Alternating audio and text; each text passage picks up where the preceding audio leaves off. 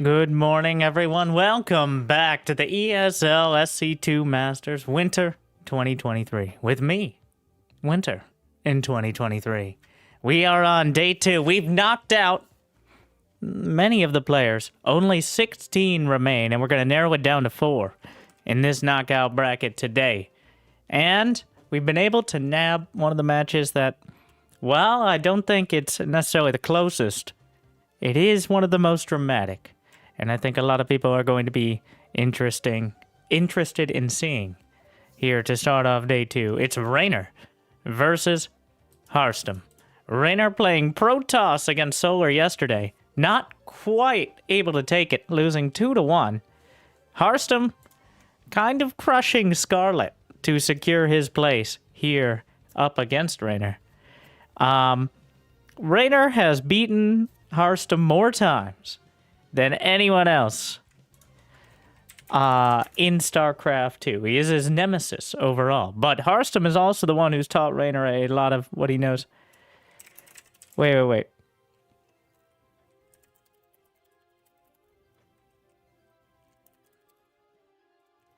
Rainer is in the lobby right now to start, and he has Protoss pick.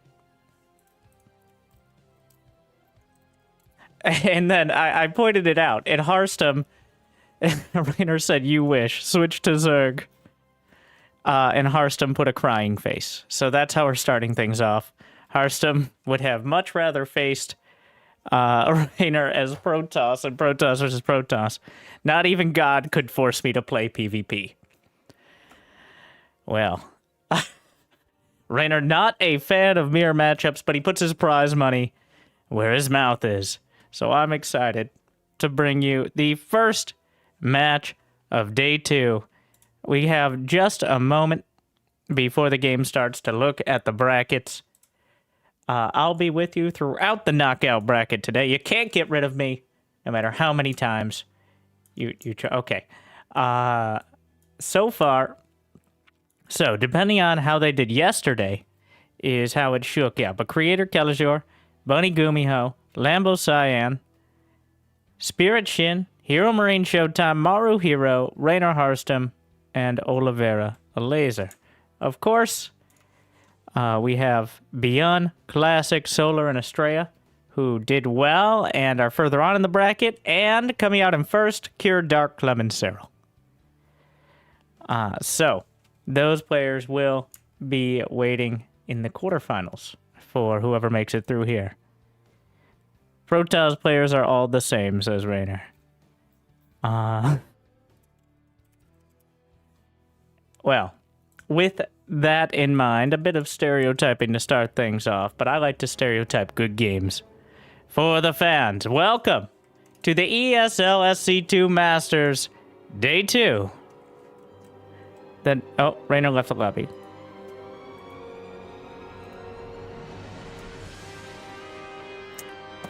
I was winding up for such a great intro, but they were on the wrong server.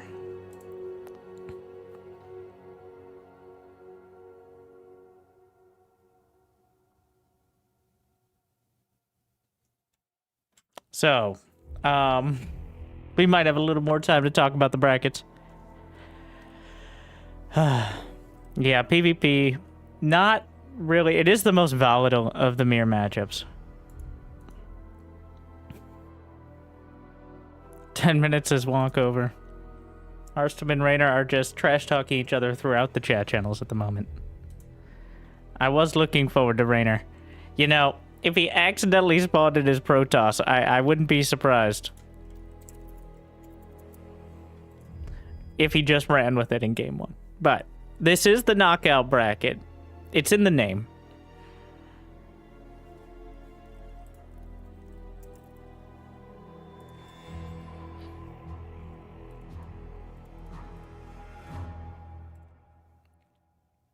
So whoever loses here is out. Okay, I think we made it there.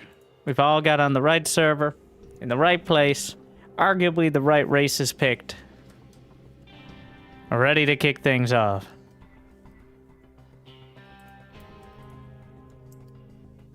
Are we listening to some tunes?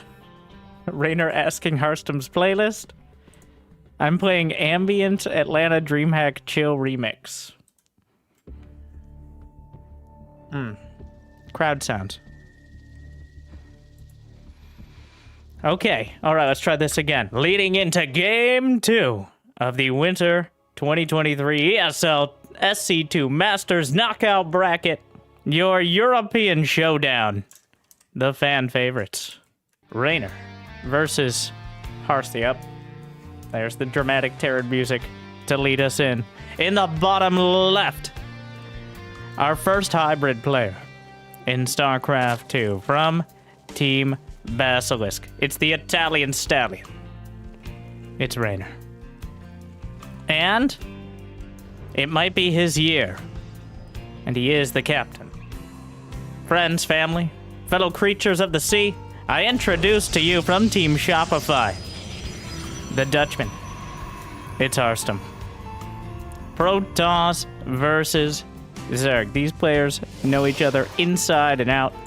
I'll leave that where it lies. But I think Harstom against his teammate Scarlet. Ah, yes, starting off the day, as is customary, by lowering the Terran music so it doesn't break my eardrums. Harstom kind of crushed Scarlet. Scarlet off to a good start, but Harstom showed that Rainer style of Protoss. Now, which begs the question of whose style it truly is. Of Immortal Archon Templar. And just dismantled the Lurkers. And essentially negated, alright, the Broodlords. We're just going to take a quick break to contemplate life here. Ambient sounds are on. There's a bird on this map that goes by. I hear him too. Okay, this is part of why we turn ambient sound. You know what? I'm turning ambient sounds on so we can get the full experience. Oh my god. They're right. I mean, I didn't... Game resumed.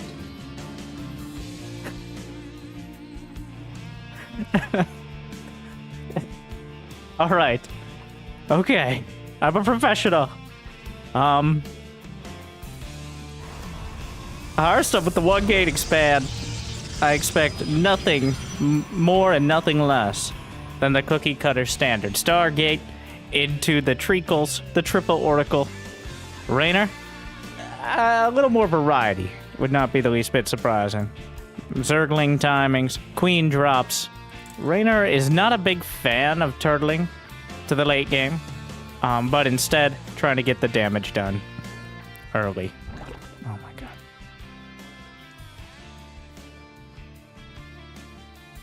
Harstom pokes in. He sees the...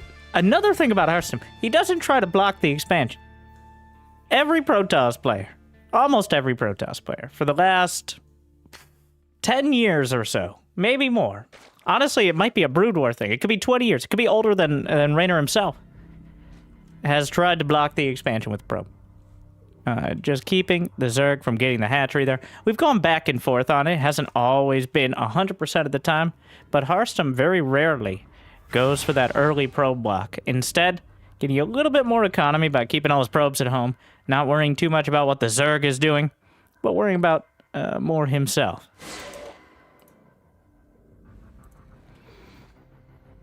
Now, Adept shades in. Just takes a look around, scouting Adept. What he's trying to do is, if possible, get a beat on the drone count. Keep track of the queens. It's going to be Phoenix first. Ooh. Phoenix first to kick things off.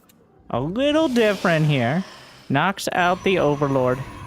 And potentially covers for a third or even some tech behind. It's going to be an Oracle right behind it. So, not going with the mass Phoenix style. Just wants to deny scouting. Overlord poked him, prodded away.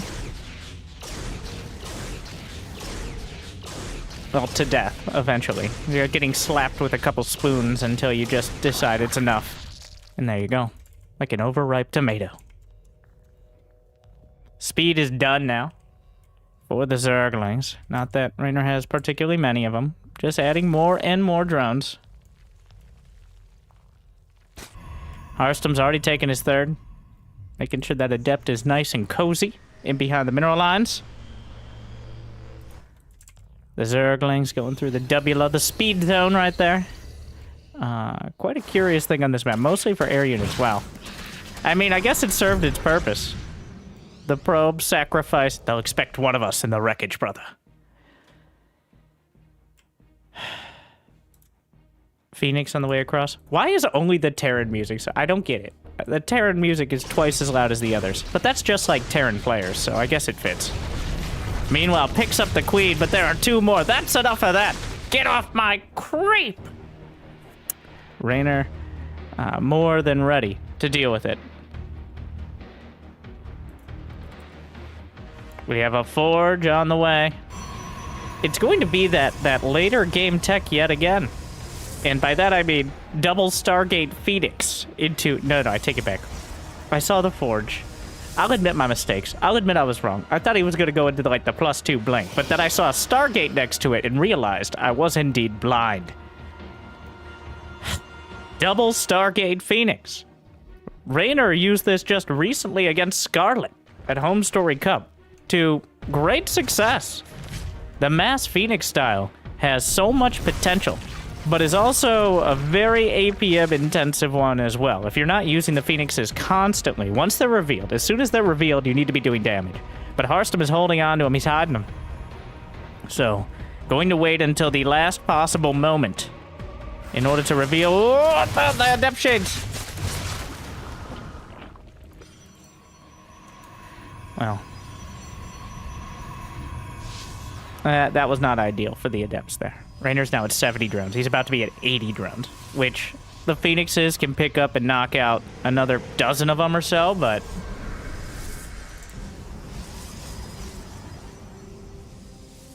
Well, here come the Phoenixes. How many Queens on the field? 7 of them. There's no other real anti-air. The Overlords are kind of vulnerable. Not that that's a huge weakness, but it definitely is something. Phoenixes go to work. Oracles there as well. So this is a moderate to severe inconvenience for Raider. We'll just be making some... Oh, doesn't even get the spores underneath. The Phoenix is continuing to go to work. 4 rounds, some Overlords so far. Plenty of them, though, still. Raynor's not even close to supply block.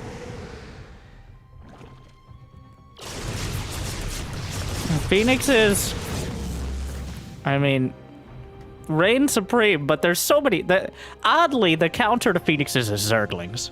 As you're simply... You can pick up Zerglings, but it feels like a waste of your talents as a Phoenix overall. So it creates an awkward scenario where you may technically have the ability to deal with it, but you really want essentially anything else to deal with the Zerglings more proportionately. +1 ground weapons. Archon's on the way. We've got a Spire as well as a Hive in production simultaneously, which tells quite a story. Broodlords, potentially? Against this Mass Phoenix, just Corruptors into Vipers and a ground army might be the ticket. Harstem has taken out 5 Overlords thus far. And, of course, another benefit of having these Phoenixes out on the field. Constant scouting of the entire base. Unfortunately, he hasn't made full use of it, which means he doesn't see the Spire behind the mineral line. It isn't the sort of surprise strategy that it would usually be in the earlier game, of course. It's not going to be Mutas, but having 12, 15 Corruptors show up when you're relying on Phoenixes for anti-air is certainly a potential for disaster. Harstem, though, comfortably getting to 4 bases. He's used those Phoenixes to carve out plenty of space on the map, and Raynor has not bothered trying to challenge them. Instead, well, is he gonna... are the Queens walk... Is it time for the Great March of the Queens? Always an exciting moment. Ravagers and Banelings. Baneling speed, adrenal glands, greater Spire? Make those Spires great again, says Raynor, going straight up towards potentially Broodlords. The Phoenixes taking a look around. The Queens taking offense to that.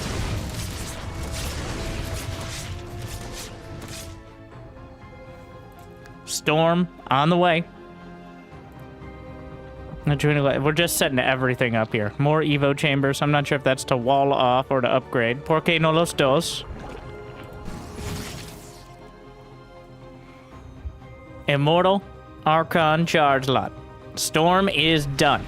Arstam has that sort of complex army, but Raynor has a whole lot of Zerg. Here we go. Dodges out of the storm preemptively. The creep spread is denying additional expansions. The stasis is almost a wall. Arstam quite prepared. Watch out! Oh. Corrosive Bile knocks down an Oracle. Bit of an unforced error there.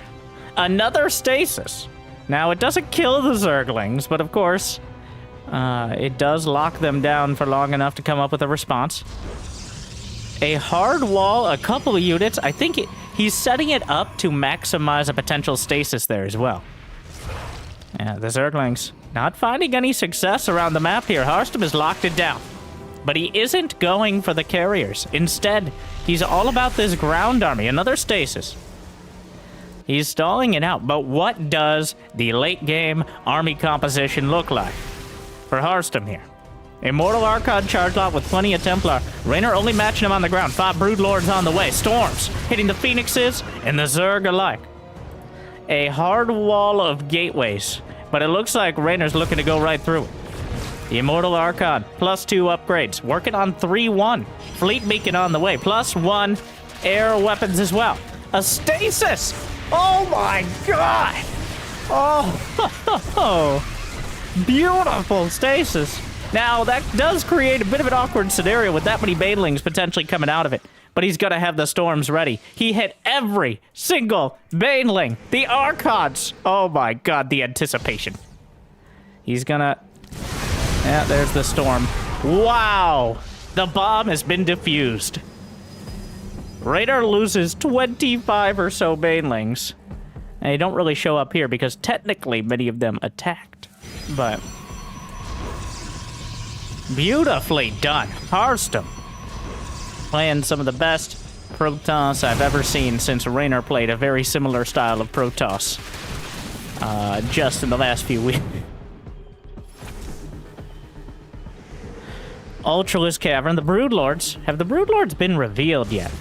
I believe they will be now, as Raynor has totaled up himself. It's kind of a battle brood here. Not enough Broodlords to make the army unwieldy, but enough to definitely force the Archons back and prompt a direct response. Arstam never got Blink. There are a handful of Corruptors in here. The probes are in a bit of an awkward scenario, long-distance mining. 85 to 84 workers, even losing a few is Arstam. Trying to go through the rocks in the center, draw those Broodlords out of position. You don't want to leave the Broodlords alone. They need the Queens underneath. They need some support. They need a helping hand and a pat on the shoulder. Maybe something to cry on, but if they have that, they can be devastating. Corrosive Bile knocks out the battery overcharge. Breaks out of the base. And will escape for now. 14 probes down. Arstam starting to suffer the whole position, but all his probes are going right through it. Down to 71. Honestly, that might be a good thing.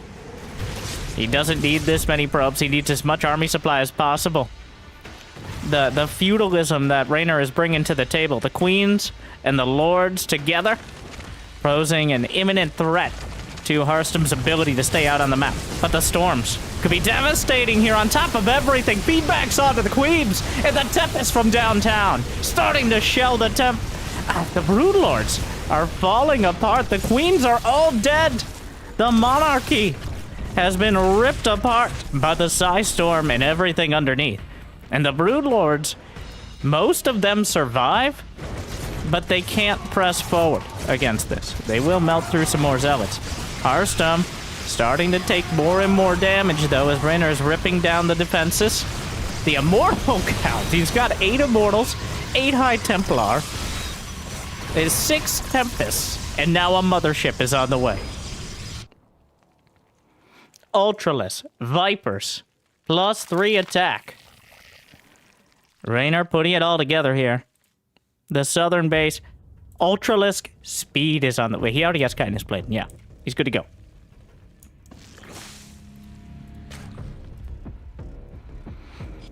Arstam, those zealots on the edges. How many observers? He has 2 observers. Ideally, be clearing more of this creep. That's the one thing we have missing here. Yes, I bring up the APM as Raynor will be clearing creep with zealots right now.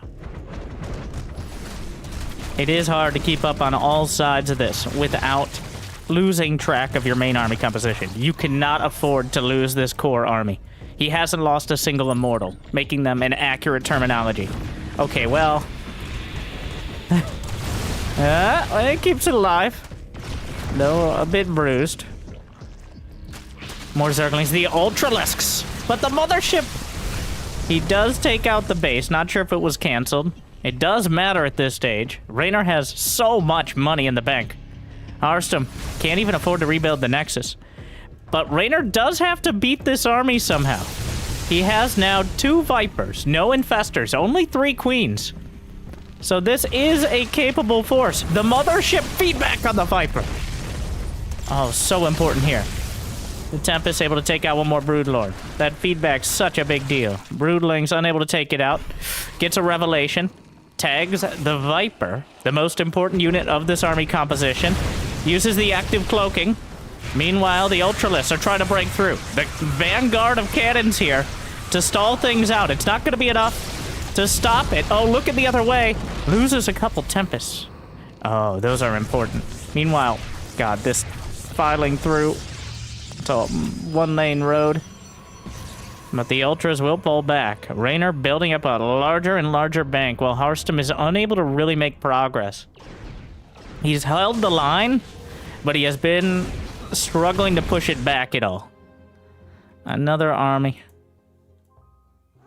The Ultralisks chewing up some probes. Harstem is maxed out. It's such a deadly Protoss army. But the Corruptor count and upgrades are growing. Doesn't quite get the Oracle. Small wins, but I'm sure Harstem will take them. Better than no wins at all. +2 air weapons. +3 flyer attack, though, for Raynor. Air weapons finishing. Not sure the breakpoints on the Tempest versus Corruptors and Broodlords, but certainly doesn't hurt. The Broodlords! The Broodlords! The Corruptors are waiting. Ooh, Tectonic Destabilizer's helping out.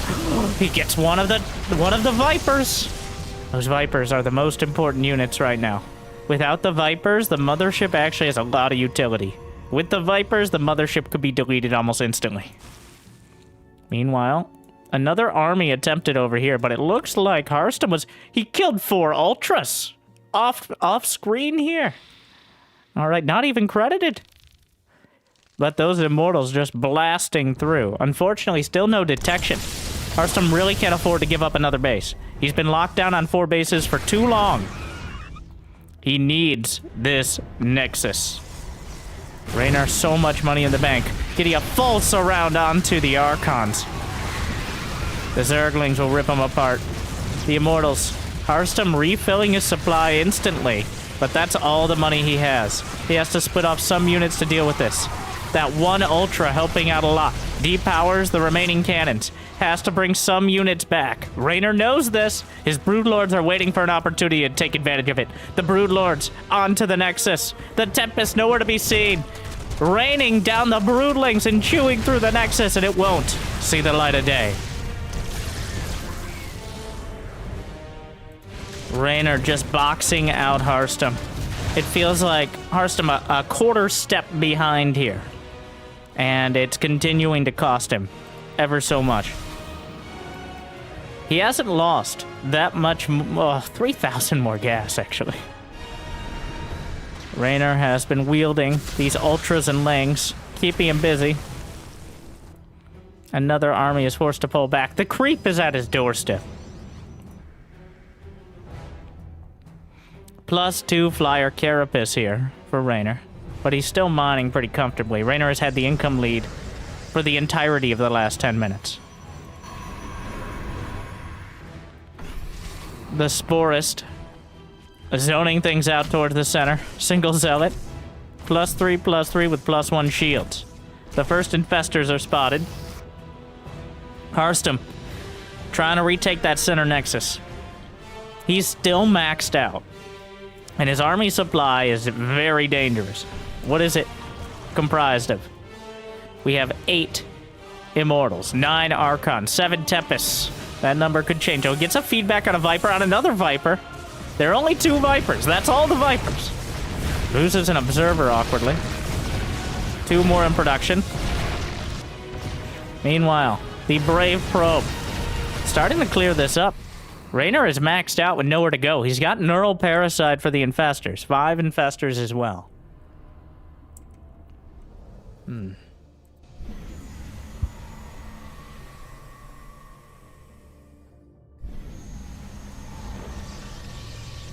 More Ultras on the way. The bank still continues to be the prevailing issue for Hearthstone. But he's played so... He's trying to goad Raynor into one of those fights that Zerg just never recovers from. Doesn't matter how much money in the bank if you can't rebuild your army in time. Hearthstone... There's a big difference between patient and passive. And certainly not a passive style here. But the Vipers have some energy back there. Go 2 Tempests. Tags. Again, loses the Oracle and 2 Tempests, though. A costly trade. Oh, he grabs the Tempest. Neural Parasite. Partially broken by the recall. Hearthstone has taken this base, which has a rich Vespene. It doesn't have more gas than your regular gas. It just mines it twice as quickly. So it's only 1 gas geyser of gas here. So not that huge of one at this stage of the game, considering Raynor has 6k in the bank. This army, he actually really needs Neural Parasite. Immortals are pretty great of a counter to Immortals. He doesn't quite kill. Oh no. With the Immortals on his side. Oh, this was a mistake. Oh, it's disaster. Well, as soon as whoever side the Immortals are on seem to be pretty strong. The Immortals, the real MVPs of this fight, actually almost gets the Ultras anyways. Hearthstone nearly wins that fight, even with his own Immortals beating his face in for most of it. Really showing how hard of a counter they are to the Ultras when they're able to focus on it. But Hearthstone down to 155 supply, warping a round of Zealots. There's not quite enough energy for Storm, and there never will be. That Infestor on the back line. Archons. Some Immortals come down. But the Broodlords find another base. Maneuvering around. He knows the Corruptors are back there. Clearly. Oh no. Yanks in the Oracles. Actually doesn't quite get one. Loses 1 more Tempest. Oh no, another yank. Hearthstone just a little off-center on it, but the active cloaking, he's just going for the mothership. But the Storm's underneath, he didn't know about the Templar. At least he didn't factor it in. Hearthstone refuses to die, but Raynor still has so much money in the bank.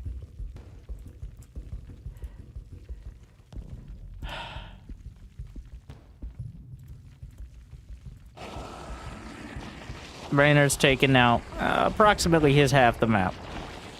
Hearthstone has been unable to get the base to the north, essentially untouched. The one over to the southeast, I don't think that Nexus has ever finished. He's tried it a couple times. The creep has been driven back somewhat. There's only 3 queens on the field. I think they're very overtaxed on injects. And Hearthstone still has enough army supply. He only has +2 flyer attack and no flyer armor. And he only has 5 Tempests and a mothership now, so I guess the Oracles count in some fashion.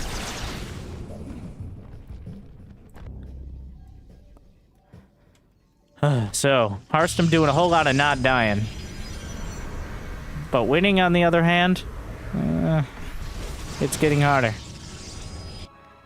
That is keeping a strong ground army in place here. It's a small victory that he's forced Raynor to use Infestors and Vipers. Something he certainly doesn't love. Raynor much more of a throw a quantity of units. Maybe throw a couple Vipers in to dismantle the defenses, but using Infestor, Viper, Broodlord certainly doesn't suit his 600 APM style. It is just a much more methodical sort of gameplay than he prefers.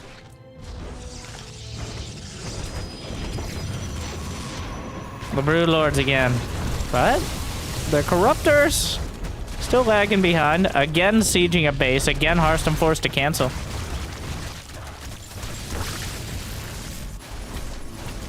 Another army. Headed north.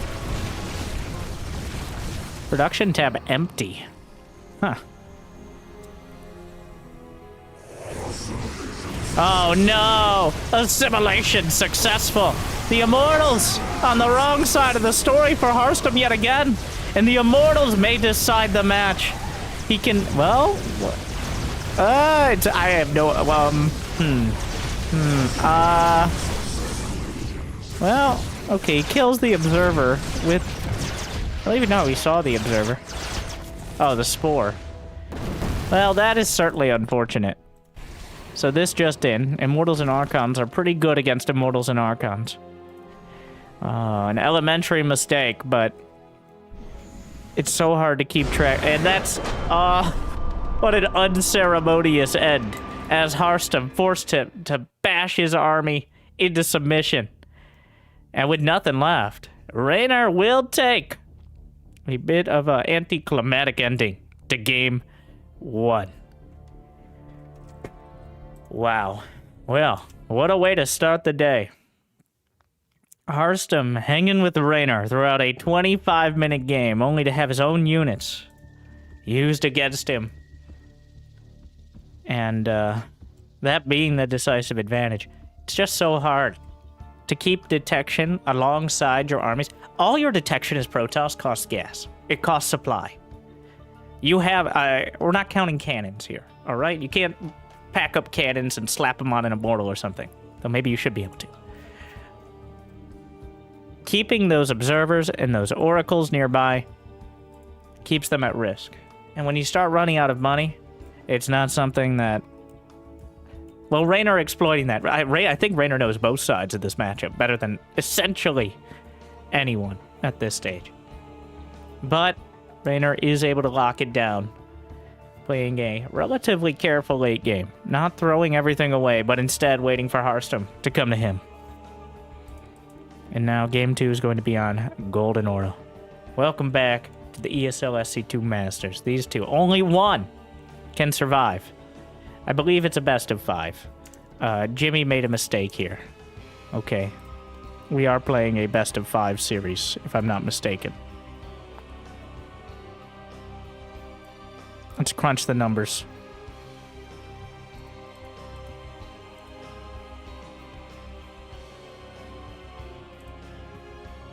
As Raynor.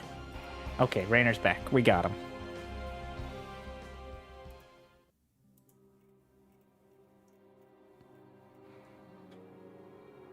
Yes. Our mistake here. We get even more of these top European players.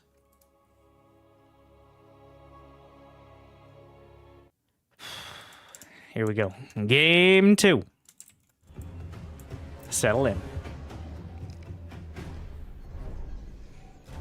In the top left, it is the captain.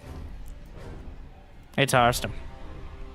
And in the bottom right, claiming game 1 in a decisive fashion, the Italian Stallion, the sometimes Protoss, sometimes Zerg, all times incredible Raynor.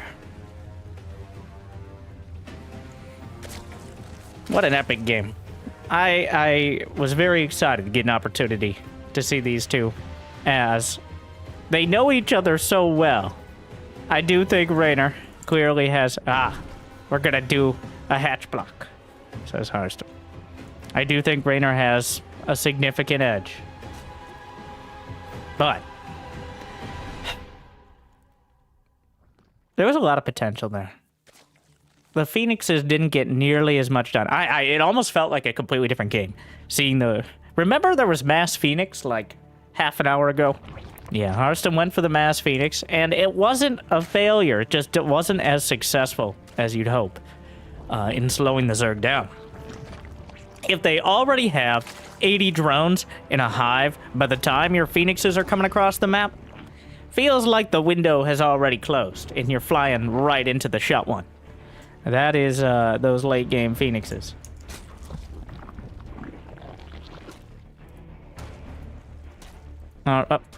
Really? Probe, sir. Politely yet firmly asked to leave. Does not leave. Typical probe.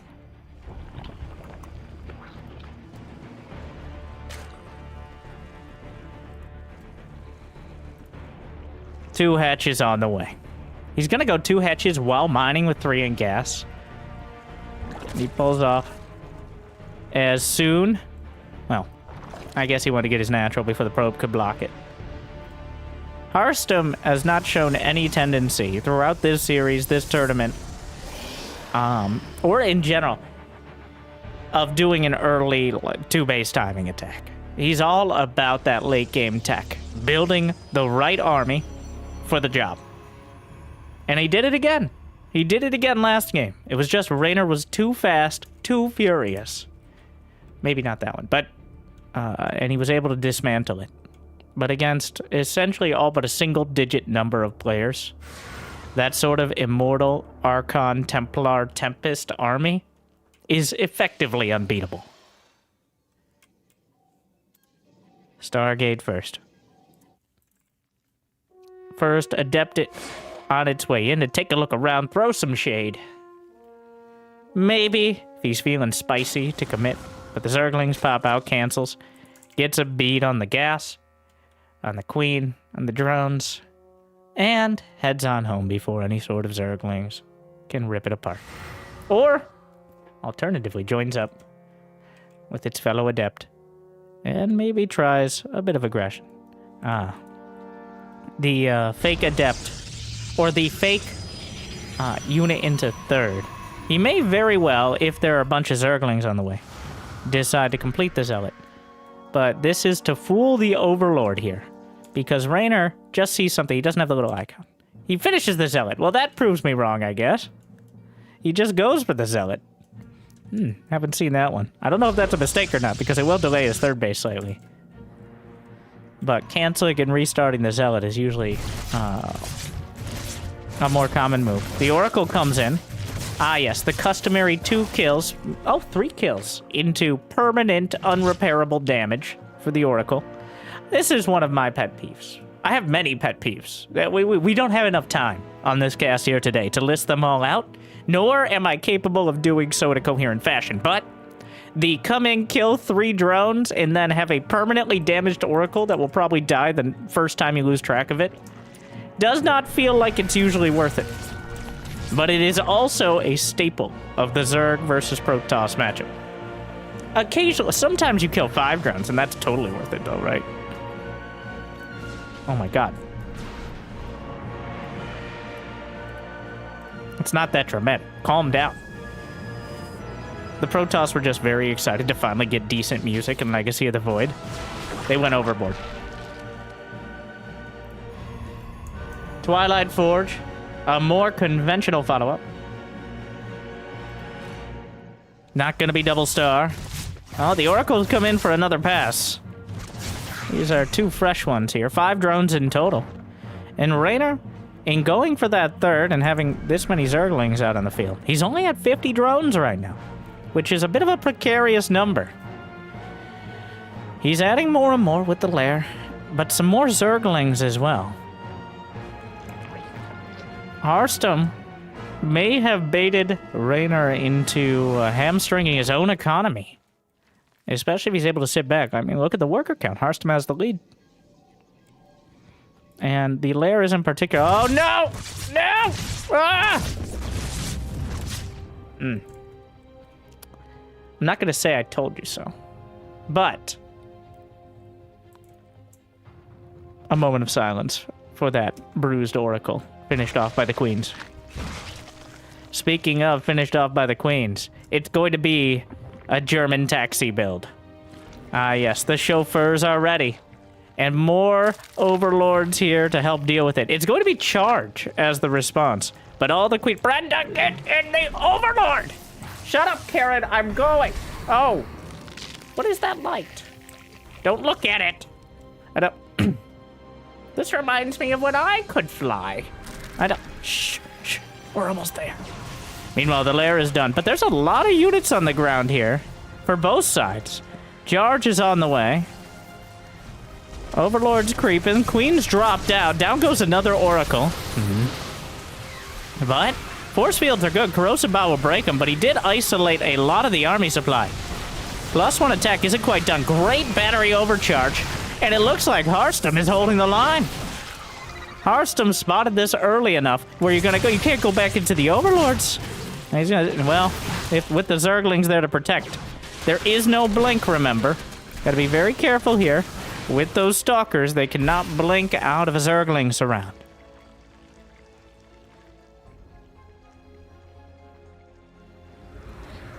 Well, Raynor only had 55 or so drones. He's adding more on, realizing this has not been the game-winning success, though the creep is directly on Harstem's front lawn right now. He does still have one Oracle.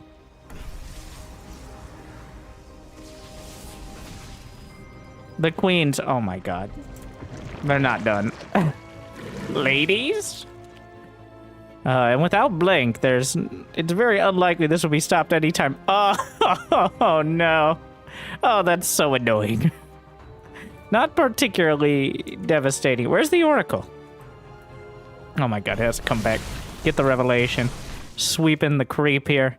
But Raynor, only 58 drones. This is a good spot for Harstem. There's no two ways about it. He's got +1 attack already.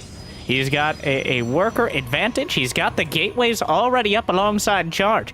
And Storm is being researched. Raynor has these queens that he's messing around with here. Oh, trying to dodge the Dropper Lords. I don't know if they were quite spotted. He's not going to creep his main, right? 5 more gates on the way, but Harstem is handling this beautifully. Hallucinated Phoenix. Oh my, no, you do not. Ladies, it's time for revenge. Well, there's a shield battery, so I don't, oh my god. Meanwhile, he's attacking. This is a triple-pronged attack. Storm is done in 4, 3, 2, 1. He needs it now. He needs it yesterday. Where are the Storms? He finally uses it. And it's all over the Ravagers. Big hits. The Queen. This is still happening. He actually got some creep spread at the bait. Of course he did. Raynor finding surprising success at the natural. The Storms not as devastating as they needed to be to drive Raynor all the way back. But here comes the Roach Ravager again. Chewing through. How many Templar left? Only 3. And only one of them has Storm energy. That's a lot of Roach Ravager. The Corrosive Bow is breaking through. He needs the Storms. He's oh, no, watch out! Okay. Okay. All right. You're okay. You're okay. Well, that could have been devastating. This was a bit optimistic. Chunking up the Roach Ravager, but potentially exposing the Immortals. The Warper's on the other side. I thought he would threaten it was a Storm drop, but it was just Zealots. Of course, Raynor didn't know that. The Immortals, a great counter to all this. There aren't any Zerglings to kind of mitigate the Immortal fire. Another set of Storms, and this army for Harstem is just better. Look at the supply right now. GG! Harstem with a beautiful defense, a surgical response. And those queens, well, they won't be coming back. Whoa, beautifully done by Harstem to tie the series up. Raynor with a cheeky queen drop timing. But Harstem got his gateway count. He did what a lot of Protoss struggle to do, which is time the gateways well. You get the gateways too early, and you're hurting your own economy. You're not going to have the tech. You get them too late, you just don't have enough units, you die. But the charge lots and +1 and the defensive setup were great. And Raynor felt almost like he was trolling him a little bit with the queen drop.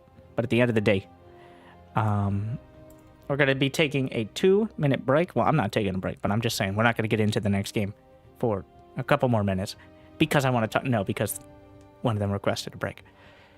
Wow. I knew, especially the way Harstem played yesterday against Scarlet.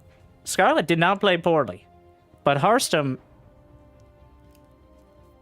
he just so patient. And again, it paid off here. He wasn't quite able to do it in game 1 with that later game. Raynor just leaning on his 600 APM. It's almost impossible to keep up with that. Harstem nearly did it, but it wasn't enough. But game 2, Raynor gave him an opportunity to put together a defense, and he did it. Now, we're all tied up. All right. Statistically, this series should not be that close. Raynor has something like an 80% win rate historically against Hearthstone. But this new wave Protoss, charted by these two players, is certainly finding some success. The queen drop was a bit optimistic. For sure. Especially once he started sending the queens into the main. That was maybe a bit much, but that's Rainer's motto. Just want to point out, I don't know, we don't quite have the info yet. Of course, as all the matches are being played live, but the winner of this will face the winner of Oliveira versus Alazer. So, potentially facing the world champion. It could be a rematch of Rainer versus Oliveira from the IM Katowice World Championships, or definitely not ruling out the option for the captain.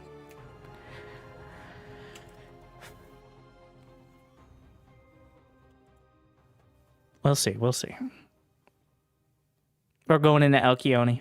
Rainer's ready. Hearthstone's ready. I'm ready. I hope you're ready. And we're getting started. All tied up. Rainer with 1, Hearthstone with 1. We're gonna break that.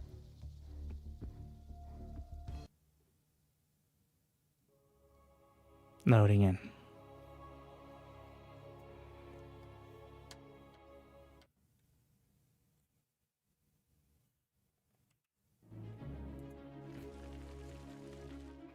The good luck, have fun meta. There. Not sure who comes out ahead is Hearthstone with an LHGF. That's a fresh one. I haven't seen that one before.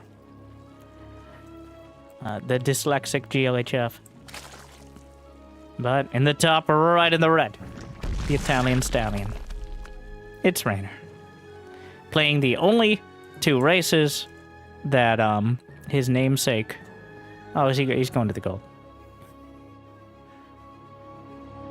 Anyways, Rainer was Terran, and that's the only race he hasn't showed at tournaments. That's the joke we were getting at. Hearthstone not going for a probe scout. Not early on, not looking to block the base, or at least attempt to block the base, and then realize the base might not be where you expect it to. Rainer just goes straight for the gold, and Hearthstone, he isn't, wow, a very late scout. Well, he hasn't scouted at all. We're not ruling out that option, so.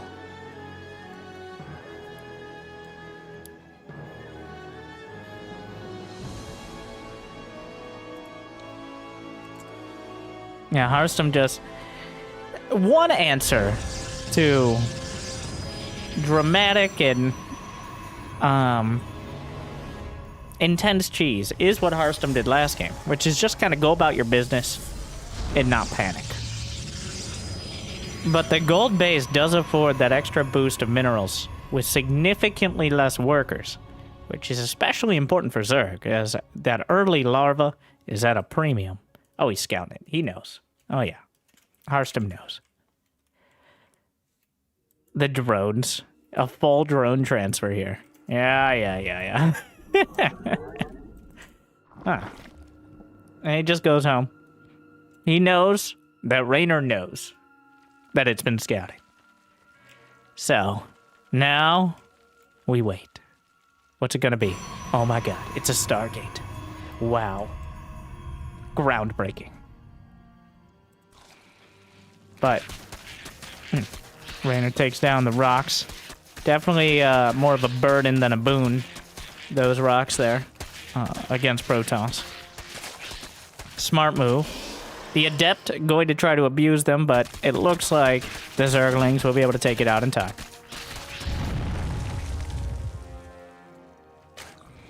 Already some creep on the way. The Adept. Yep. Already the Zerglings there.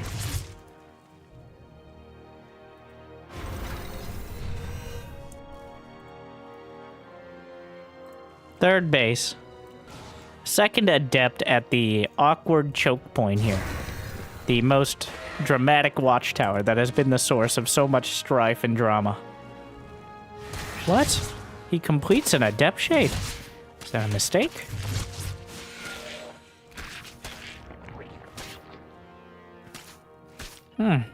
He will get out, but kind of surprising. Gets away with it for now. Here comes the Oracle. How many kills is it going to be this time? Well, the Queen's moving into position in time. 1, 2. It gets 3 for the low price of permanent damage. I think it's more worth it here.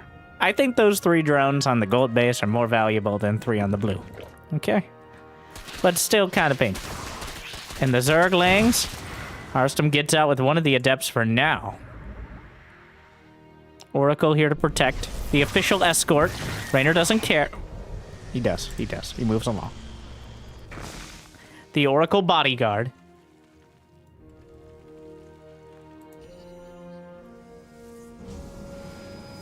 And third base.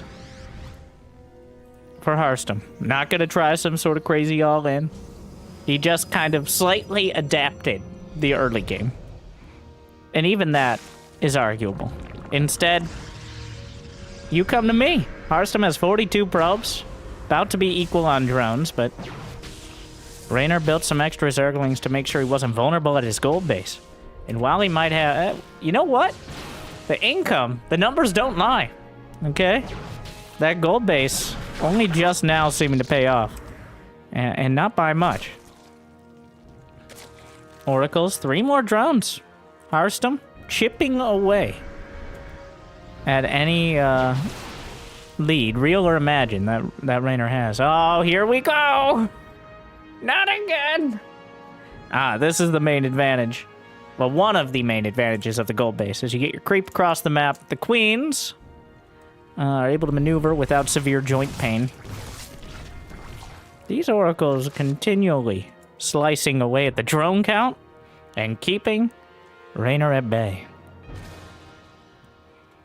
He wants to do that sort of Queen all-in, but I think he thought better of it. I think he thought, you know, this isn't the StarCraft 2 storyline where I saw a vision of Tassidar's vision, of the Overlord's vision, of Amon's vision. It's like somebody needs to go to the eye doctor here, guys. Come on. Just trust me, bro. Clearing up some of the creep, using those Oracles. And does he have no Twilight? He has a Twilight with no upgrades researching. That's the more odd part here. Feigning Blink. But no Blink at all. But with the Oracles, the Zerglings can't really go for this around. Harstem is playing this so smart. He has not gotten baited into some sort of crazy all-in. He's just been continually keeping track of what Raynor's up to and limiting the drone count where possible. And so far, Raynor's been scrambling. He's now got a Spire on the way, which is certainly a dramatic switch. He's not banking too much gas yet. Starts +2 melee attack. Well, the fact that there's no blank, no Phoenixes. Templar Archives is done. There are Stalkers on the field. We'll see how much Raynor's able to bank up before the Spire finishes.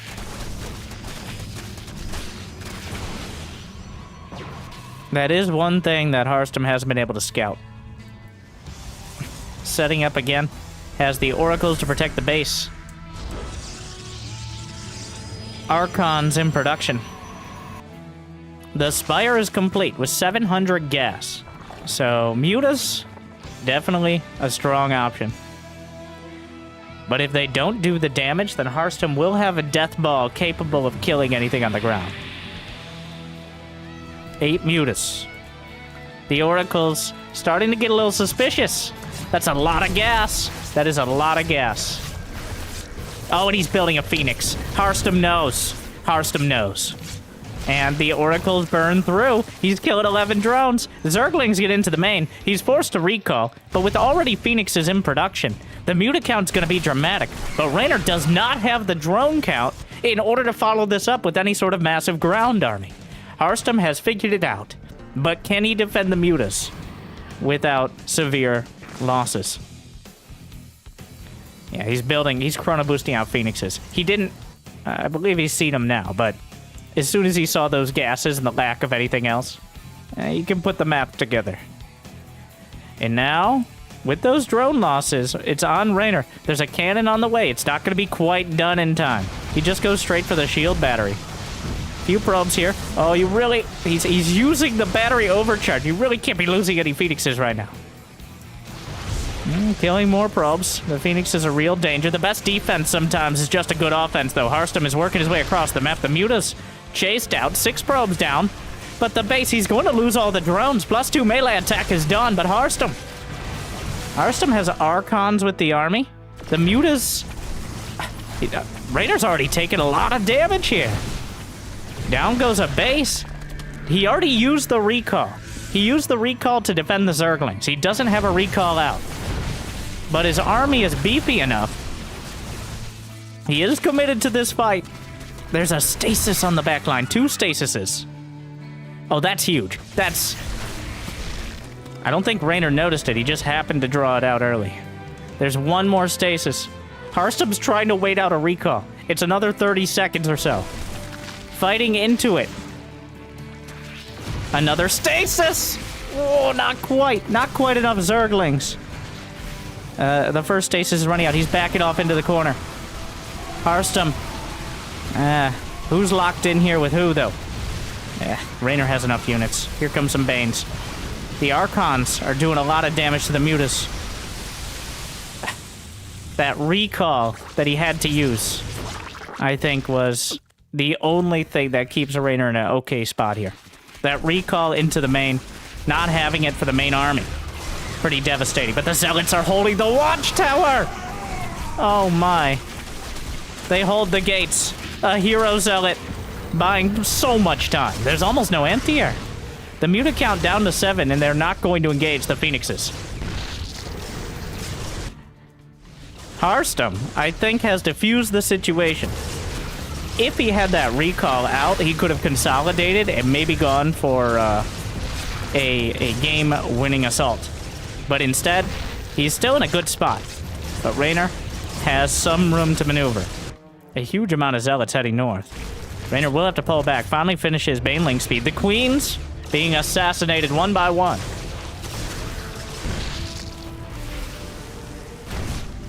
Oh my god. We only caught the tail end. But I think that tells the story. Zealots don't bleed.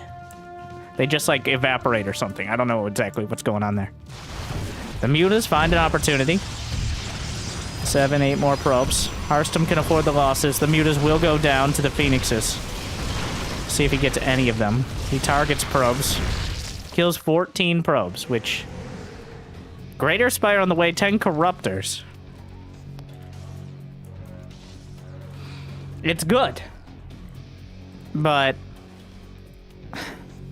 Harstem is in the driver's seat. As long as he doesn't sit back for too long against this Hive-Tech army. He's cut down on a lot of the creep. The Zealots looking for an opportunity. Archons. How many Archons? 5 Archons. The Zealots slicing up some more drones. The Banelings? Ooh. Trading for Banelings is not a bad idea for Harstem right now. The Corruptors are out. 20 drones? What? And they're still going. 23! One Zealot just going to work over here. I think the Zealot is winning the fight. Hey, he gets 2 more. It's like the cinematic. 28 drones and all those Zerglings. And Harstem for 18 Zealots. That's it. He got 28 drones, 29 Zerglings, 13 Banelings, a couple Roaches. I don't know how he got an Overseer. Oh, wait, no, that's not how it works. He killed it with his Phoenixes. That's how... I kind of forgot how that tab worked for a moment. But Harstem did not forget how Protoss works. Immortal, Archon, Phoenix. With some Templar behind. Raynor can't beat this. Barring a massive mistake here out of Harstem. That is not an army that is beatable for Raynor at the moment. That is far... The Archons themselves might be enough. And, contrary to every prediction, popular belief, and possibly the social contract here between these two. It looks like Harstem in pole position. to take the series. He's backing up. He's so careful, which is sometimes a negative, but in this case, it's been paying off for him, so I can't criticize. Just backing up. Instead of trying to fight into the broods, he's like, well, I have Tempest on the way, so... 4 more Broodlords. He's going to make more Broodlords right as Harstem... I thought he would start his Tempest. Not quite yet. Really, undercut my whole dramatic conclusion there. But Raynor is bleeding out. There's no real saving grace here.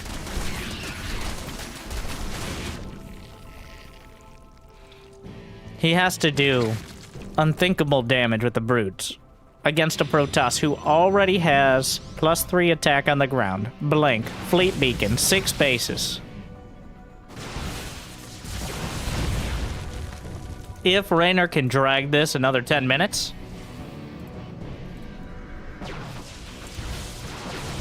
But the Tempests are on the way.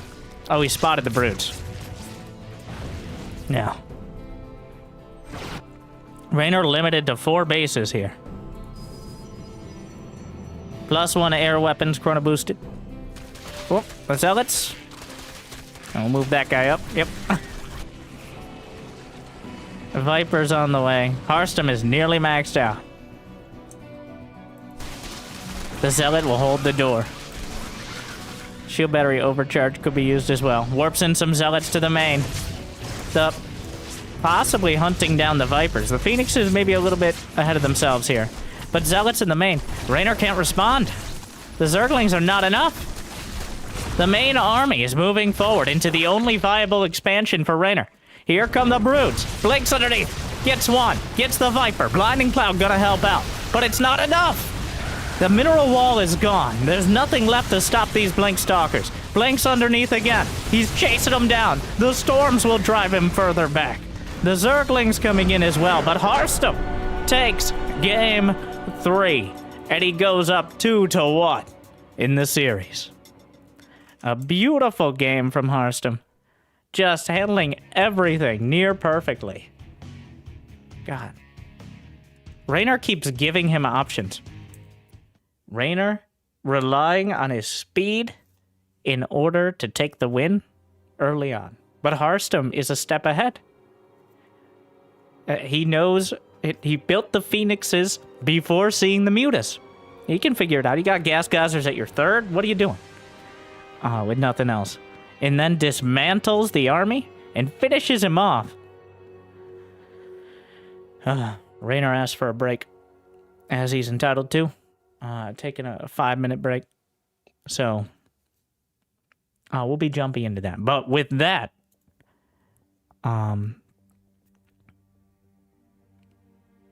yes, I think we'll be taking a quick break as well to contemplate the situation.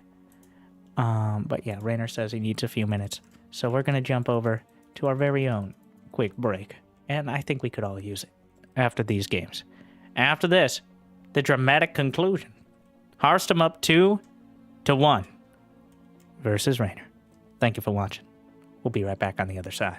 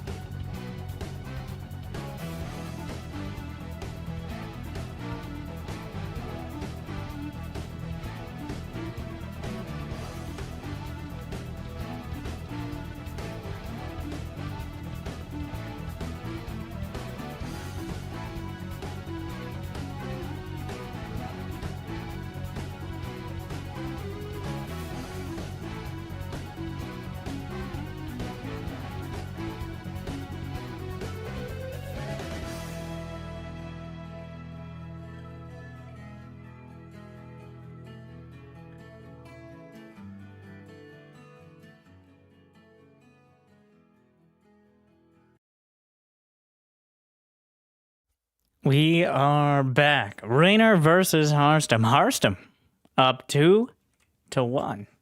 Possibly an upset victory here to start things off in the knockout bracket. We're loading into game 4. On site, Delta. And we'll see if Rainer can turn it around. But Harstem in the driver's seat at the captain's wheel for this series. Jumping in. In the top left, the Dutch Pro Tour player in the blue. It is Harstem. And the sometimes Pro Tour, sometimes Zerg. This time around. Well, he said, to quote at the start of the series, not even God could make me play Protoss versus Protoss. So that wasn't really on the table here. Though Harstem would have enjoyed it. It's Rainer. Struggling. Trying 2 all-ins in a row. At least to some extent. And Harstem just kind of blocking him out, taking the advantage, and running with it. Game 1, which Rainer was able to take after about 25 minutes, was a much more drawn-out affair, where Harstem held the line, but Rainer is just too dangerous in the late game, too fast, and was a little too hard to keep up with. So even though Harstem, it felt like, was making the right moves, he just wasn't making them quick enough to be able to deal with Rainer's late-game army composition. So, if I'm Rainer in this scenario, which is optimistic in so many ways, but you want to try to drag the game out. But as a Zerg player, and Rainer has made commentary to this effect in the past, playing late game against Protoss, and I think Rainer's put his prize money where his mouth is by playing Protoss against Zerg. Playing Zerg against Protoss in the late game can be frustrating as well, despite his success with it. It feels like you're one bad fight away from continuing disaster against units that are just better than yours in many cases. Of course, I'm sure on the Protoss side of things, it oftentimes feels the same way. You look away, and suddenly you've lost your Immortals, your Archons, the Lurkers are ripping through your bases. That is a unit we haven't seen any of so far in this series. Not a single Lurker. I don't even know if we've seen a Hydra in 3 games so far. There's always an opportunity here in Game 4.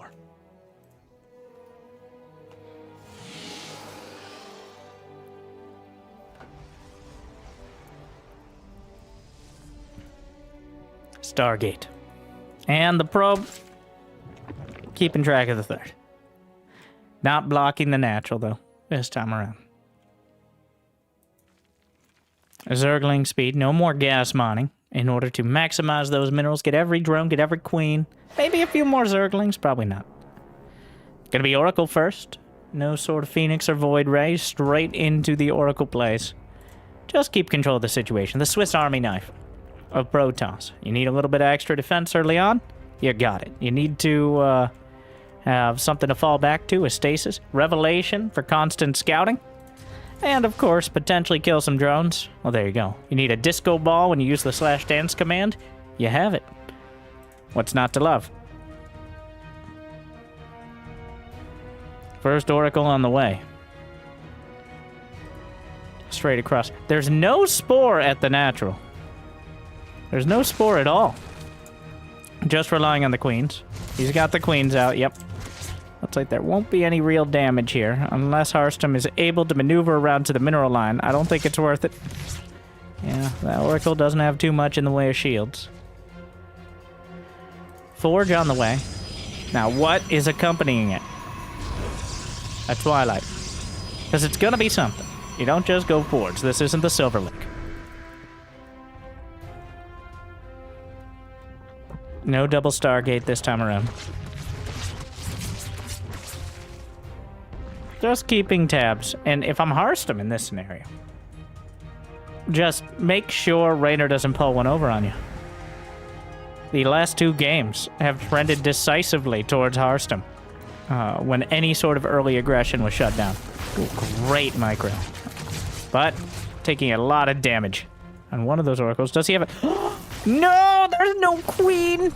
It doesn't go as well as he might have hoped. It actually, I don't think Harstem was quite ready for there to be no defense there.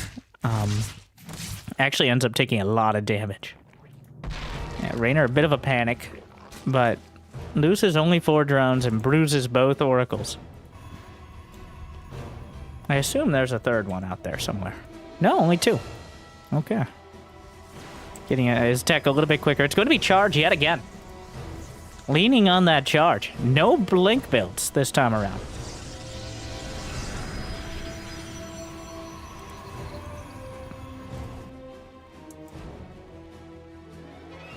+1 melee attack. Roach Warren. But Hearthstone... Huh? Raynor has 60 drones. Okay. Before he started to build more units, he's got 60 drones. He's not cutting for anything here. He's got the lair on the later side of things, but he's been really focused. He is going to drag this out a little further. Doesn't want to commit to some sort of all-in. That Hearthstone seems well-suited to defend. So we are going to the mid to late game without too much preamble here. Yeah, the Robo just now finishing. The charge lots are going to come online.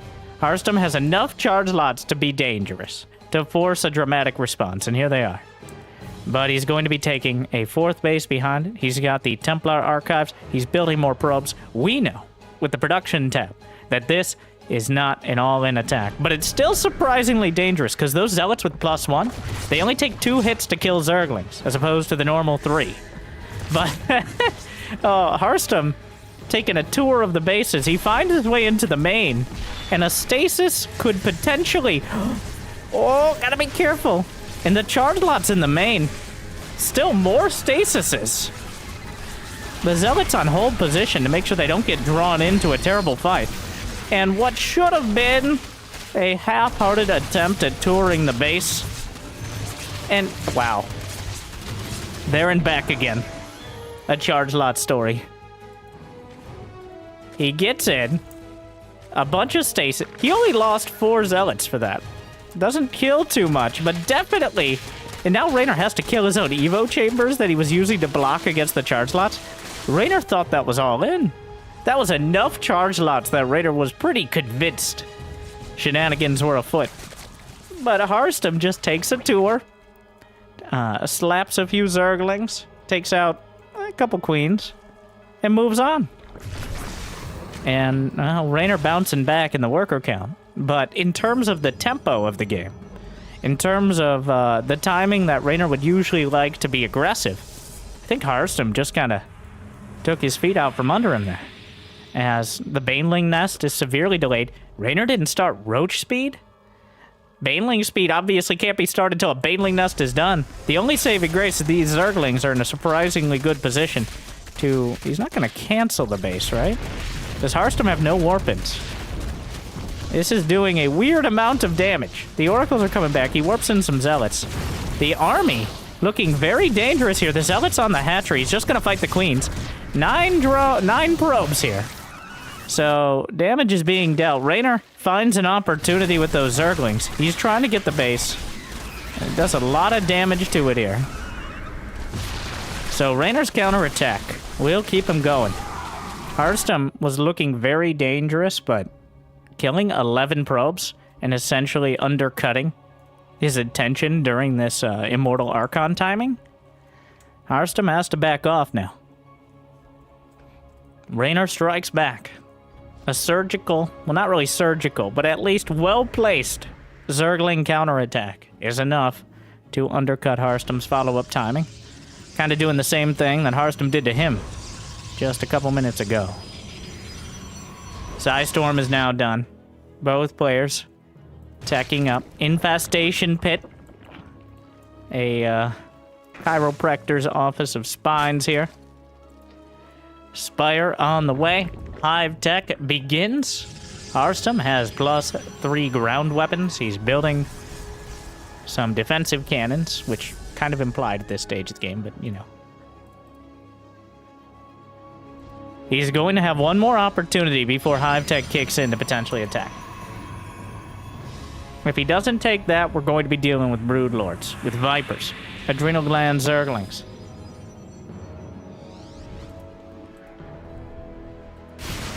Oracle's find an opportunity, gotta burn through some Ravagers. revelation there as well. How many gates? Hearthstone 8 gates. Looking to add some more now. Overseer. Ooh, contaminate on +3 ground weapons. The tactical goop. In order to delay production for another 30 seconds or so. Baneling speed is done. Raynor is maxed out. Hearthstone not quite there yet. Building more and more gates. Another warp in. Warp Prism is loaded up, and this is the timing. Now is when Hearthstone will be strongest and Raynor weakest for the near future, assuming we continue on this trajectory. Raynor has Hive Tech on the way. He's invested in a Greater Spire. His queens are getting caught. Adrenal Glands, 1-1, but none of those things have finished yet. Shield Battery overcharge, but the Adept is not enough to hold the line. The Zerglings will be getting in. Another big counterattack here, but the Templar are moving up. Hearthstone is focusing on the front. Zerglings are in the main, but the Storms are incredible. And Hearthstone is bashing through the main army. The main base is starting to crumble. 14 probes. The Natural under fire as well. Some Banelings. Hearthstone is going for the heart of the swarm. More Banelings. The Zealots in the main eat most of the Banes, and the Baneling nest itself is under fire. He can take it right down. Ravagers being morphed underneath the Storms. And will finish just barely in time. Does Raynor have enough at home? Hearthstone is gutted. He's lost 40 probes. He still has 40 left to go, but that's not going to be enough to continue this game if this army doesn't do terrible, terrible damage. 1-1 is done. Hearthstone is the Warp Prism dead. The Immortal Archon is tough to beat. 20 probes down. The Hive will be taken out. There should be a recall ready. Indeed, he does have it, but he's choosing to fight for now. If he's going to recall, it's now or never. He's fighting on the high ground. A decent angle, but triggers 2 barriers with a corrosive bile. The Zealot reinforcements from the back line. Warp Prism coming in. Way more Zealots on the way. Hearthstone, his army is looking devastating here. Adrenal Glands is done, but there's barely any Zerglings to use it. The sheer amount of charge lots. Raynor committed so much to the counterattack. He barely has anything back at home to defend. The Ravagers are trying to chip away, but the Zealots are headed towards the main. And even though he built all the tech at the Natural, Hearthstone was able to take it out. Usually that's the safer location. But Hearthstone, he gives up his leg in order to swing with both arms. He lets his main and his Natural be gutted, loses all the probes, but eventually cleans up the counterattack in order to focus on maintaining enough army in order to potentially punch through. And right now, Hearthstone has a much better army to fight with. And he chopped down the tech tree at the root. He got the Hive. He got the Bane Nest. Immortal Archon with Templar behind. There is a Stalker. There's still some units at home. Are the Oracles? The Oracles died somewhere throughout this. Is there is still a Greater Spire in the main base. A recall of the Prism and an Archon. An interesting choice there, but another base. And Hearthstone closing in. 5 desperate Broodlords. 14 more probes died. Hearthstone down to 39, but Raynor's drone count about to be not too far off that, if less. Another round of Zerglings, but microing Zerglings against this sort of army. The Brood's on the way to try to save it. But 3 Broodlords is not a particularly scary number. Trying to chase things down. +2 melee for the Broodlings. No attack upgrades for the Broodlords themselves. This base is cancelled. The Ravagers on the other side. Looking to intercept. The Broodlords will drive it back. But Hearthstone has taken the supply lead. He has the workers. He has the army composition. Oof. The Broodlords are the only thing that stand between Raynor and disaster.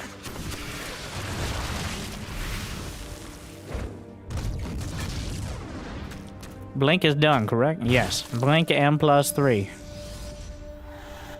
Hearthstone consolidating. Raynor picks off a few more probes, but the Queen's marching out. It's not good. Not good for the Italian Stallion here. He knows the danger this late-game Protoss army poses. But he's pretty much out of options. There are Templar in that prism. Quite a valuable... Oh, the storms! Ah, the drones!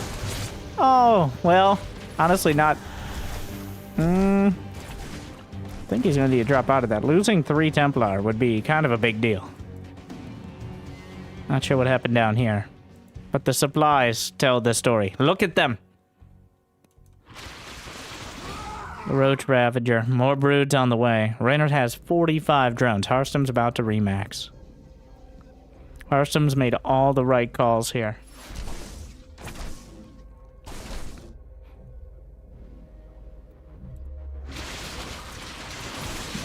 Drones. There aren't that many to go around, and they just keep running around the map. A handful of charge lots. There is no fleet beacon. That is possibly the only saving grace here. Without a fleet beacon, there is no air-based response to the Brood Lords, but there are so many Stalkers. There's Templar. There's Archons. 9 Brood Lords against 29, plus 3 attack Stalkers. Optimism.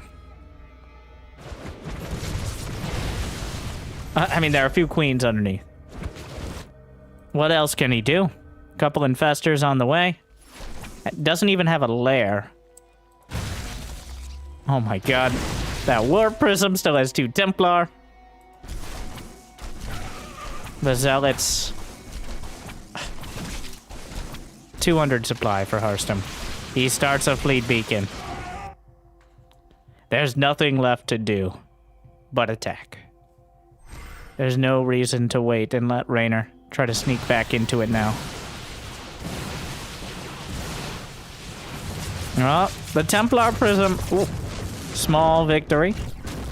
Raynor might not even know how much of a victory it was. 2 Brood Lords.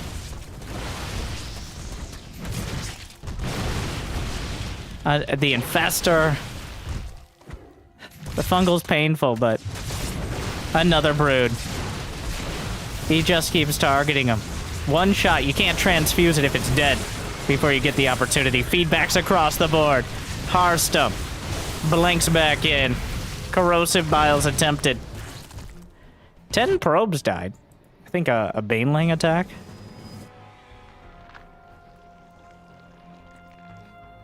Double Stargate. 3 in total. Harstom. Now, Harstom doesn't have our perspective. He doesn't know how far ahead he is. Or he might, but there's no reason to risk it. The worst... So, giving Raynor the benefit of the doubt, there could be 3 or 4 more Infestors with Fungal. 1 less now. And if he blinks in, he could risk losing his ground army and giving Raynor a lot more space to rebuild. I'm sure Harstom knows how well he's doing, but he can't be 100% sure. He doesn't have an Oracle in order to continually tag the Broods. So I imagine that's why he is so hesitant to do so. Engage them. +3, +1. He's got the ability to clear the creep now. Banelings. Nerfed. +2. Not enough to devastate the entire mineral lot.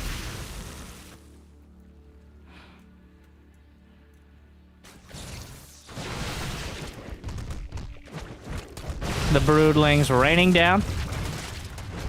But the Stalker count is so damn high. The base take it out. Zergling counterattack. Actually doing a great job here. Kills some more probes.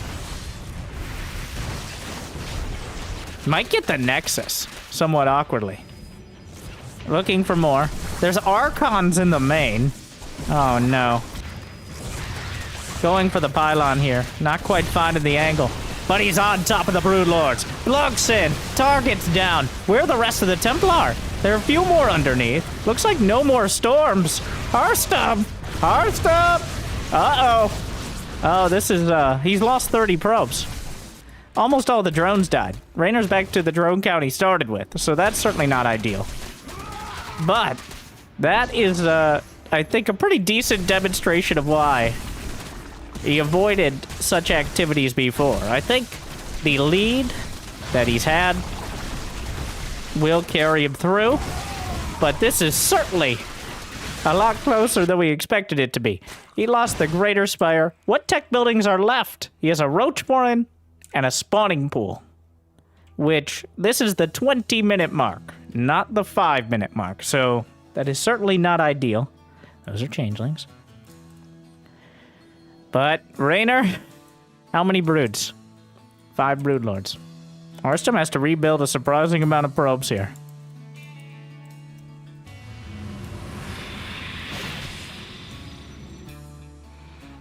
Mass Ravager. He still has a Templar Archives. He still has the Fleet Beacon. Raynor's at 16 probes. So, no, wait. Raynor has no probes, actually. 16 drones.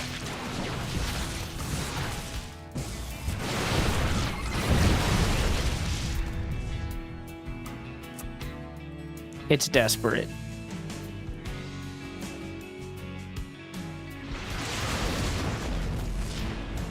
Sending gateway units around, just checking for bases.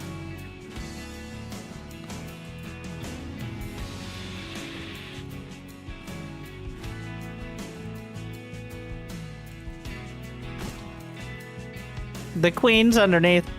Harstum hasn't built any Tempest yet in order to try to deal with it. A mothership would actually be a game-winning choice as well, as there's only one Overseer and no Lairs, so...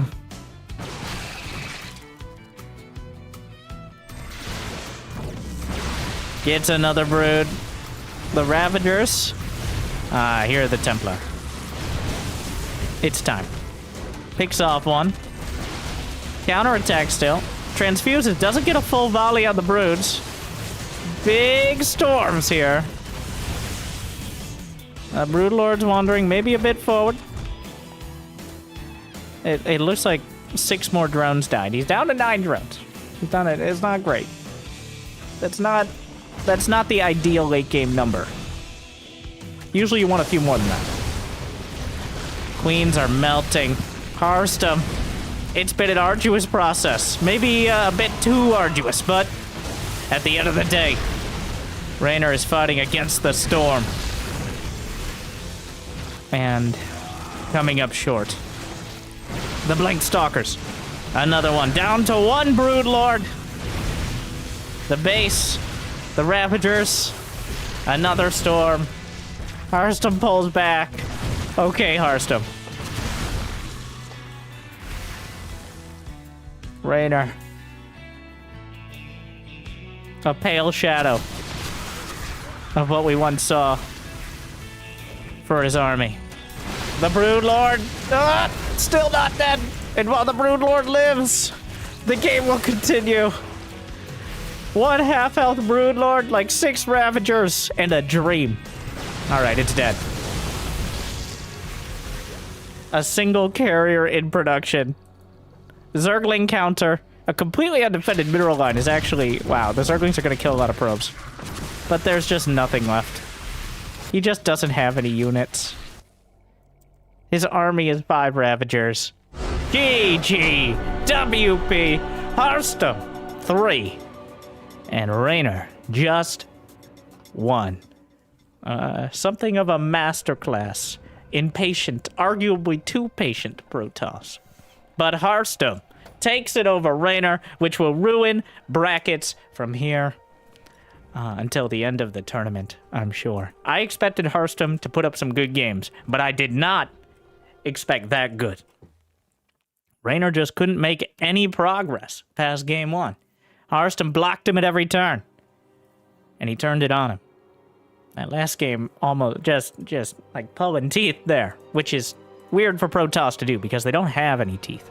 But all right, so where does that leave us?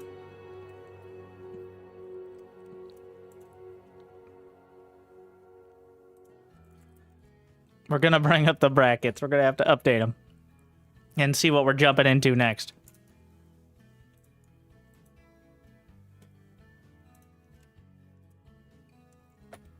it looks like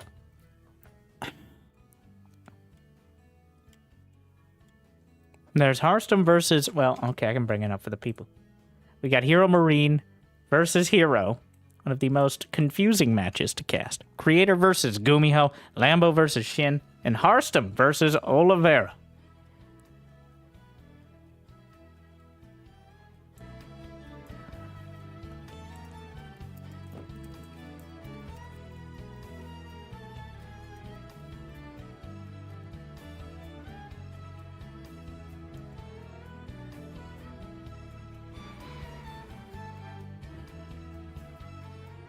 And then, I think, as much as I want to follow Hearthstone here, I've seen the people. They're clamoring for Big Gabe, who took it over Showtime 3-2.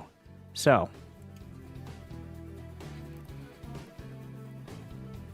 it's going to be Maru was knocked out by Hero by that same scoreline.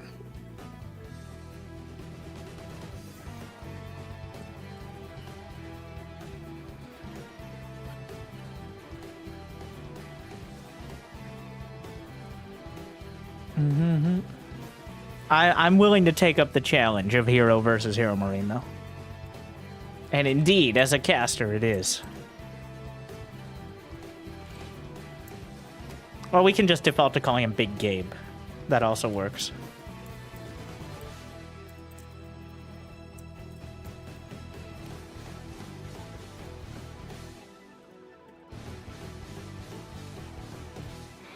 All right.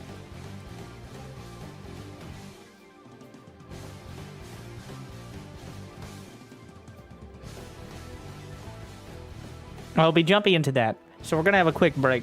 Get it all set up for you.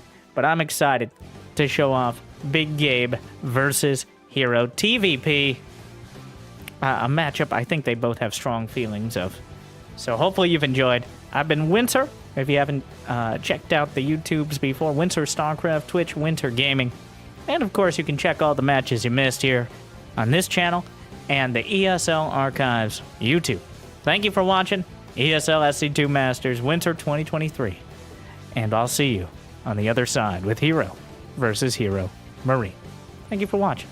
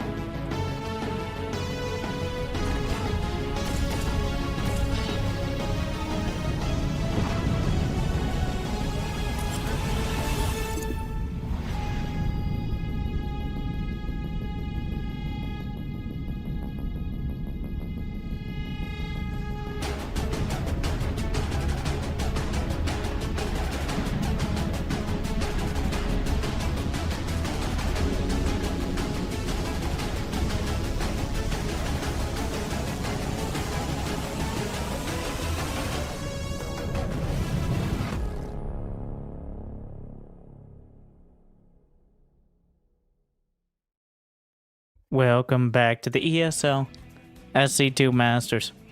We have the most difficult to cast, but also potentially exciting clash of players. Hero versus Hero Marine.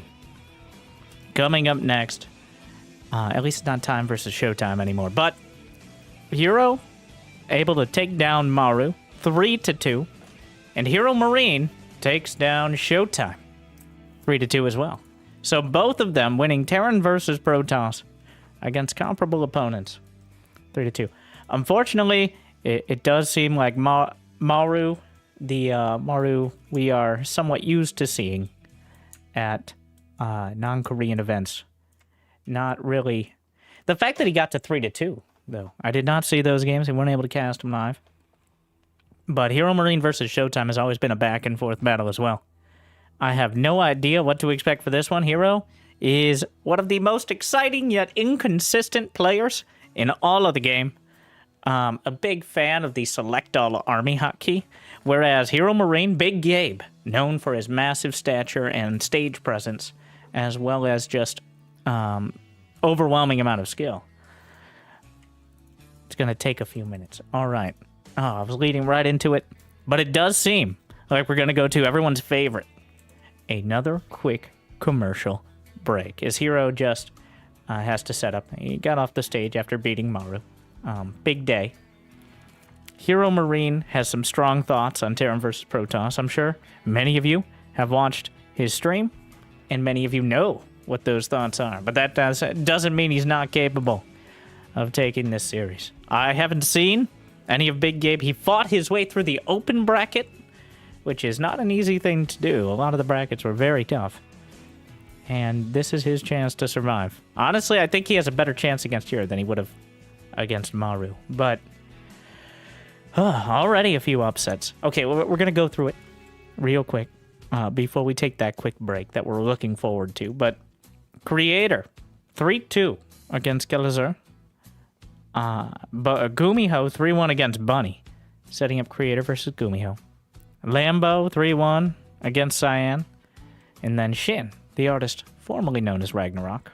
I feel obligated to say that for now. Yeah, you have to do well. When you do a name change, I feel, like Oliveira. He was Time, okay? Which was quite a name. A lot shorter, but until he showed up to a new tournament and won the World Championship, everyone was calling him Time. Even at the World Championships. Even when he changed his name. But now he's Oliveira, because when you win a World Championship, whatever you call yourself at that point, I think that's the one that counts. So, pretty well accepted. So what Shin needs to do, in order to make that name stick, he needs to at least get to probably the semifinals here. And then, that'll be what people remember. But I digress. Lambo versus Shin. We'll be seeing Hero Marine versus Hero. And then Harstem versus Oliveira. Just watched an epic series of Harstem versus Raynor. Harstem taking it 3-1. Raynor not really able to find any success past the first game. Harstem was a step ahead. I feel like Harstem knows exactly how Raynor wants to play. And while he's not quite as fast, that level of preparation more than made up for it. There were a few moments where it looked dicey, but it was all Harstem, 3 games in a row. So, with that said, once we get Hero ready to go to face Big Gabe, which is a titanic task, we'll be jumping in to this TVP. One player moving on to face, the big reveal, Solar, to make it to the playoffs. And one player will be done. All right, see you on the other side.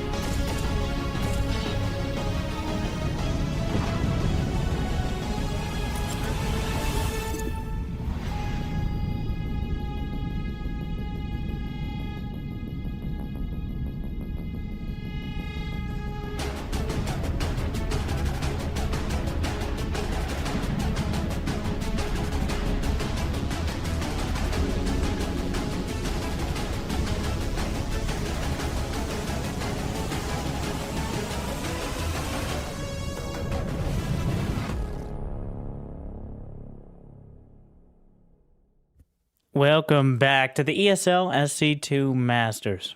We are narrowing down the best players to the final rounds, and we've got a heroic matchup for you. Loading in right here, right now, Hero versus Hero Marine. In the bottom right, the colossal Terran from Germany, the most massive possible upset here.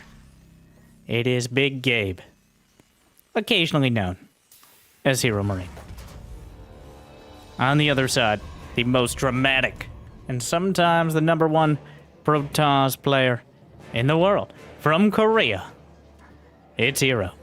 A best of 5 to see who goes on and who goes home.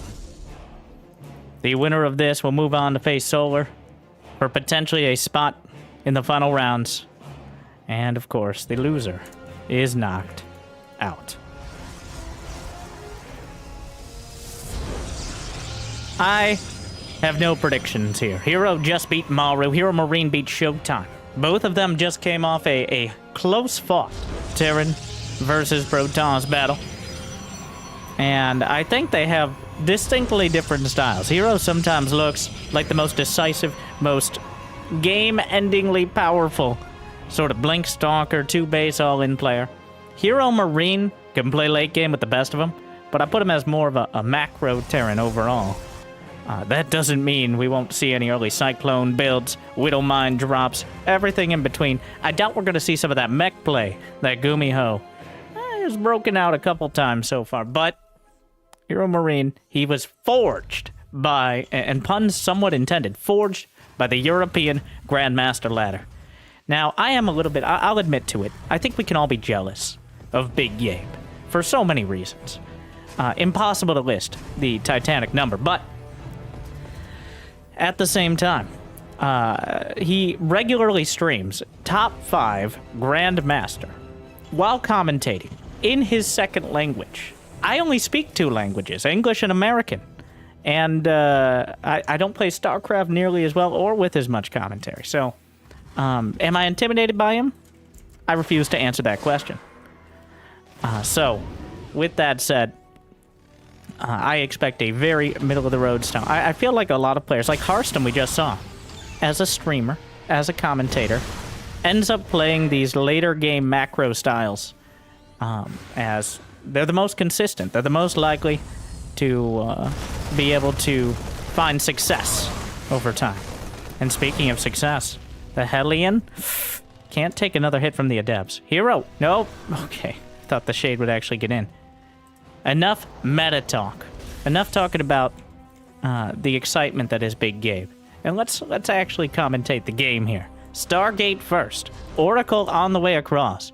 Hero Marine has opted for multiple Hellions, which means no Widowmine, no Oracle. There's only 4 Marines on the field right now. 5 is enough to deal directly with the Oracle. But of course the Oracle, no Widowmines means he's going to boost the Marines underneath the Oracle to try to intercept it. Gets 2 SCV kills here, not bothering with any more. The natural forced away. Hellions running right by the Adepts, a little out of position. He's going to get 1 probe, 2 to start. Phoenixes, just in time. Picks up and knocks down those Hellions. And Big Gabe's early game, severely undercut. Oracle comes home as well. Still fully intact. Interference Matrix on the way for the singular Raven. A Cyclone being added on. So overall, Hero getting the better end of this early game exchange, but by no means a decisive one. A few kills on either side. They both know the lay of the land, what the other is going for. Did Hero Marine see the gases? Yes, he saw 2 gases at the natural, though he didn't see the robo because it didn't exist yet. But seeing 2 gases in general lets him know, oh, hunting down the Raven, but getting a Phoenix and an Oracle in turn. Okay, I think that was worth it. If it was just the Oracle, just the Phoenix, maybe not. But overall, getting 2 of those early Stargate units. The Raven, only 150, 150 nowadays, so not too bad of a trade. Hero just now taking his 3rd Nexus. A little on the later side. Made sure to get his tech early here. Forge, Twilight for charge, as well as a robotics facility. Already laid down. The Phoenix is still looking for an opportunity. Might get 1 or 2 more SCVs. Don't really want to take... Definitely not worth it to lose any more here.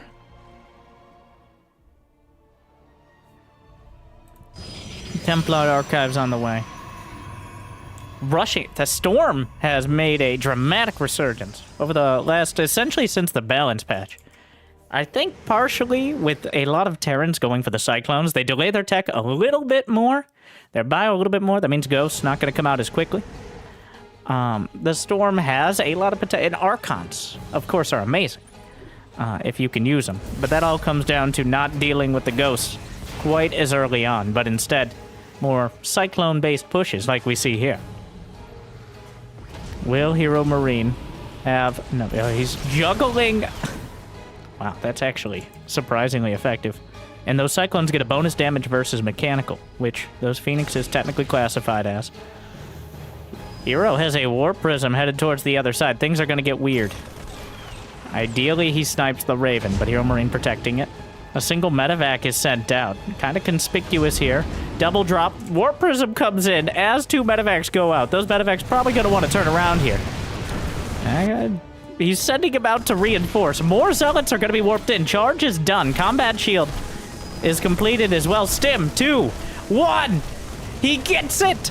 Oh, by half a second, by 2-3 Zealot swipes. If he was able to stop Stim, that severely hamstrings Hero Marine's push. But he didn't get it. Scrambles the Immortal. The force field will keep Hero Marine at bay, but he just flies in towards the main. Storm is not done. It's a long way off. The Marine's on the high ground. Auto turret laid down. The Immortal finally unscrambled here, but does Hero have nearly enough back at home? His Templar Archives is potentially vulnerable. The Marines just go into the main. The mineral line could be gutted here. 8 probes so far. More army at the natural. The Warp Prism came back. A whole lot of charge lots with it, but Hero already losing 16 probes.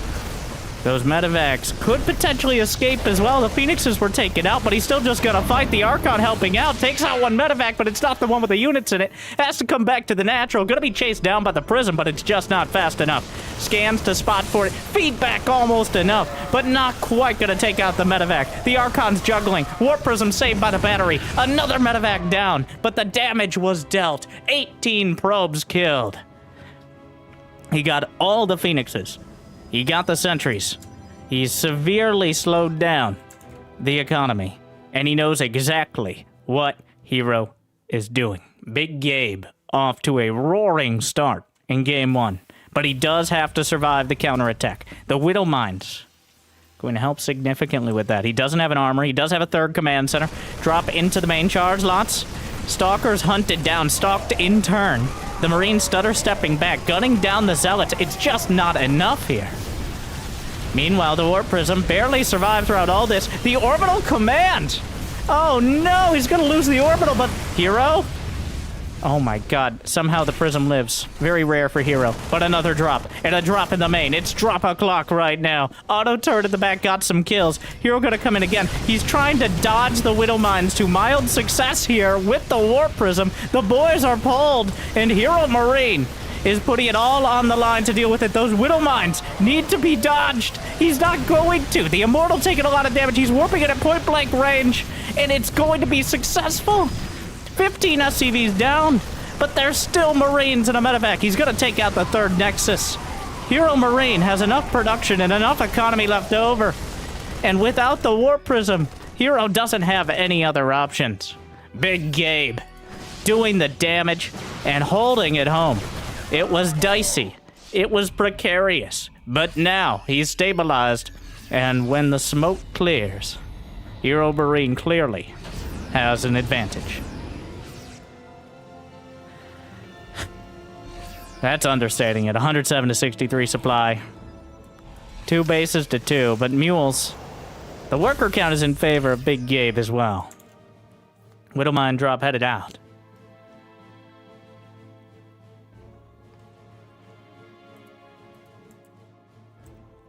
No blank. There's no... What's the saving grace? This Widowmine drop could seal the deal. The Marines are still in that medevac. He's just spreading them out. Armory's on the way, by the way. Gonna make things even more difficult. He can't afford any mine hits, but he's going to be taking them.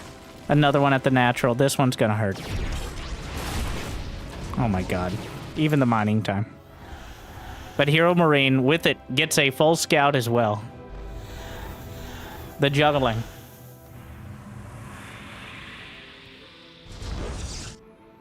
Some Templar. Just cataclysmic storms are what are needed. Even then, going to be hard to beat this bio army. Hero Marine realizes the army's on the wrong side of the map. What are you going to do? Recall? It's too late for that. There's going to be nothing to recall back to. The probe's on the run. The Zealot counter picks up into the main. Hero Marine quarantining the natural. Realizing all he has to do is close it out. If he kills the Nexi, what is there left? A full-on base trade with everything left on the field. The probes are being slaughtered. The high ground, but the storm? Oh, no, no, no, that observer! Oh, he has no more detection. I don't think it would matter much anyways, Hero. Just not enough units. The Widow Mines take out the Zealot. The main base is being gutted. And game one will be going to the German Terran player. He has to close it out. He has to hold the line. But there's not enough left on the field for Hero. He has no way to detect the mines. They will burrow right in his face. And 2 Gs are in his future. Hero just has nothing. 1 Archon. Hero Marine takes game 1.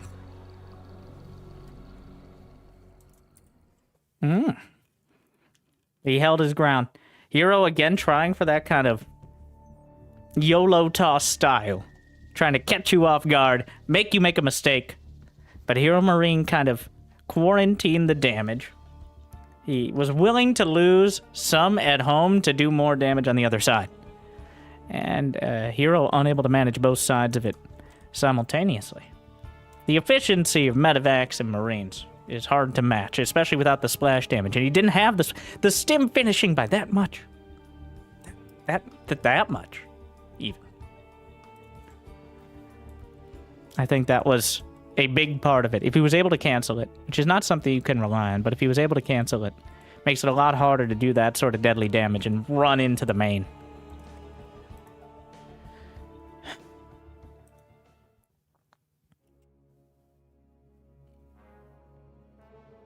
Hard lead. Game 2. 1-0 Hero Marine. Here we go.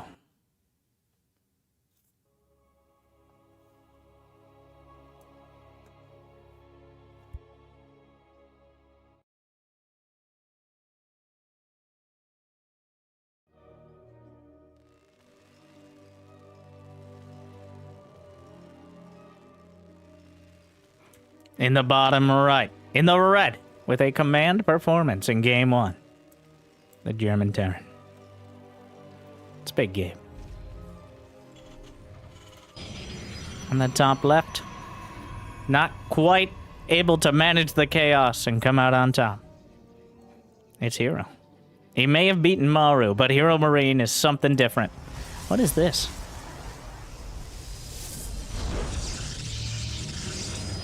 A gateway wall? Interesting. Not sure what he's looking for here. Is he expecting an NG Bay block? No, this probe is not. Yeah. Well. Well. Okay. 2 gate. Timing.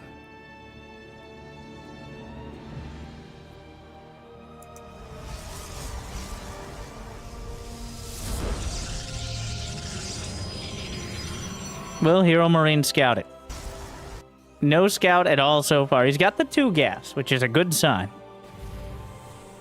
Starts with a reactor. I would say that's also a good sign, as that gives him the option for way more Marines early on. This is the only time he'd be able to get that reactor. A blind reactor could pay off, but he does need to eventually scout it, because if you don't have a bunker by the time Stalkers and or Adepts can be at the ramp, it gets a lot dicier.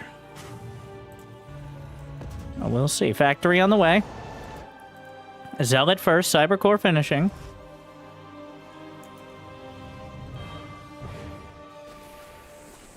Double Reaper.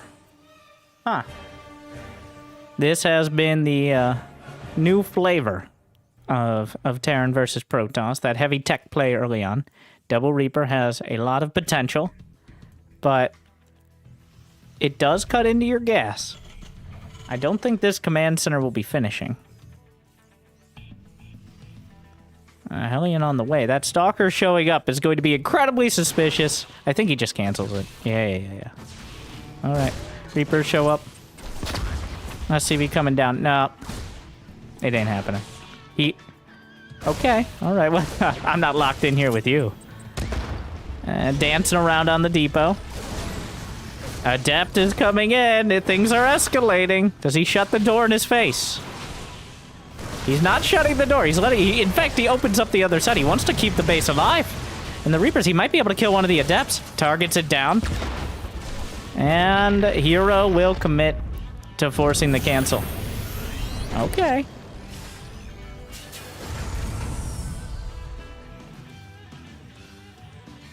On the low ground. Oh, Adept. But the Cyclone, another Adept. The Cyclone is a game changer here. He knocks him into the base. I think the Cyclone is more than enough, though. The Cyclone counters any of these units individually. And now Hero Marine. He has the initiative. Thing is... Oh, no, that sentry! What are you gonna do? Death Rattle Force Field? Nope, just dies. The sentry a bit optimistic. What is back here? There's another Adept. He really doesn't want to lose that pylon. Hero Marine is committing to the pylon, but he's now getting surrounded. Oh no! A bit of a disaster. He loses the Cyclone, the most important part of this. He gets away with the Reaper Hellion, but now...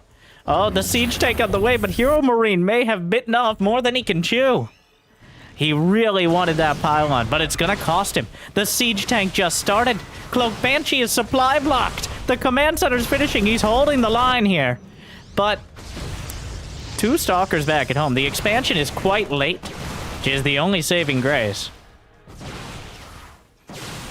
And that siege tank about to complete. That should shut this down for now. Siege is up the tank. I believe... Now, Hero gets through using that shade for high ground vision there. Yeah. Oh. He tried to use the tank fire against him. Still gets a couple Marines. Not bad. Meanwhile, the Reaper's working on the pylon. Action-packed early game. And it's not done yet. He's not going to get the pylon done. It's his white whale here. Captain Gabe will kill that pylon, even if it costs him everything. And so far, it's cost him nearly that.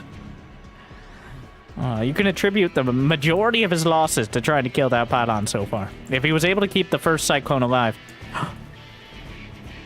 I don't think Hero... He's just got a Robo now. He does have a battery in the main, but nothing at the natural. Siege tank finds an opportunity. But the Banshee! The Banshee! Cloak is completed! There's nothing! He can cloak. He's waiting for the recall. He hits the cloak! Oh no, it's a disaster for Hero. The Robo isn't done. He could just target the battery and start working on the probes. Oh, no! A perfect choice from Hero Marine.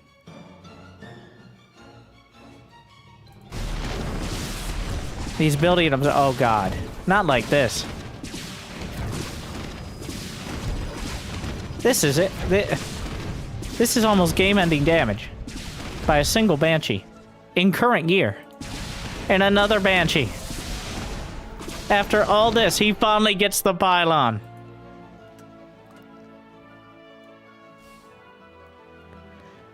Well, Hero was setting up for a solid contain. He was doing great work.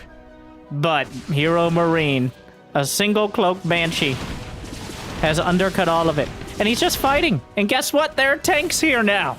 Blink is not done. And he's just scrambling back to defend, but the Banshees are still in the main. The 3 siege tanks doing terrible damage. He has battery overcharge, but he's not going to have a battery at this rate. You gotta do something. He loses the battery cloak Banshee. The tanks may be taken out, but at what cost? He loses so many stalkers. Oh no. No, that's it. Again, Hero might not be dead. Okay, well, the Banshees come back in. Hero Marine. A decisive play. And again, Hero left. Crawling. There's a, okay, alright. Like, yeah, oh, a beautiful Banshee micro, but just that seems a bit gratuitous. Yep, those are Banshees. Can he? Wow. A beautiful execution in every sense of the word, and Hero Marine is up 2-0 in about 15 minutes. Just incredible choice. He got a little distracted by the pylon, but the Banshee wins out. An expensive and somewhat risky choice, but at the end of the day, the right one. And that's match point. Wow. I expected a close match, but not necessarily like this. And honestly, not particularly close. Well, that heads us directly into Game 3. We're going into Oceanborn. Hero has attempted multiple varieties of shenanigans here to effectively no success. Hero Marine is good at shutting down the cheese. He's played the European ladder, which is essentially just 199 Protoss Grandmasters and Hero Marine. That's what it feels like some days. And he's ready to take this home. Here we go. Loading in. Game 3. A potential clean sweep for this gargantuan man. In the bottom right, the German Terran player. Big Gabe. Also known as Hero Marine. On the other side, dropping the Marine from his name and probably regretting it, it's just Hero.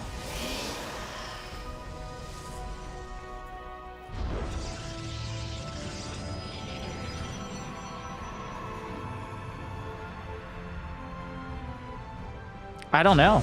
Like, these are not off-kilter Hero builds. These are the kind of builds he does all the time. A lot of the time he finds success with them, but Hero Marine, I do truly think, it's not just, as the kids say, memeing, but I do truly think that experience, that salt encased in saturated experience that is the ladder, has really kind of inoculated Hero Marine to these sort of early game builds that Hero is doing.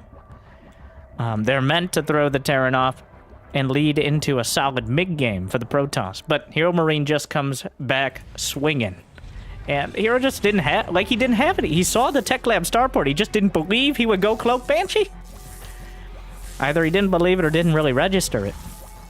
It should have been a Raven. That's usually what it is. Oh my god, we're gonna, the SCV, you can't tell it exactly where to go, but you can stop it from building temporarily at least.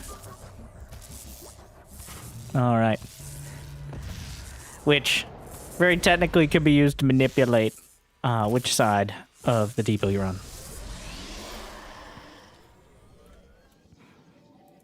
You got Double Reaper again. If it ain't broke, I don't think it needs fixing. As Double Reaper has worked out. A lot of options to shut down any early game. And potentially do damage on the other side, of course.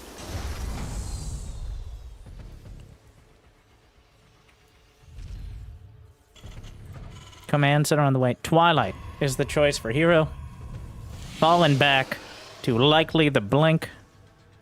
The more cookie cutter build here that we see most often. No Stargate, no Proxy Gate, just the Twilight. We'll see what Big Gabe can get done with these initial units.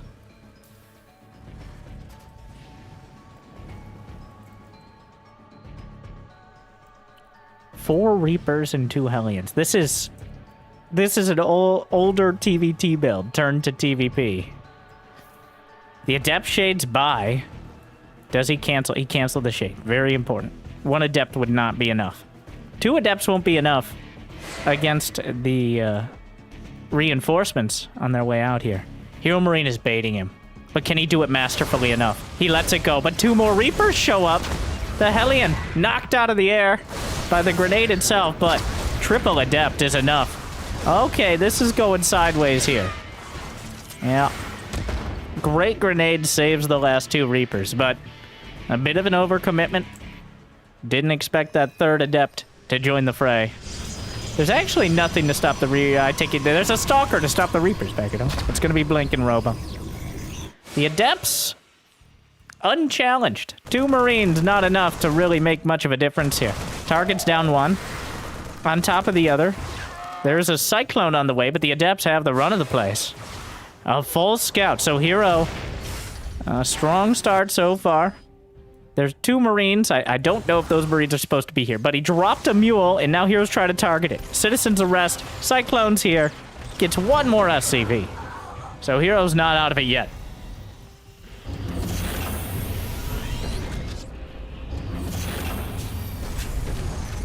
Oh, no. Lazy robot. Back to mining. Hero signs of life here. Warp Prism on the way, but he only has 2 gateways, so only so much aggression you can get done. Hero Marine sends out a Raven.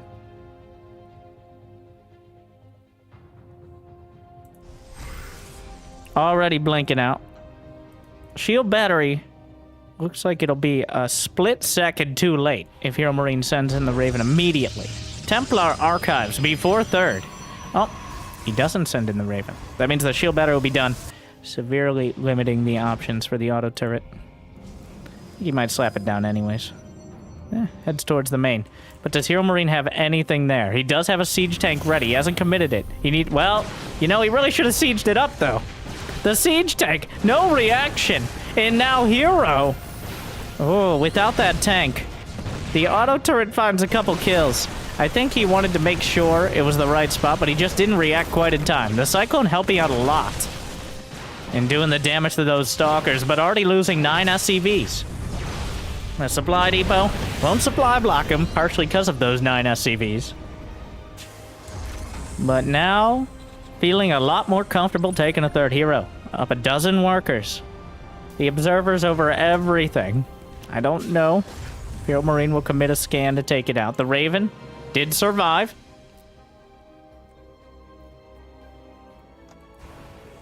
He does commit that scan. Stalker's out in front. Knock out the Reaper. The Raven in a precarious position here. Storm is halfway done. Very quick Storm. He's got Templar in the Prism as well. Ready for a Storm drop. Raven waiting for its opportunity. Templar can negate it almost immediately with feedback. Storm 10-15 seconds out. Another observer on top of everything. And Storm is done. It's time. On to the natural. Great Storms! He gets 9 more SCVs. And he gets out with both Templar. Hero Marine going from bad to worse. He's got an Archon merging in. There's no way he's going to get Storms again anytime soon. Might as well have the Archon. The Medivacs are on the way out. If there was ever an opportunity. A double drop is loaded up. That Archon finishing off what the Templar started. Once the Prism, the Cyclone is not enough. All the small things headed towards Hero in this game. Stims the Marines. There is no combat shield in production. Nor on the field. I don't know if he just couldn't find the money for it. But Hero Marine, very limited in his options here. Hero, on the other hand, he's up 20 workers. Double auto turret here. This goes for the shield battery. Is charge done? It is.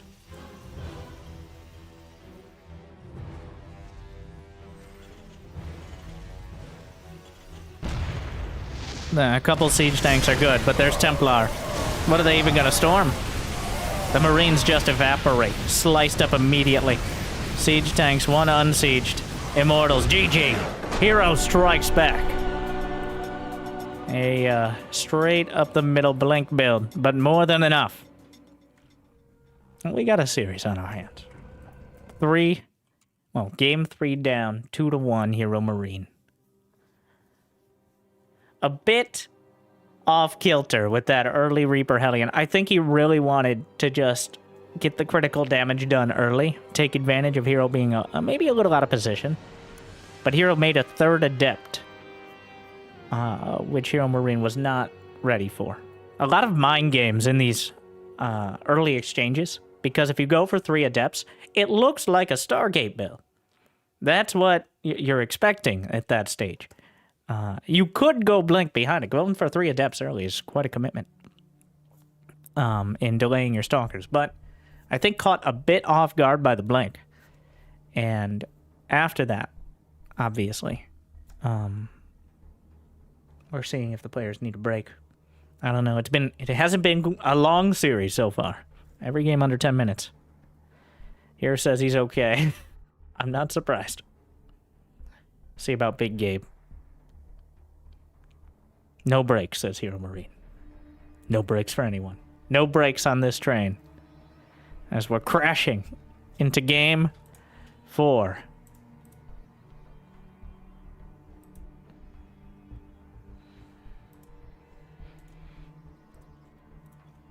I'll know the map momentarily. I think you can shake that one off as Hero Marine. That was his attempt at some early game shenanigans. Didn't work out. It happens. He's got another one to burn as we go into Hecate.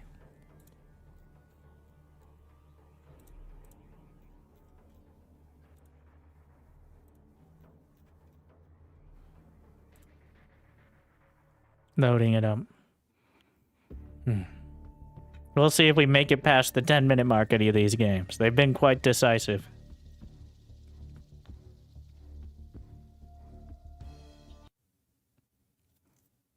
Game 4. Hero Marine 2. Hero 1. Europe versus Korea. Meeting in Atlanta, Georgia. Where worlds collide. In the top right. The Korean Protoss in the blue. It's Hero. And the bottom left. Looking solid so far.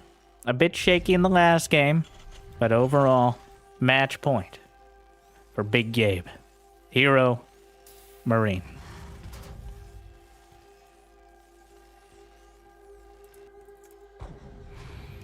No idea what to expect. Oh, that's a very early probe. That is beginning of the game probe right there. That's a statement, is what it is. A statement that I want to see everything you're doing, and I'm confident that at the very least, this will be very annoying. I think probe probably a strong competitor for the most stressful, or in terms of unit to blood pressure raising ratio, I think the probe probably has the strongest performance. A lot of other units, Widowmines, DTs, Banelings, are great at stressing out StarCraft players, but no individual unit on a regular basis does as much as the pesky probe. Oh, well, mostly because the entirety of the Protoss could be warped in via a single probe. So, but those shields regenning may kill an SCV. Not a massive victory, but definitely a huge emotional one. Hero Marine not repairing. He's going for it. He's going deep into the mineral line. A Reaper is on the way. Not a reactor first this time. Not going to risk it when the probe's sitting there watching. Did Hero actually... He saw the factory on the high ground here. So Hero Marine giving away a little bit of extra info.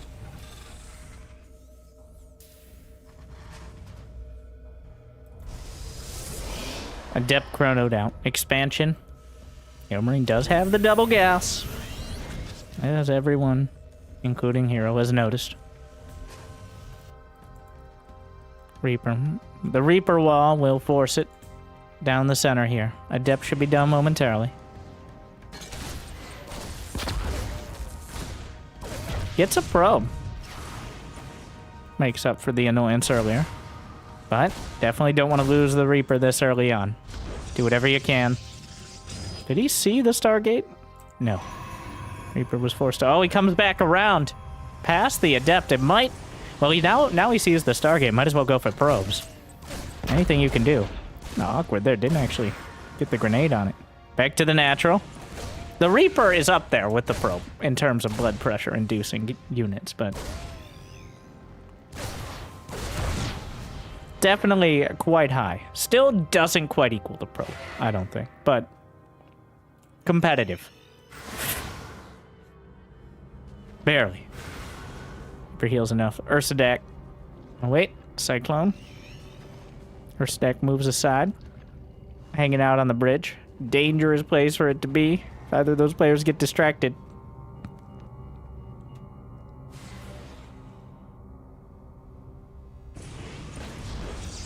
He's doing the jump. He's trying to find the angle. Can he do the grenade? The Reaper, while sometimes invalidated by the Reaper, which always feels, you know, pretty silly. And the Adepts one gets a hit, but not quite far enough.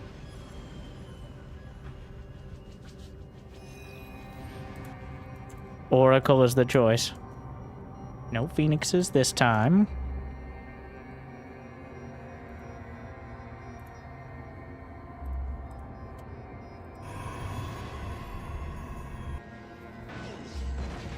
Cyclone on the way. And a Liberator. So early shenanigans. How many Cyclones? It's going to be 3 clones. He's got a Widowmine. We've got the whole variety pack of early game Terran. Few Marines scattered in there. Where are the boys? I'm very surprised we don't see 2 or 3 SCVs pulled with this. Because Tactive Boys could definitely pull this all together. But at the same time, Hero is not taking a third. He's been building up units. How many does he have? He has 3 Oracles. He went for Treacles. So this is going to get weird. The Cyclones will find the Adepts. Good pick-off to start. A potentially devastating timing. Those gateways walling off some of Hero's units.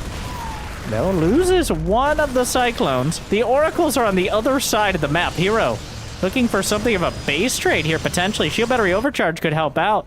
The Oracles are in the main, starting to burn through the SCVs. The gateways are going to be taken out. He's down to 1 after this. Phoenix in production. Shield Battery Overcharge, but he's targeting the battery.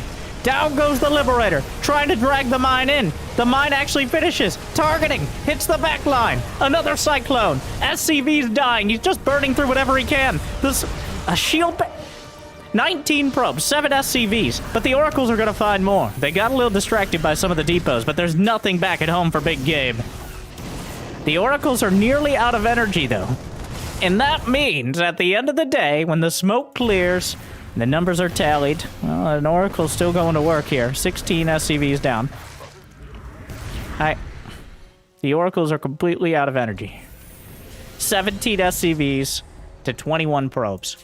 Hero Marine has a 3-worker lead. But, well, where did those Cyclones end up? There are 3 Cyclones on the field, 2 of them in this medevac. Some of the Marines are going to be caught. Another brutal early game, but no decisive advantage at the moment. Gotta be careful. I think 3 clones is too much. With any Marines underneath, he's gonna try to knock him down. No, no, no, no, no. Hero, he gets the Raven, but what does it cost?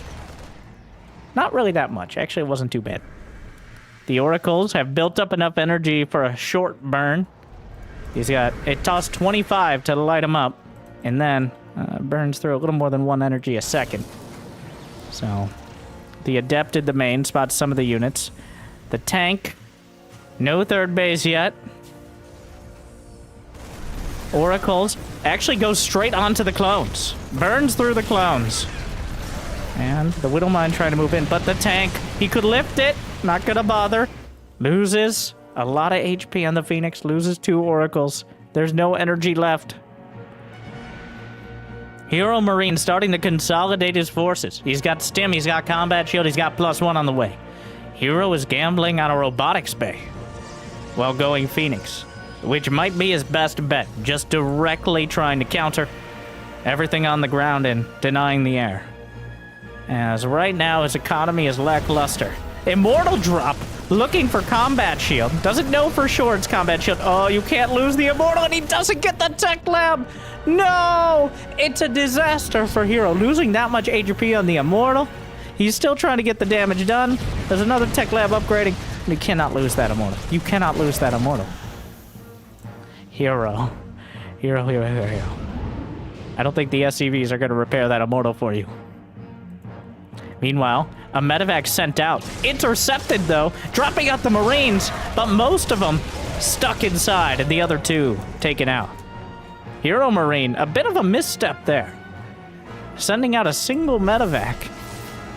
I mean, gambling that Hero's still back at home, or still sitting on his doorstep, but it doesn't pay off. And that brings it a little closer here. Hero now scraping up enough minerals for a third Nexus. Oh, the Oracle spots so much of this. He's just going to try to go. He might be able to pick up the tank. Immortal drops out. Bit of a false start there. Hero Marine, the Colossus juggles back. Ooh, he had to get the Stalker out of the prism before he could juggle it back, and the Colossus is damaged as well. Revelation keeps a tag on him. Finally, kicking and screaming, we've been dragged to 100 supply.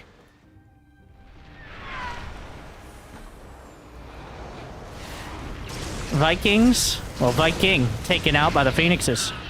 Marines will try to chase him down, but good luck with that.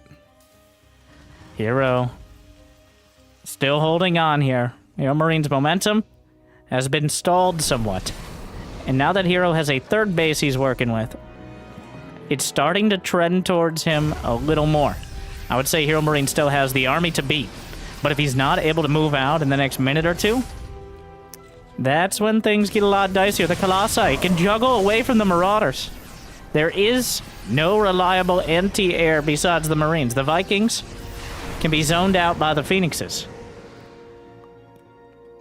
And Hero trying to play zone defense here. The best defense is standing and waiting to try to catch him on his way out. Some big Colossus swipes. He does have extended thermal lance. No other upgrades. Tactive boys with the army. Just enough SCVs for a bit of repair. There it comes here. The Revelation needed. Tags it. Gets the Oracle out. Falls all the way back. Charge is not done. Hero warping in another round. The Vikings looking for any damage they can get. 4 siege tanks here. A significant amount of long-range DPS. And some turrets on the way to help zone out. The tank push from Big Gabe. Looking to hold the line. Here we go. Shield battery overcharge. Hero pulls back. Trying to recharge for maybe one more warp-in. Ideally, if he can get charged, that would help out a lot here. But Hero Marine is pressing the issue. He wants to move on. And here we go. Shield battery overcharge is gone. Siege tanks doing terrible, terrible damage. Down goes the Nexus. And with it, what's left to protect? Oh, he's backed into a corner here. The Warp Prism almost killed. Charge is done. +1 is not going to complete before the fight starts. He's fighting the Phoenixes heads up. Lifts up 3 of the tanks. Gets knocked down again. The Phoenix is targeted. Still 2 tanks on the back line. The turrets are helping out. 3 tanks left. It's just the Colossi. Hero Marine has gutted the ground army. Only the Colossi remain. An Immortal wandering in. He's going to try to juggle just enough. And target fire isn't there. He juggles the Colossi away from the target fire. Picks up one of the tanks. The Immortal helps out a lot. And Hero Marine. Oh my god, the turrets might kill the Colossi. Hero holds a recall for the drop in the main. Hero Marine wasn't done with the aggression. Does he have a 3rd command center? No. But Hero lost his 3rd Nexus. He's on the ropes here, even more than he was before. The fact he was able to hold, he keeps his tournament alive. One of the last hopes for Protoss. Hero Marine, though, he can lift his command centers. He's building a Ghost Academy. He maintains the supply lead. He's got plenty of SCVs. Big Gabe has a lot of inertia. And it's going to be still very hard to stop. Hero really needed those upgrades, the charge, the +1, a little bit quicker. Maybe he could have held on to the Nexus. But he's building a new one.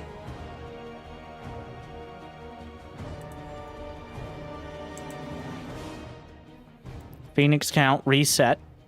There's 4 Vikings on the field doing their unholy dance there. Scan for observers. You can't afford those.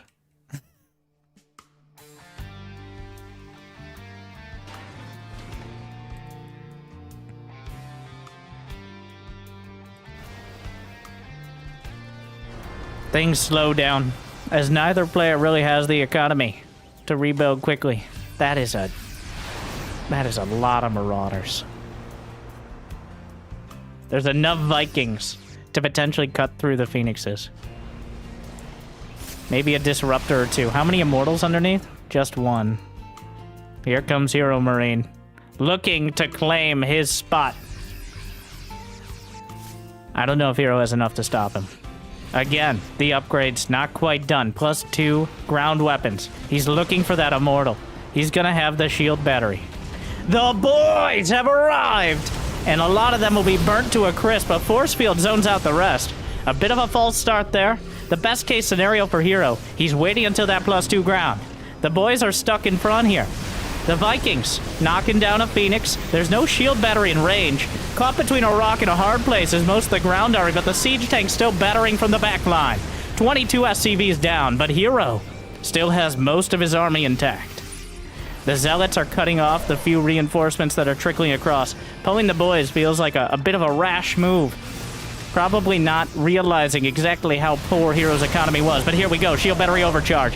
He has an Immortal on the front line. Immediately obliterated by the siege tanks and the Marauders. The Vikings are dueling it out with the Phoenixes. The Colossi forced back. The Marauder count is so damn high. More charge lots warped in. Juggling the Colossi. He has the last battery here. But the Bio Army is looking maybe too strong. The Colossus must be juggled. The Marauders are nearly dead. He's so close, has to pull the probes. That Colossus, it falls. What is left?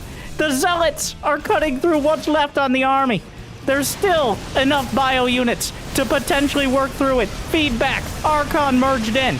Shield battery, out of energy. Vikings hit the deck. Hero, what does he have left? 2 Zealots. Hero Marine has no more SCVs, but he doesn't need them. Hero dragged down to 27 supply. He's got no money in the bank. There's still medevacs. There are still Marines. And there are still Marauders. He recalls his probes away. He's bringing the Zealots back as they harry the SCVs. He's merging 1 Archon, if he still had a Prism.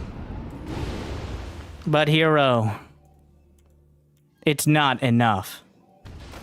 The 1 Archon, does he have enough energy for overcharge? Yes, he uses it, but the battery's gone. Well, he can kite. He has his Hero Marines. The Archon, are you kidding me? There's a tank. There's a tank. It's not over yet, but there are mules. And that means there's an SCV. It's down to this. A single Zealot.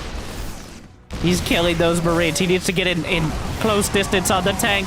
The Archon! The Archon! A Zealot! No! The Archon dies! And with it, how is it down to this? Are you kidding me right now? Stutter stepping 1 Marine, warping in 1 Zealot. If the last unit Hero Marine has is a Marine, effectively so. Hero Marine takes it. 24 supply to 6 at the end of the day, but 3-1. Big Gabe, the true hero here at the end of the day. We'll move on. Hero is knocked out. Hero Marine doing what Maru could not in taking out Hero. Wow. What a series. Hero Marine clearly in the driver's seat for most of it. But it was a close thing at the end there. I don't know if pulling the boys was necessarily required or recommended, but it certainly was dramatic. And that is what we ask for at the end of the day.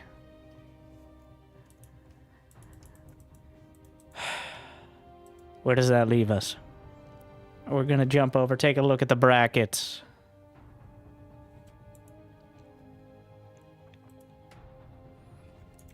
I believe we have one more round.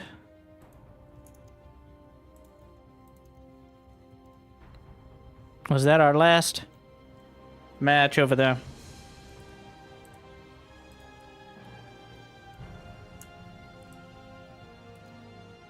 Classic versus Lambo. Solar versus Big Gabe. Estrella versus Oliveira. Estrella versus Oliveira will be on the mainstream. I think.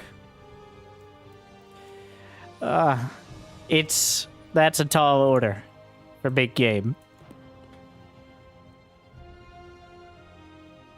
But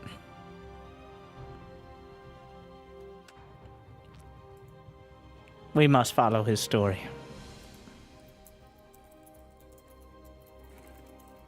He beat Hero. If he could also take out Solar,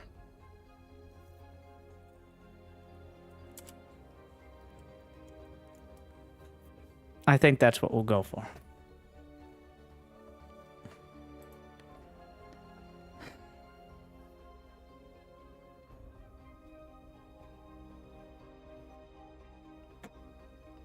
It is decided.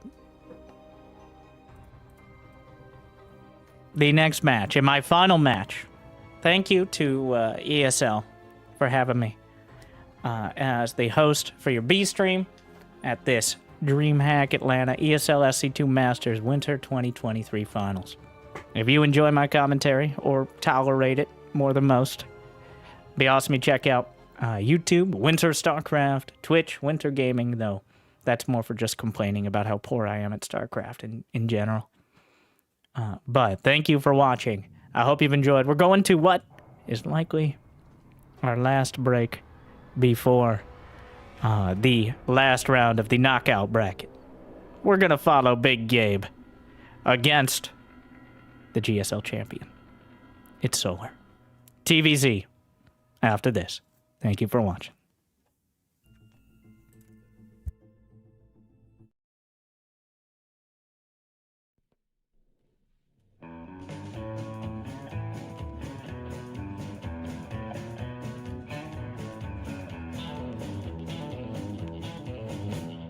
Shotgun, Zerg, you got a Zerg and a shotgun, and I'm bringing them home to you. Pick up Protos, you. I got a pickup and a Protos, and I'm bringing them home to you. Shovel, bucket, you. I got a shovel and a bucket, and I'm bringing them home to you.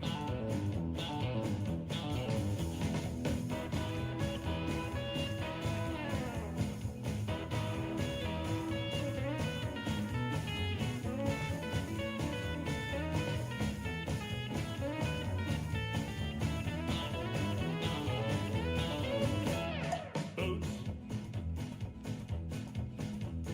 socks, you. I got boots and socks, and I'm bringing them home to you.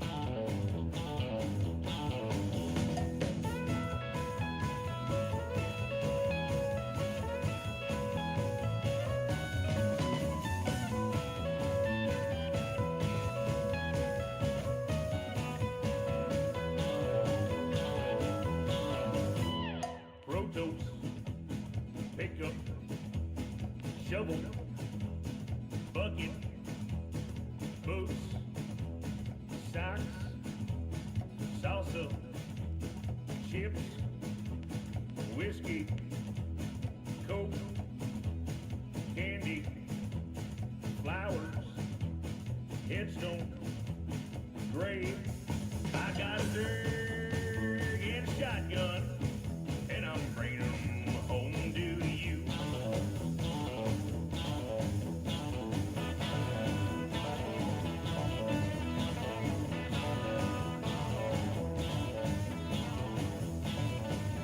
They grab your zerg and beat him in the head. If you don't like biscuits, beat it cornbread. Zerg's always slam about half grown. Jump on a man like a dog on a bone. Like a dog on a bone. Gonna be a hood ornament in a second.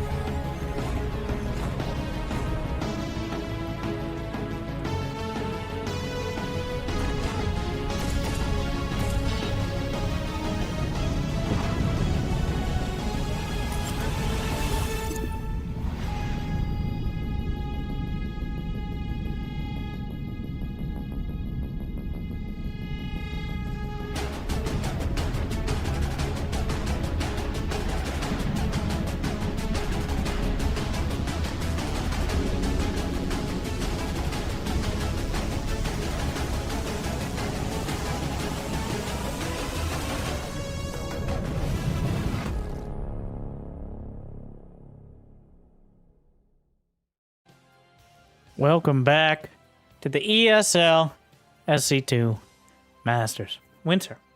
With me. Winter. Where we have our final match.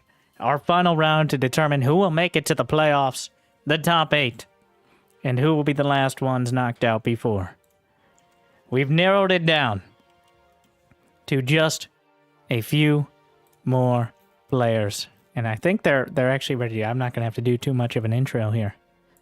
But whoever wins this best of 5 will be moving on to play in the playoffs against the likes of Cure, Dark, Clem, and Cyril, who had a lot of success earlier on in the winner stage. We're ready to go. Hero Marine upsetting Hero, who took out Maru. And if he's able to take out Solar, we can say that Big Gabe has successfully conquered Korea, as Solar is the reigning GSL champion and arguably one of the top 3 Zergs in the world right now. Actually, I don't think that's too much of an argument. He definitely is. Cyril, Dark, and Solar. So, without further ado, we're jumping in to Game 1 of Hero Marine versus Solar. Thank you for joining me. Let's go. Let me introduce the current GSL champion. One of the best Zergs in the world, looking to continue his success here at DreamHack Atlanta. We have, from Onside Gaming, it's Solar. And on the other side, Rajaset Station. Quite a dramatic map for dramatic games, I will say. Taking out Hero quite decisively, 3-1. In a strong performance. If he can continue it here, he'll make it to the top 8. It is the biggest of Gabes, the Titanic Terran, Hero Marine.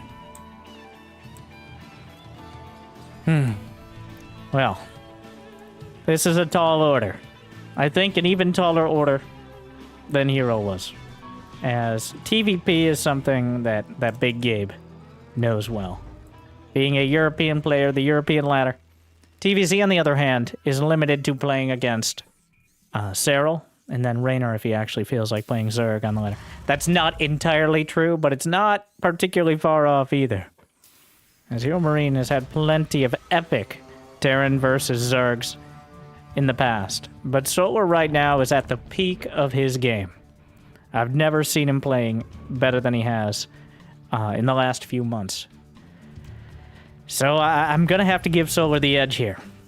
But it doesn't really matter. I'm going to give you the edge. In fact, I'll sell you the entire seat.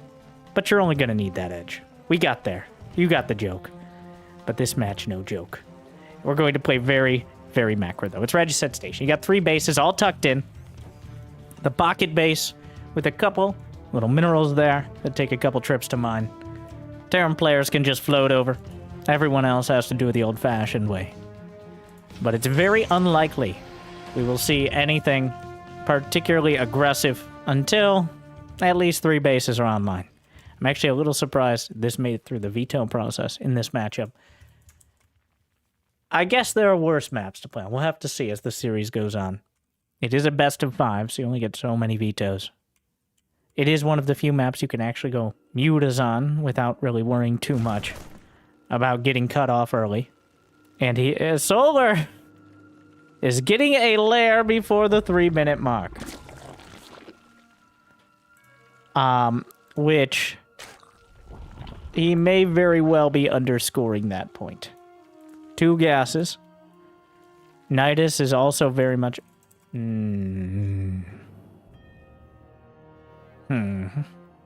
There's a very suspicious pathing for this Overlord here. A 3rd command center for Big Gabe. Which is... And he's going double starport battlecruiser. There's no other reason to go for double starport. It's battlecruiser. But the problem is battlecruisers are the most expensive unit you can build. And he's going to be up against as many cheap units as possible in a Nidus network. This has to be battlecruiser, right? Big Gabe is going for the biggest possible build.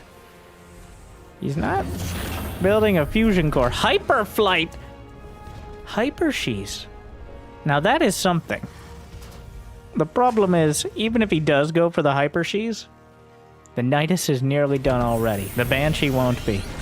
Solar does not have a third. In fact, Hero Marine did not scout. He isn't even looking at the edges of his base. Oh no.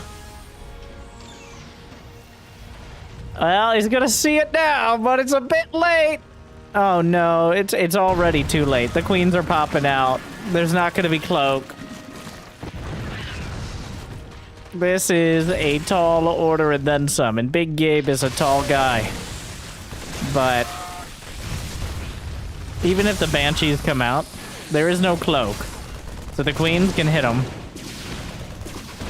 Just a complete and utter build order clash here. That is certainly favoring Solar so far. 2 Banshees.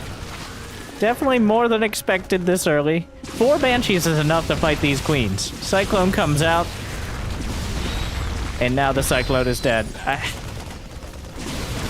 Well, he has an Overseer as well, just in case. Gonna repair the Banshee. The queens can only transfuse on creep, but fortunately the creep is spreading within Big Gabe's main.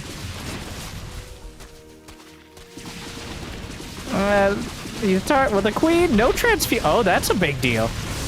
Is it enough? He's got the Hypersheath, so he's going to be able to micro in and out of queen range quite well.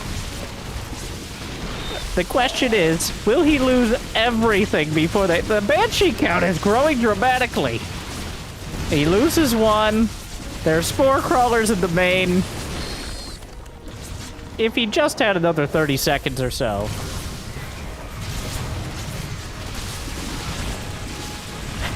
But those 30 seconds, well, 30 seconds would be a huge percentage of this game. He's still building the Banshees. No repair on him. The Spore Crawlers are moving in like... Oh my. Offensive defense. He can't sit in his mineral... Oh no, the auto repair was working on the... Yeah, well... Yeah.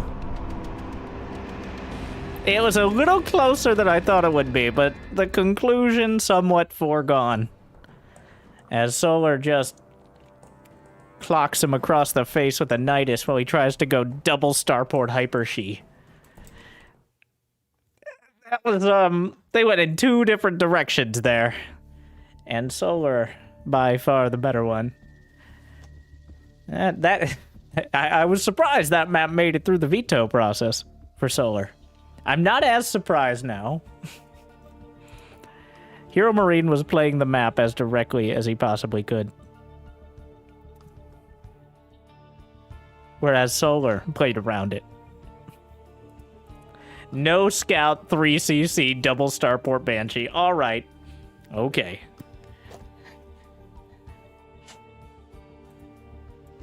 It's a bit much. Alright, what does he... Wait. Getting the lobby set up. Hecate's game too.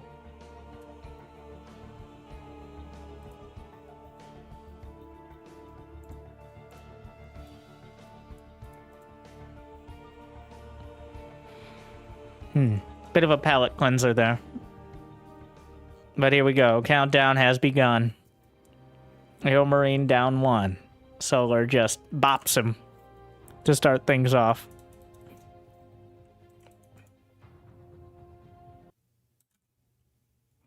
This should be... I want to see the Reapers, okay? I'm not a huge fan of those Mass Reaper builds for people who aren't named Beyond, but I'm partial to the Reaper. I think now's the time, if ever. We'll see. Jumping in. Game 2, top right in the red. The biggest of Gabe's. Hero Marine. And unwilling to drag it out. Already up to a 1-game lead. We have Solar for Onside Gaming.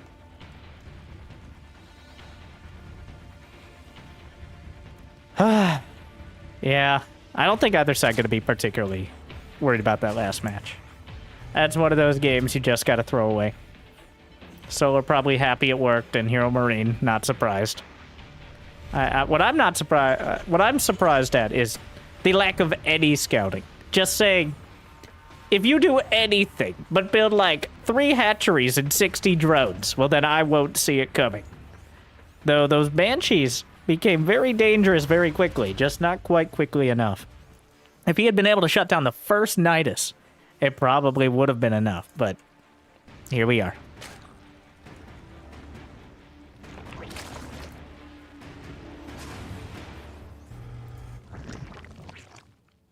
Hatch first. Gas. Spawning pool. The fixins for solar here. Very standard start. Hero Marine. Walling off the high ground. Not bothering with any of those 2 rags, please.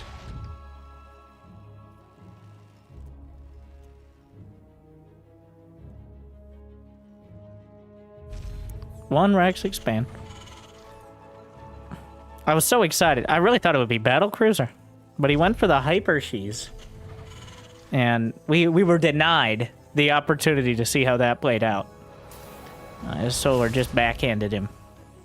But I do wonder if that is something he's been trying out. Or just a very map-specific build. I'm leaning towards the second one. For the same reason I was talking about the Mutas as a potential option.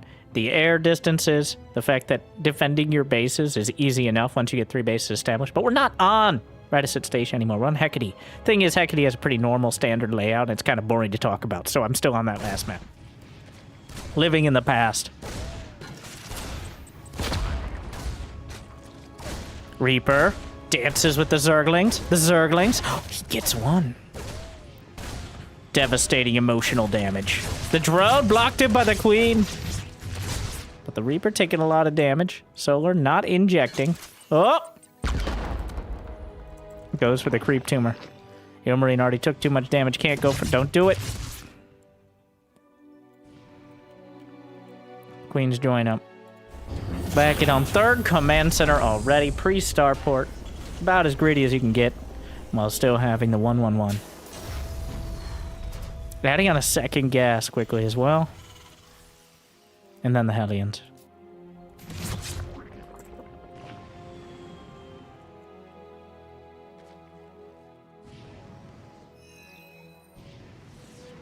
Reaper dances around, flirts with the Queens for a while. Will they, won't they? They probably won't, but...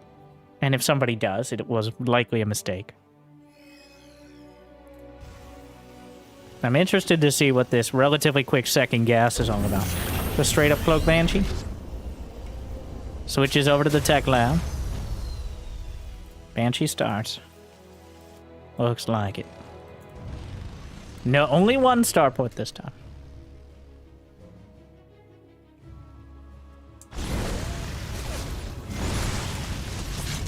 Gets a drone. Well, Brenda bounce there. Solar. Plenty of drones himself. No indication towards that early Roach Warren that some players will dark. Some players being dark. Will go for just to kind of throw the game sideways. Not to do some sort of Roach all-in, just make 7-8 Roaches and make them freak out about it.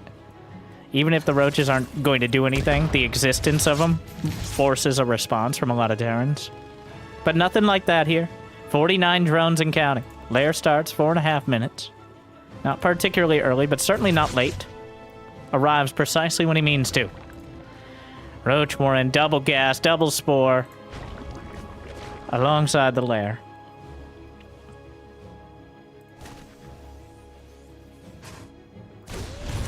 Hellions working around. The Overlords right at the edge give a little bit of extra warning without being too vulnerable. So that way the Queens can maneuver to deal with the Hellions and the Reapers. Overlord speed on the way. Yeah, with that double Banshee build, it probably gets it most games anyways, but Hero Marine already shown that... That's unfortunate. One Hellion picked off. Main base. Hyper Shees! He's what? Big Gabe. With a big mech play. That's kind of a crazy choice. He's going for mass clone Banshee. Oh my god. It's a German taxi build. Against the German Terran. Named after Lambo. But There's no detection, awkwardly. That's a lot of queens together. The Hellions finding an opportunity. This is going to get weird again. There's a Banshee at the natural. He's going to lose some SCVs, unfortunately. Fighting straight up against the Zerglings is not a winning move most of the time, but the Banshee helping out a lot. The Hyper Shees and Mass Cyclones is actually going to leave Big Gabe in a pretty good spot to defend against this. We've seen a surprising amount of queen drops today. And yesterday. Like, it's quite a resurgence. Ursadak dies alongside it. Does he have Cloak? He does. There is an Overseer. But so far, Hero Marine kiting back well. The queens won't be able to transfuse with no creep spread. The queens are forced to drop out. But there is detection. He takes out one Banshee. We've arrived! The creep begins, using it for the transfuses here, but the Cyclones, things escalating. Hyper She's not quite done yet. Hellions and Cyclones working towards the third. The SCVs are completely vulnerable. There's nothing to defend, but without the Zerglings in front, the Cyclones are finding premium targets here. Hero Marine needs to get those SCVs out of there. He pulls the boys at the natural. Corrosive Bio eats a clone. Another one takes a lot of damage. The Banshees will move in to intercept the third base. Cyclones locking onto the Queens. We'll be able to take them out, but we have to ask ourselves the question. At what cost? Hero Marine will stabilize. Another Banshee could be targeted. Actually, missed targets. The Banshees move up. Hero Marine hasn't taken critical losses at all. He's even on workers. He's going to chase down the Overlords, and he denies this attack. Solar was even rallying drones across. Starting to realize, oh, a mistake indeed. The creep spread is still outside the front door, but not expecting this hyper-mech play here. The Cyclones with Hurricane Thrusters now on the way, as well as the Hyper Shees. He holds. Big Gabe holds the line. And the tie goes to the leader here, I think. And that will continue to be the German Terran. He has the tech advantage, he has the economy, and he has the initiative. As now Solar has to scramble. He has no upgrades of any kind, neither does Hero Marine. But his army composition is much better without upgrades. Solar's going to struggle to deal with Cyclones and speed Banshees. There's double armory on the way.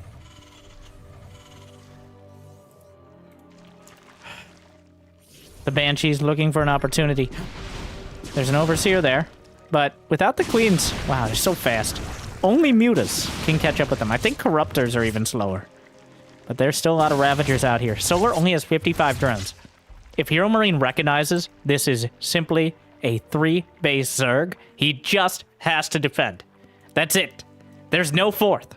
He's going to check the other side. No fourth. He's narrowing down the options, and now he knows. Hold the line. Back at home. He's going to get what he can here. Corrosive Biles, the Hyper She's picking up. He needs the Queens with it. There's no other anti-air. Corrosive Bile is a thought and a prayer, but that's not going to be enough to stop the Banshees. The Queens are the only option right now.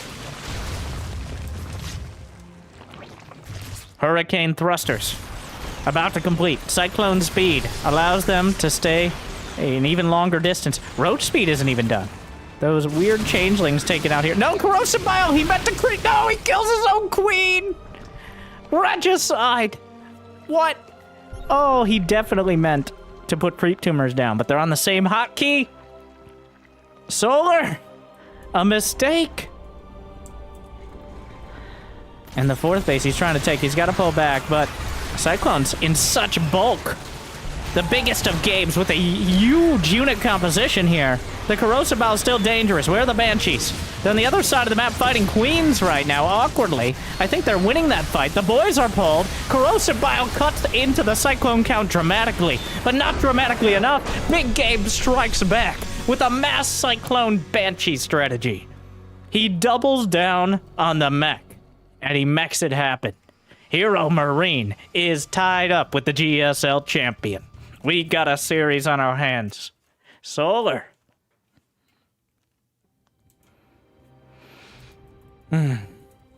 Solar not expecting the commitment. Again, to Banshees.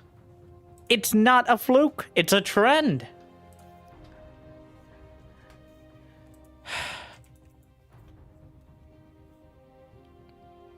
I'm still not going to try Banshees. That's way too hard. Still, it was dicey for Hero Marine, but it was enough.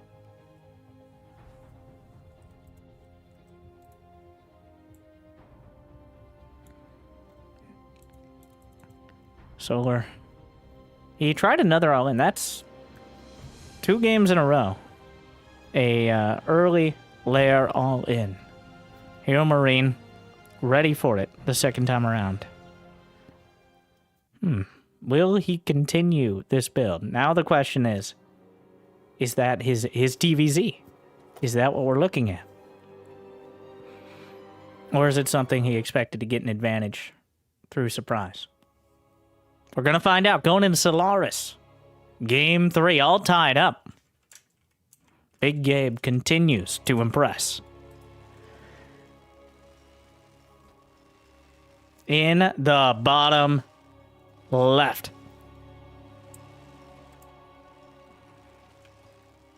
In the red. The most massive of Terrans. With a huge strategy. It's Hero Marine.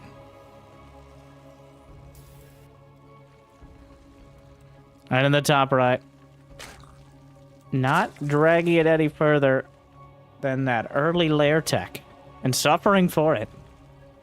We have Solar.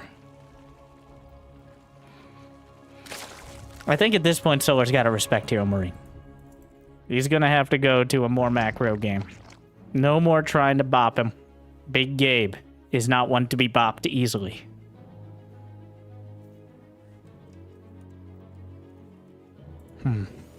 I wasn't sure about this series. I thought we might see one of those where one player is just 10-15% better, and they just kind of choke their opponent out. Maybe 3-1, something like that. That's still on the table. But these have certainly been much, much different games than I was expecting going into it.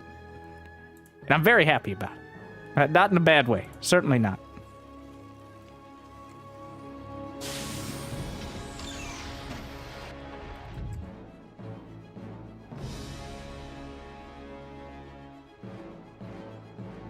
Hero Marine. 1 Rax expand.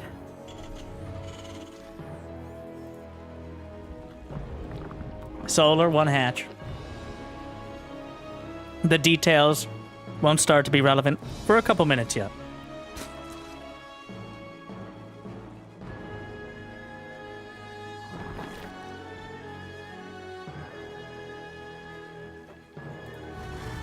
As he go 3cc again. There's no super reliable way to punish the 3cc. Things like that early queen drop can sometimes undercut it. But much of the time, the best option is just out expanding and being even greedier as a Zerg. That's what we've worked out. That's why 3cc has been a staple of Terran. Did he just go for the Evo chamber instead of the Spore? Which is going to screw the other drone, but then he gets the Reaper in turn. I think that was worth it, if only because he killed the Reaper. But an awkward exchange. Certainly not ideal. Big Gabe, a bit of a misstep there.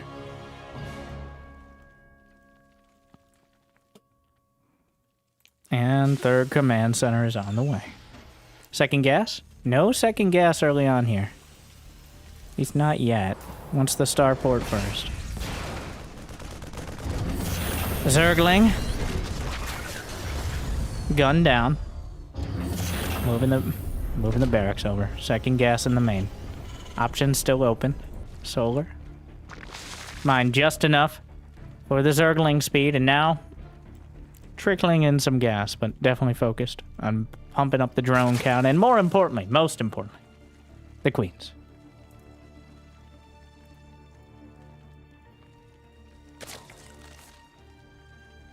So we're a bit supply blocked on his queen. These little details, any other time, it wouldn't be worth pointing out. But in the knockout stage, do or die situation, that is... Oh my god, really? Tries to body block him out. Getting anything delayed could spiral. He's got Banshee again.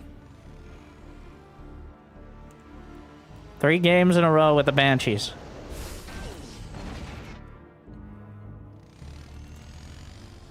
Hellions using those WLs as well. The speed zones, not attack speed. I guess kind of attack speed for melee units, but mostly used for air. Makes for an interesting slingshot opportunity for a lot of stuff on this map. Lair at 4.5 minutes. He may go for the German taxi build again. Popularized originally by Lambo, a German Zerg who I think is playing right now for his life. Roachhorn on the way. 2 more gases. He's not committed to it yet.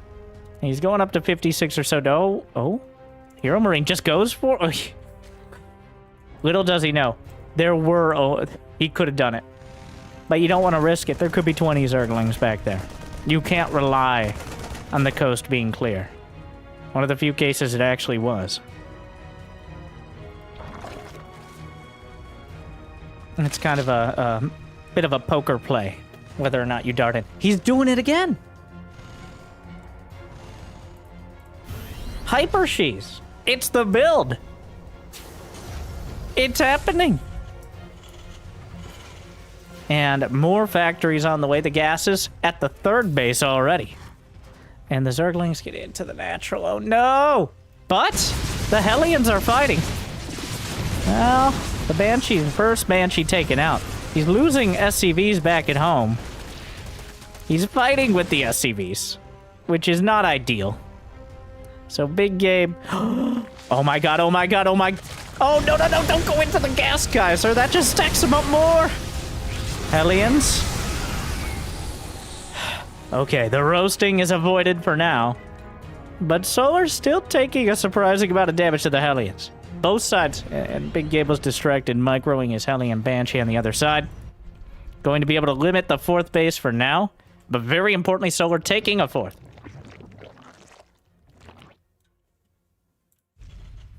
Some Cyclones on the way.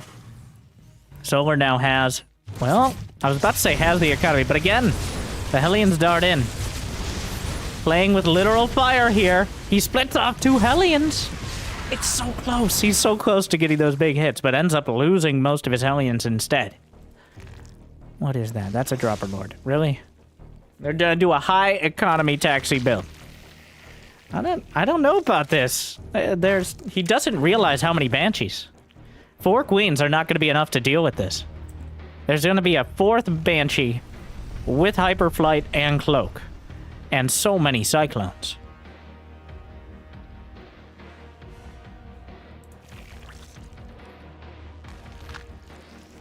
Well, both sides. Neither player knows exactly where the army is. I'm not sure who this favors. They say never base trade a Terra, but this is one of the weirdest possible base trade armies. Solar is retreating. There's nothing here. Hero Marine needs to realize this. The Cyclone's already under attack at the natural. He's going to lose him. The Banshee cloaks. The Queens inside of the Overlord. Meanwhile, back at home, he's scrambling back to defend. Is there an Overseer? Indeed there is. The Queens are being targeted. There is no creep here for Transfuse yet. Loses 1. The Banshees could come back to defend. He didn't kill any drones. He didn't kill the hatch. Hero Marine scrambling back. Gonna try to deal with this. But he may have already taken too much damage. The defense is gonna cost him. He will clean it up, but at what cost? The Banshees working through the Ravagers. The Queen's dropping out, but they're gonna get gunned down by the Banshees. I think he takes out 1. Solar building more Roaches and Lynx. 8 Cyclones at a time. Wow. There's no more anti-air here. The Banshees have free reign. That 4th command center on the way. There's creep blocking Hero Marine from re-expanding to his natural. But the Cyclones and the Banshees will clear this up. 37 SCVs down. The depot is raised within the creep, which feels like it shouldn't even work, but I digress.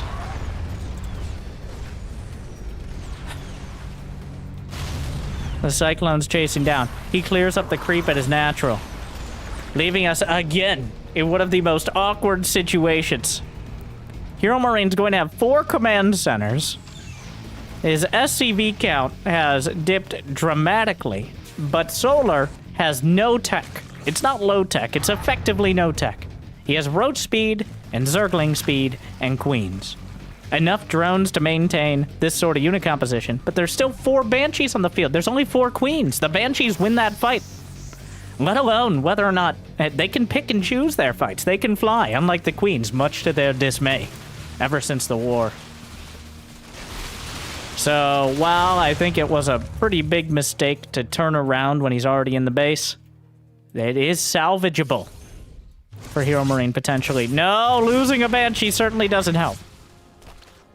He cannot afford these things. +1 mech weapons in production. I think he's scared of a potential Nidus. It's not a Nidus. He's just walking across with the queens. The supplies. A dramatic gap. You cannot be losing these Banshees! No! The Banshees are everything. Air superiority. Well, the ability to continually do damage. The Cyclone count, he has 10 of them. Against 28 Roaches and a dozen Ravagers. The boys are going to have to be pulled, I think, yet again. Corrosive Bile will land. The Queens are marching. The Banshees will be able to get some of the damage done. Corrosive Bile misses the Banshees. Orbital lifted. SCV's pulled.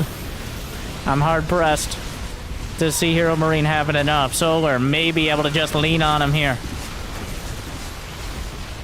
Corrosive Bile's targeting the Orbital. The Banshees trying to find an angle. The Queens are marching. Another Banshee comes up, but they're so fast, it's almost a detriment here. Hero Marine with the most microbull army you can make besides Marines. Corrosive Bile Wave catches a Banshee. And somehow he's not dead yet. +1 mech weapons helps out a lot. That applies to the Cyclone attacks with the lock-on. But just literal waves of Corrosive Bile. Mech weapons 1 done. The Queens. The Banshees are still at near full HP. Solar, now with mech weapons 1. He still has all 4 command centers here. Trying to back off. The Banshees eats a Corrosive Bile.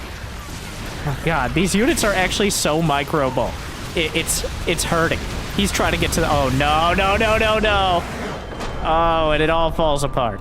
The Corrosive Biles land. And Solar is able to just force all the units to crumble. Hero Marine. The blessing that is mobility, also a curse. Just took too long to come back. And there wasn't enough to come back to. Still, the Hyper Shees and the Cyclones. A lot to handle. But at the end of the day...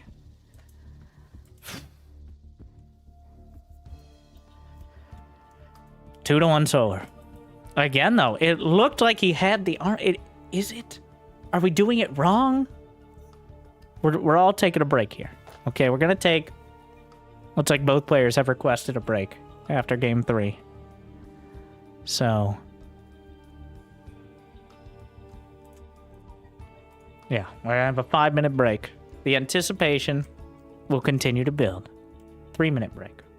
But we'll see you on the other side of that. Thank you for watching ESL SC2 Masters Winter with me, Winter, and the dramatic conclusion to Hero Marine versus Solar after this.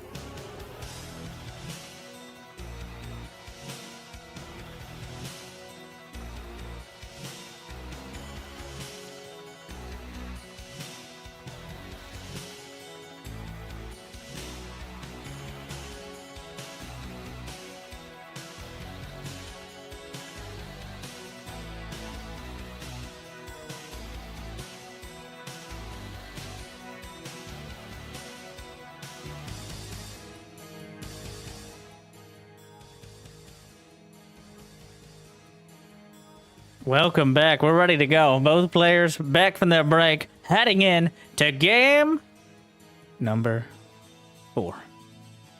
Big Gabe not quite able to hold it down, and Solar goes up 2-1 in a relatively concise series so far, but could still go either way. The last potential player to move on to the playoffs. We're loading in game 4. In the top right, we have the GSL champion. Up 2-1 in the blue. Onside Gaming's Solar.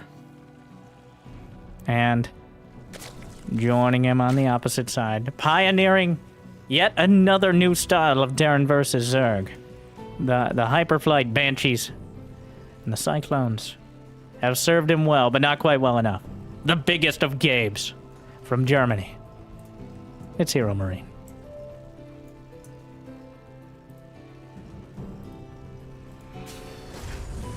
Here we go.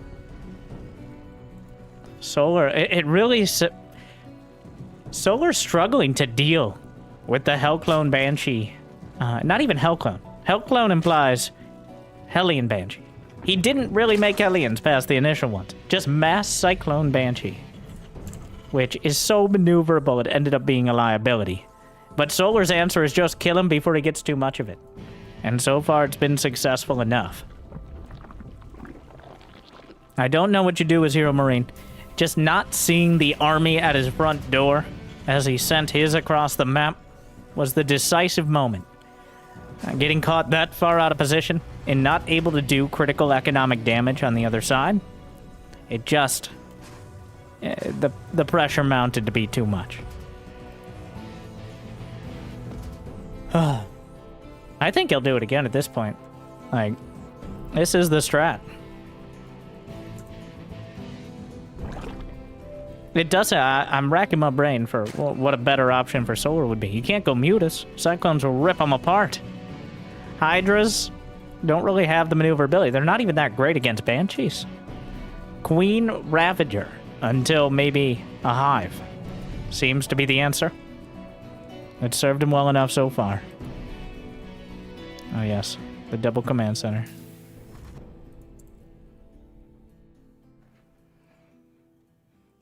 First couple Zerglings. We'll see momentarily whether Big Gabe's going for it again.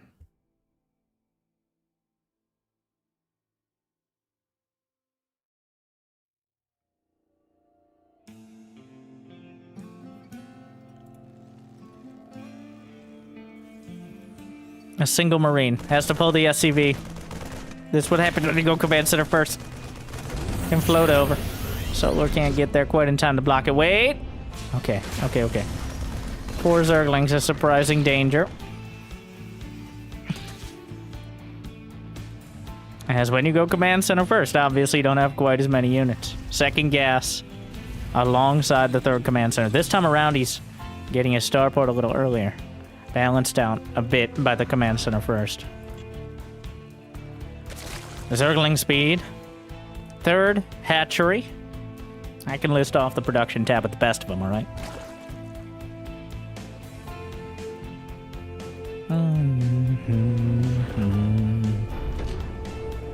And a Tech Lab starport. Cloak Banshee. Here we go. Still doesn't indicate that he's going to commit further past the first couple Banshees, but we'll see. Aliens at the watchtower.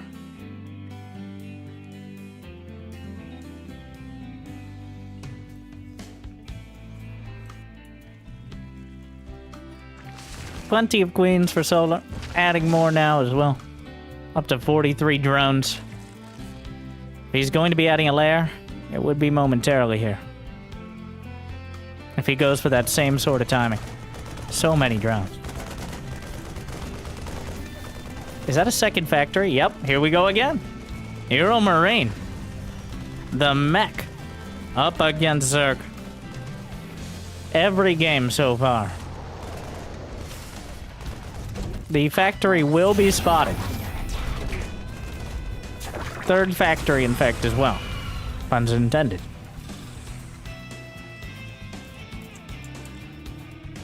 Alien's looking to take some semblance of map control back. There's on the way 4 gas at 5. All the gases for Solar. Muta? That Roach Horn is too late to be going for really anything else. There's the Hyperflight.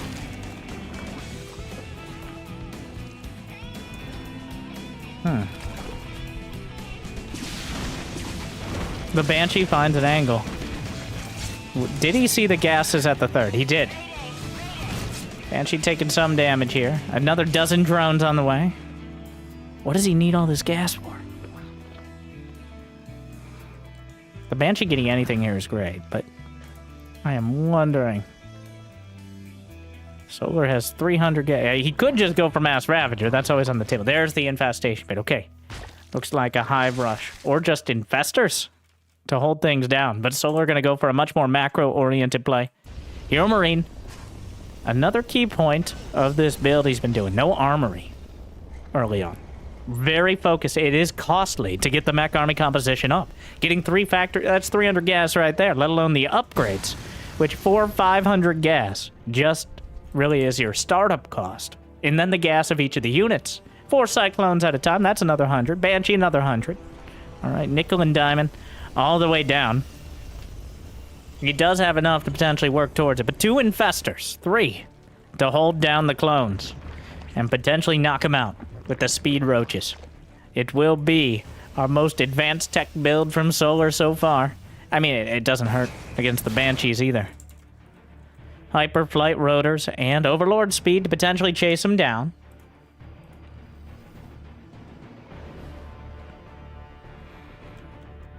Double Armory. Big Gabe going full macro. There should be an Overseer there. Indeed there is. He's just going to fly right past you. Gets a drone, gets 2, looking at 3.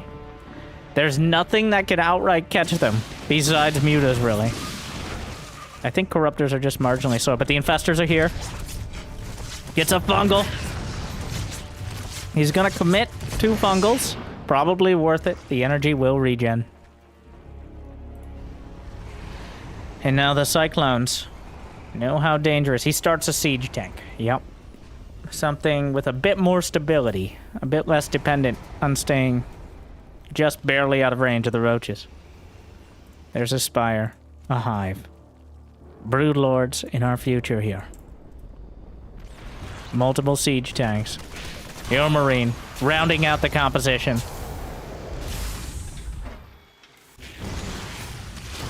The awkwardest of watchtowers. Banshees?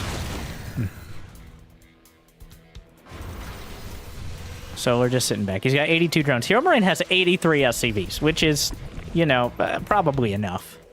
Not for him, though. He's still building 3 at a time.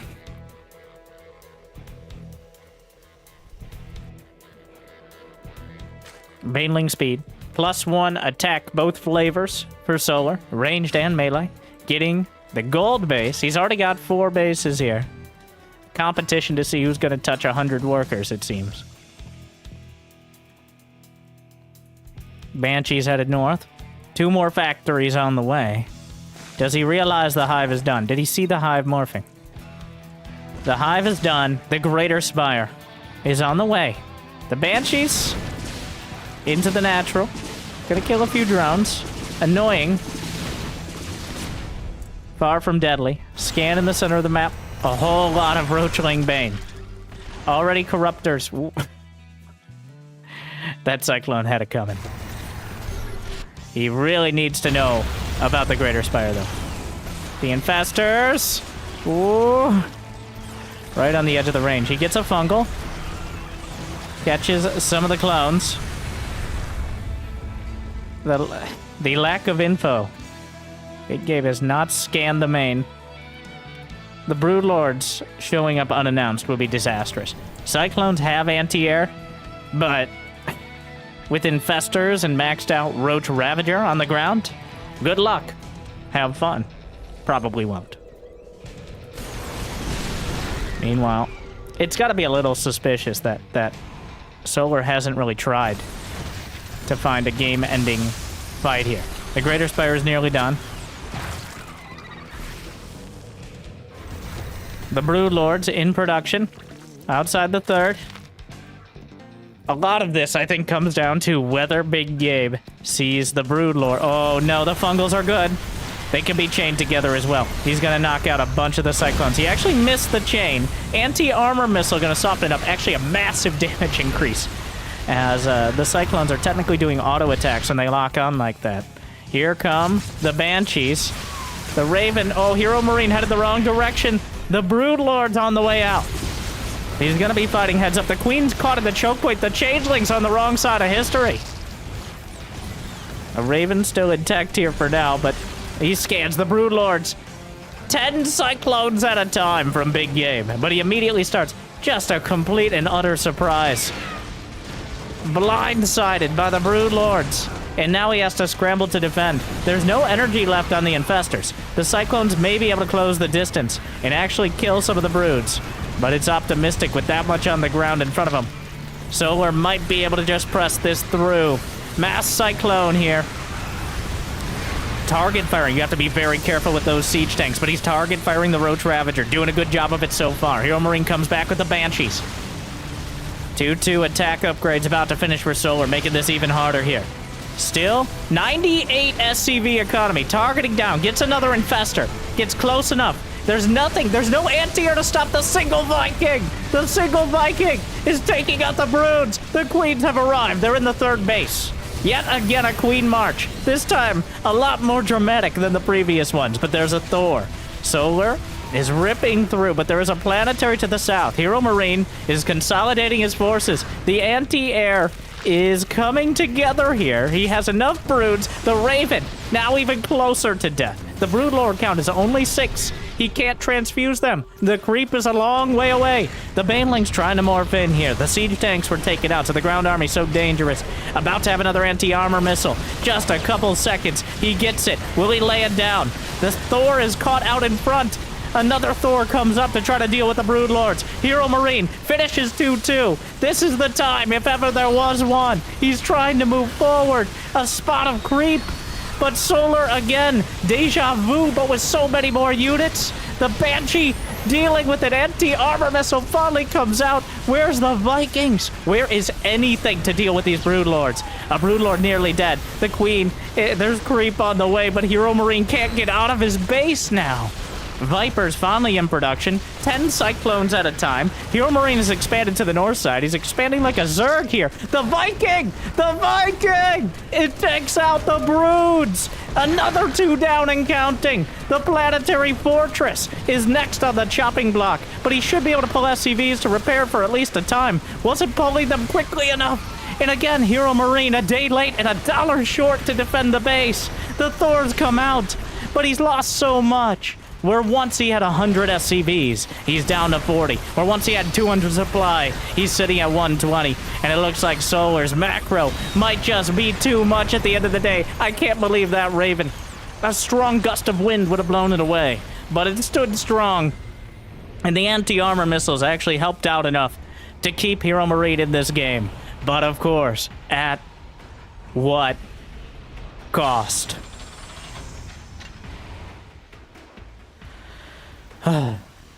He still has 6 orbitals? What? Oh my god. He still has Mass Cyclone. There were some Vipers. I'm not exactly sure how Blinding Cloud interacts with the lock-on from the Cyclones. I'm pretty sure once they lock on, they ignore Blinding Cloud. Could you repair that, Raven? It's been stressing me out so much. He has another anti-armor missile. Microing back with the Raven. Uses it. And doesn't find much. There are the Vipers on the back line. Ghosts are but a prayer here. The fact that Hero Marine is still in the game. 3-3 is about to finish for Solar. He has no Carapace upgrades, which means the Cyclones do a huge amount of damage when they're actually able to do so. Close the distance, that is. The Banelings don't know where they want to go, which means the Planetary will hold for now. He needs the Banelings to take out the SCVs. Doesn't quite find it. Finally takes out the Planetary, yanks in a Thor on top of everything, but there's a lot of Cyclones here. Corrosive Biles. Hero Marine kind of holding the line, but he did lose that Planetary Fortress. And Solar has money in the bank, 23 more roaches. There's just not enough units. Which is weird, because he has like 28 cyclones, but... he just can't stabilize. He took too much damage to the surprise broods. Just did not factor them in. And now... well, there are siege tanks. Are there any Vipers left? None with this fight. The siege tanks, huge hits on the Banelings. Thor is taken out, but the Cyclones from the north side will hold the line for now. The siege tanks doing terrible, terrible damage to those Banelings. Finally, the Viper shows up. Blinding Cloud, but yeah, the lock-on goes right through it. There's only one Viper. Orbital lands, a volley of mules. I don't think Solar has scouted this base. The lifeline for Hero Marine here. Thing is, Solar has not been touched. He can still build just as many units. Hero Marine hasn't gotten his 3-3 upgrades. The fact that he's still in the game is an accomplishment. If he survives much longer, he's actually going to have 200 supply of mech. Which, if you don't have enough Broodlords, or Vipers, or Infestors, well, that's tough to beat as Zerg. He's finally got his Carapace upgrade. 7 more Broodlords on the way. Did he scan them? No. The mass cyclone here. There is a burrowed Infestor. Corrosive Biles knocks out the tank. Scan. That one Infestor. He's waiting for the opportunity. Here it comes. Throws out a fungal. And doesn't really land it. With the Broodlords, another wave. Just as Hero Marine stabilizes, the Broodlords are back in town. He does have a little more warning here. But not very much. The tanks have to unsiege. Another Raven is out. The anti-armor missiles have been incredibly helpful. 26 Cyclones. Yanks in the only Viking. Okay, get over here. But that allows him to lock on to the Broods. Not quite enough. The tanks are a liability. He needs them to take out the Roach Ravager and the Zerglings. But they also will fire on anything close to the Cyclones. And again, the second wave of Broodlords. The Ravagers, Lings, and Banes rolling over the base to the north. And Hero Marine down 50 supply with no real answer to the Broods. Cyclones come up, they pick off one. The Queens are marching forward, hit by the tank. The tank should be taken out in turn. Here's another Viking. He has no transfuse. The Ravager Ling has finally found that base. He mined out the entirety of the gas. Targeting the Viking here. The Queens will die, but the Viking is taken out in turn. And Hero Marine is not dead. But he just hasn't found any breathing room. Solar is continuing to flood the field. Ravagers and Lings, more than enough. JJ Solar takes it 3-1. One of the most interesting Terran versus Zerg series I've seen in quite a while. But Solar's macro is more than enough. So many times it felt like he just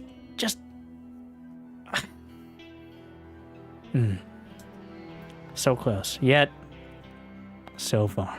Not surprising to see Solar break through to the playoffs. But unfortunate, big game.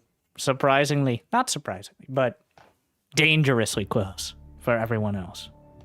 Really like that style, though. Fun to watch. Something a little different. Glad to see it. But, oh, apparently, I was about to say that was our last series. But we may have one more lined up depending on the schedule. But hopefully you've enjoyed the commentary. We got maybe one more.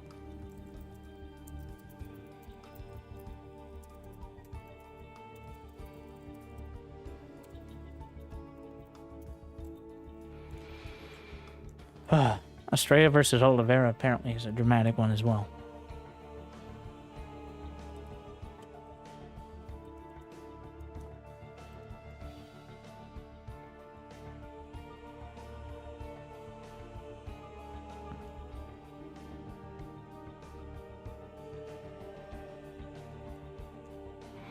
But we will see. I've got to get the word on this one. Beyond versus GuMiho, apparently. Wait, did GuMiho beat Creator?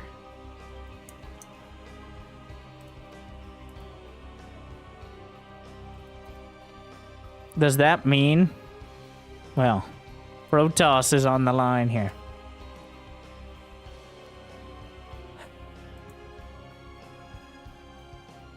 Beyond versus GuMiho. Classic is up 2-1 on Lambeau. We just saw Solar take out Hero Marine.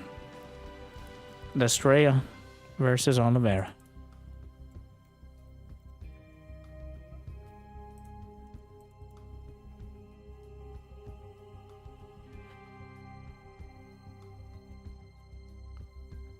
All right.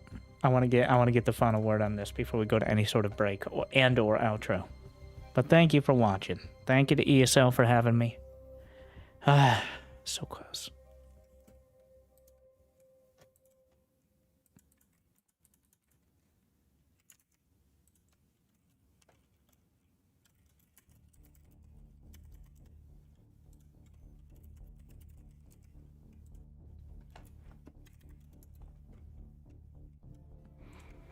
Hero Marine having some of the most entertaining games of the tournament, I will say. You know, it's always a bit weird for me, as sometimes I try not to spoil myself on tournaments, so I can cast them from replay for YouTube later, but always fun to do it live.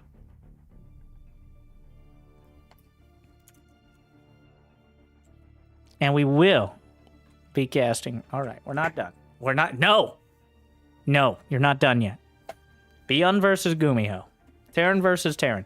So the last series I cast in TVT of Beyond, he killed Spirit in 10 minutes with 5 Reapers. Total. That was the total number of Reapers between both games. I think there was a Hellion or 2 as well, but it wasn't really relevant. So, with that said, we're not quite done yet. You're not done with me. We still got 2 very, very different Korean Terran players in TVT. Beyond versus GuMiho. And we'll be right back for that final series. Thank you for watching.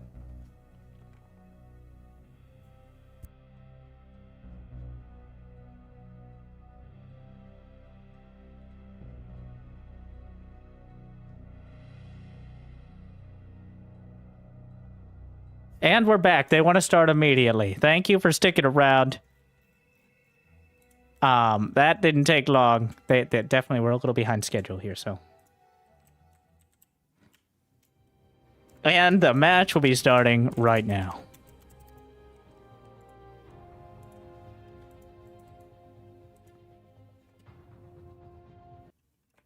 Yeah, we're loading in. More Terran.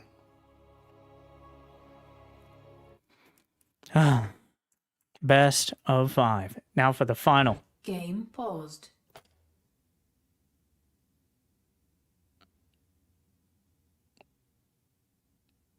Nobody heard that, right?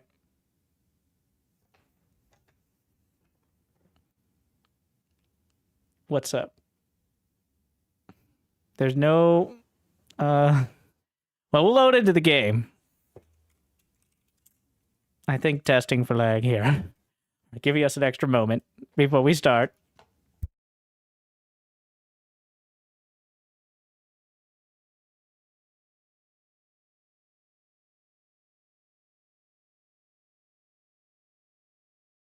All good. No.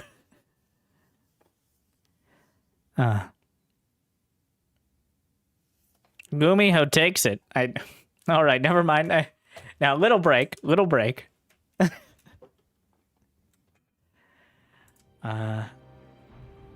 Okay. So close to just smoothly getting into the game. And okay. All right. I'm gonna take it from the top. TVT. I don't know. Now, I expect 2 games of this series to end before the 6-minute mark, and 1 game to go over 30 minutes. All right, which ones? I'm not going to commit to that. Are there going to be more than 3? I'm not going to commit to that either, but I'm hedging my bets. It's working now. All right, I had to turn it off and on again. Unplug your headphones, plug them back in.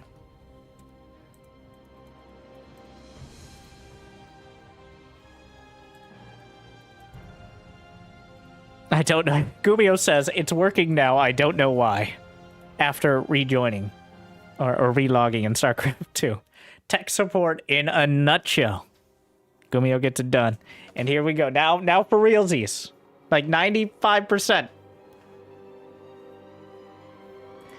Can't 100. We gotta get through the first 5 seconds before we commit to that. But GuMiho versus Beyond. The last chance to make it through to the playoffs. Starting right here. Right now.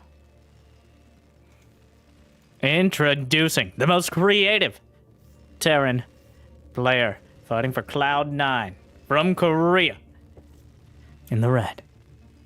It's GuMiho.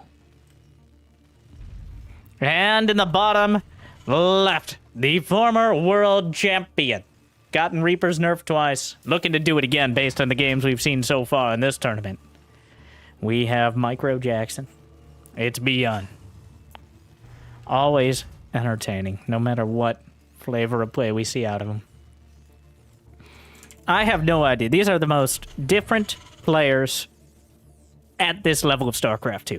It is a mirror matchup, but I think Beyond and Cyril have more in common than Beyond and GuMiho somehow. I don't know if Cyril's the best. Maybe more like Raynor. With that kind of micro-oriented style. But GuMiho favors the creative builds, the strategic timings. Beyond doesn't really care what his build is as long as he gets to micro his way out of most situations. Alright, I'm pretty convinced sometimes Beyond just has a unit he wants to build, which is almost always Reapers or Marines. And then he builds it until it either works or it doesn't.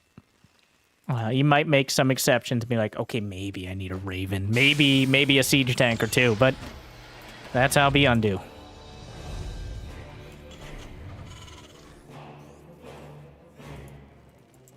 We're on Radicid Station, which I don't think I've ever seen TVT on this map.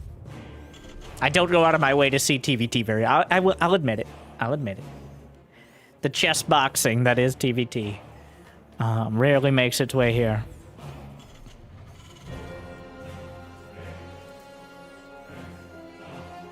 Will anyone scout? The first Reaper will look around for proxy ranks. There is no real opportunity to sneak in with Reapers. There is no Reaper jump location. The only place you can get in is right there. At the natural. So you can essentially wall off 3 bases with just that single ramp. Assuming you cover the air, which is assuming a lot, by the way.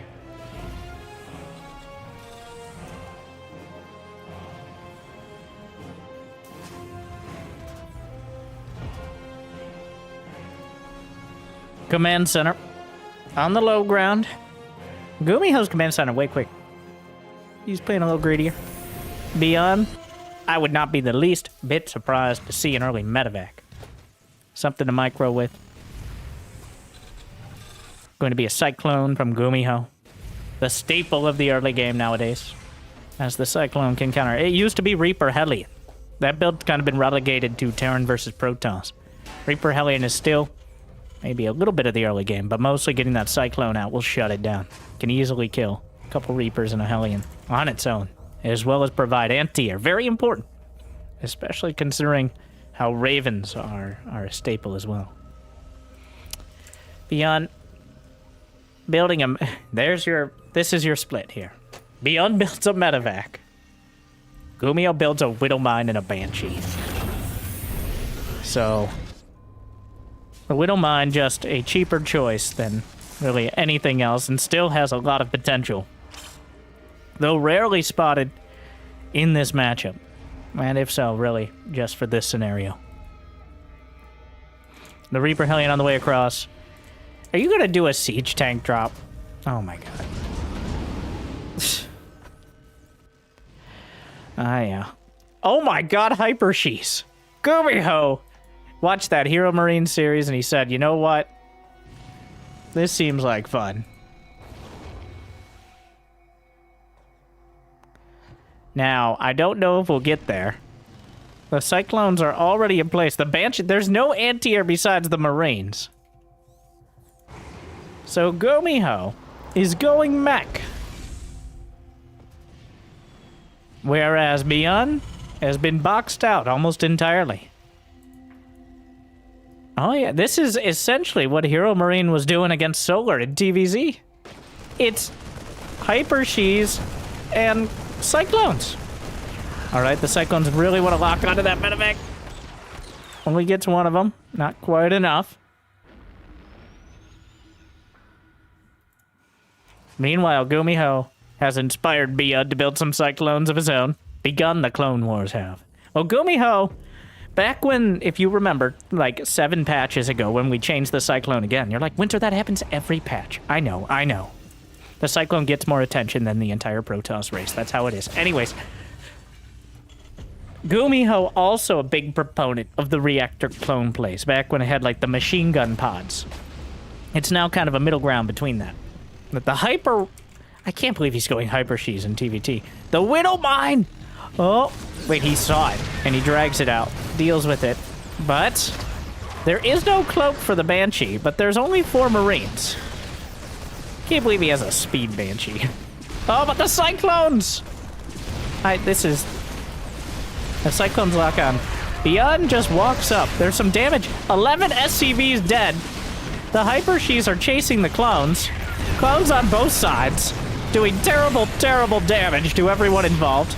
Clone on clone action. Okay. 37 to 35 workers in favor of GuMiho. Beyond doesn't have a 3rd CC done yet, though he is building it outside on location. 3 factories coming up for GuMiho. Beyond has not added production yet. You know what? I'm awarding the lead to GuMiho. He has his infrastructure, he has the economy, and he already has most of his tech online. Whereas Beyond now just sending out multiple Ravens. And now, he could kill a dozen SCVs with it. But this also risks the Ravens. With that many Cyclones on the field, he's getting Hurricane Thrusters. The Cyclone speed upgrade. I've seen some people complain that Cyclones have treads, okay? They don't have thrusters. Well, just strap a rocket to the back. It'll probably go faster. I'm starting to think this game isn't very realistic.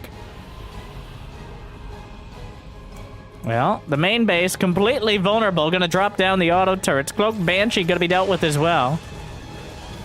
Adds on double armory, but the auto turrets will delay that a little bit. Just slaps down the turrets on the way by. 3 SCVs down, but wait, there's more opportunity here. Sees the 3rd base at the pocket.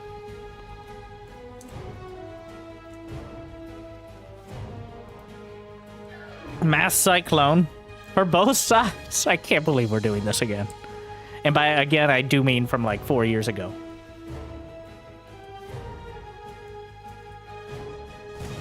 Auto turrets starting to grind back some of that lead, but Beyond, your command center is right there. Well, so, oh my god.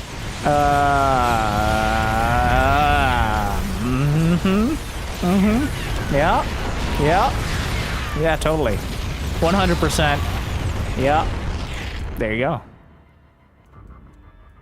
Beyond wins the fight, but the war still very much in doubt. 11 SCVs down, leaving GuMiho with a significant lead. And again, we got to go back to the product. Oh my god. Oh my god. Oh no. The upgrades are about the same time. The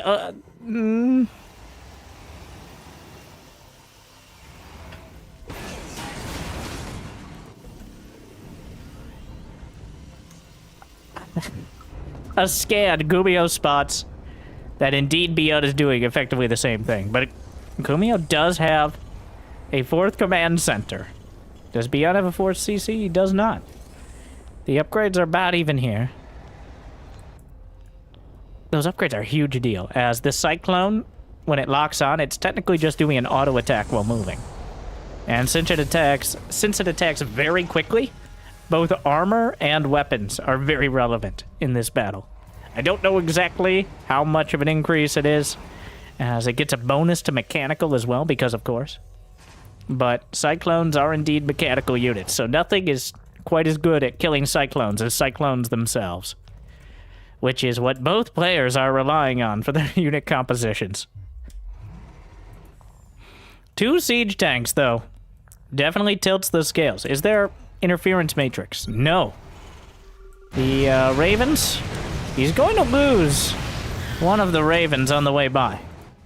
A single, remember Hyperflight Banshees? GuMiho did. It's been a while since we've seen a Banshee here, not because it's been cloaked. Viking coming in, dealing with the Raven. Looks like Beyond, or GuMiho at a 1 second upgrade advantage. Not going to be able to use it. Okay, just mining from the mineral wall here. But the Banshee gets a few kills. The cloak. Very awkward fight there.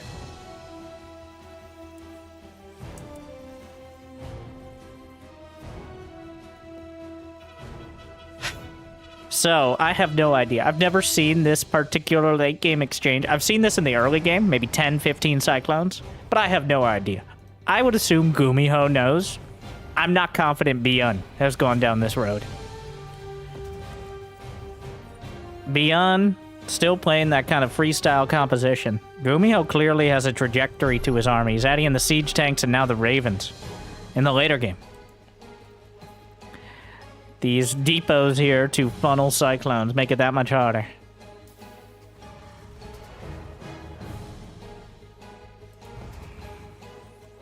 GuMiho up 20 supply now. A few more SCVs go down to another Hyper She.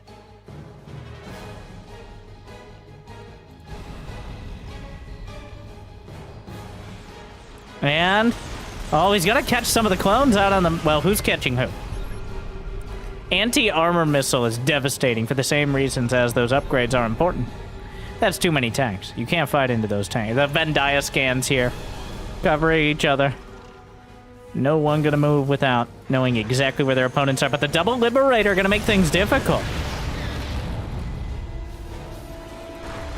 Banshees, well, Banshee chases down the Cyclones. There's no scan. Liberators.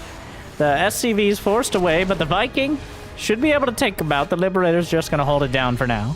Beyond, out on the map with Mass Cyclone. He's building some siege tanks of his own, but the siege tanks of GuMiho are very slowly, yet very surely, making their way forward. 25 Cyclones to 10, but 9 siege tanks now to 6.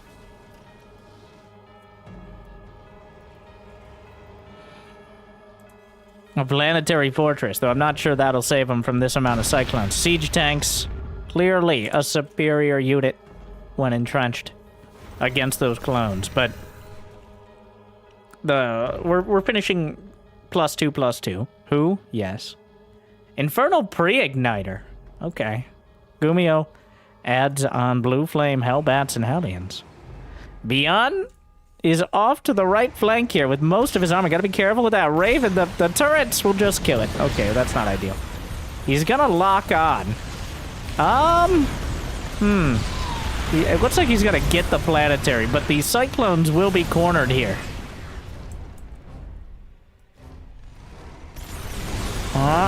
Anti-armor missile.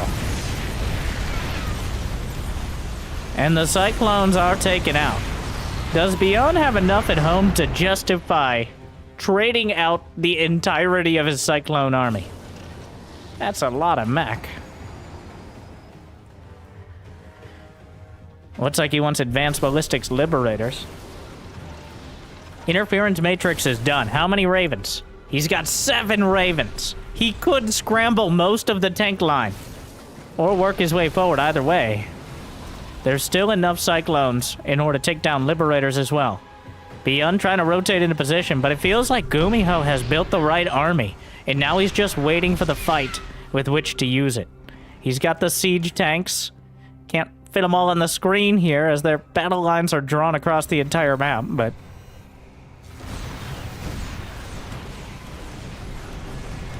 wow, those rocks just imploded. Could use some mules to open it up. Beyond goes around to the north side. Oh, a couple siege tanks already knocking into the Cyclones here. Liberators will siege up. GuMiho pulls back. The tank lines are drawn. 3-3 on the way for GuMiho. He scrambles one tank, the rest are on siege. Anti-armor missile on the Cyclones. The Liberator sieging up, but easily dealt with. Interference Matrix locks him down. And now more siege tanks on the high ground, but GuMiho still has energy. He's still working. Scrambles 2 more. And the mech army is working its way forward. Beyond sieging up to the north. But more tanks. He just keeps dealing with it. And GuMiho marching through. Clearly with a better command of the mech. Another triple scramble. Interference matrices locking down the army, and now GuMiho is on top of the production. Beyond just not confident with this army composition, and GuMiho is putting on a clinic of how to maneuver this Raven Cyclone army. GuMiho with a decisive victory in game number 1. Wow. Beyond looked like he was doing a poor impression of what GuMiho was doing on the other side of the map. Yes, it's a very different map. Yes, it is a very different build than you're used to seeing. But GuMiho getting a game to start is a big win for him. I think Beyond is favored overall in this series, but GuMiho definitely with a better command of the mechanical army. And so interesting to watch. Using those hyper shees even after they're shut down. Wow. And now we're going to Equilibrium? What? I think this may be the first time we've seen this map. I don't think I've cast this map the entire tournament. Nobody has picked it. And now we're seeing the 2 most dramatic maps as the first 2 games. All right, well, here we go.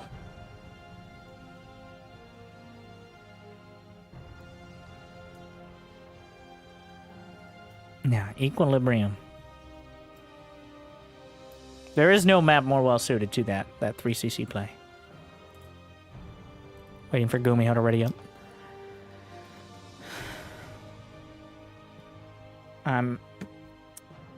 Well. I wasn't sure if Beyond had just a different take on that Cyclone style. But no, it feels like GuMiho was leading and Beyond was just following, trying to catch him off guard. But that's not the kind of army it really works for. It's not Marines. It's not medevacs. Like, it's a pretty known quantity. Siege tanks and Cyclones.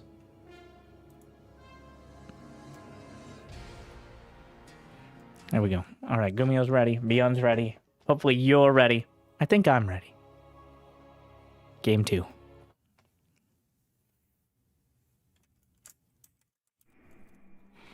In the top left, we have from Korea in the blue, Team Shopify. It's Beyond. And at the top right, for Cloud9, the Mech Terran GuMiho. Just, it's so impressive to see. Like I said, Beyond just freestyles it and GuMiho plans ahead.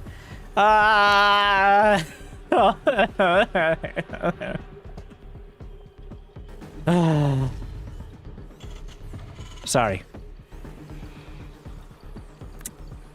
Well, Beyond has decided it's Reaper time. No, Beyond, no! I'll get it nerfed again. It's alright if you do it to Terrans. Moving on. 2 Rex. I mean, there's not much more to say. He's going to build Reapers. He's going to micro them better than anyone else in the world. And will GuMiho have the answer in time? That is the only question here.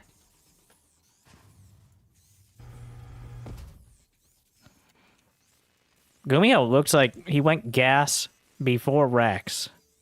Or Beyond just cut SCVs to get these. I think he did. But either way, a Reaper is already building by the time GuMiho finishes his Rax. He didn't scout. This could be a very quick game to make up for that game. Oh, God. Oh, he might just be dead. Oh, no. I'm not a mathematician, but last I checked, 2 Reapers is indeed superior to just 1.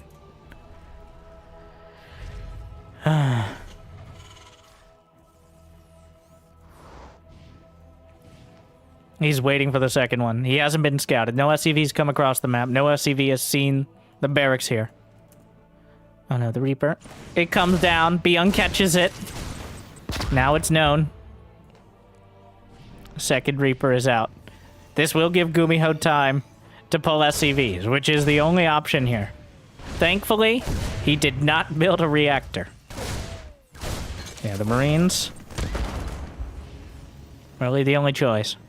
But it's gonna get worse before it gets better.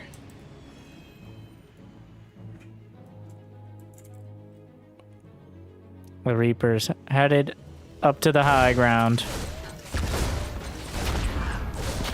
Not killing too much yet, but on top of it, kills the Reaper, loses one. There's a Hellion on the way. Unfortunately, not a Cyclone for GuMiho, but the Hellion builds faster, it's cheaper. Gets it out. Now a Cyclone. So far, not devastating damage.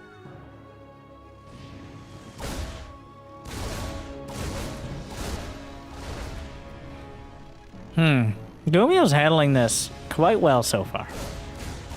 Byung doesn't really have a follow-up. He's got the commands that are on the way, but he's still just building Reapers. If that Cyclone comes out, and it will come out, does GuMiho try to save his base? No, doesn't bother. A barracks will be lifted to see. I'm surprised he doesn't send it in towards the main, but the Hellion, great reaction time. GuMiho trying to bait him in. Now this barracks will scout the Cyclone.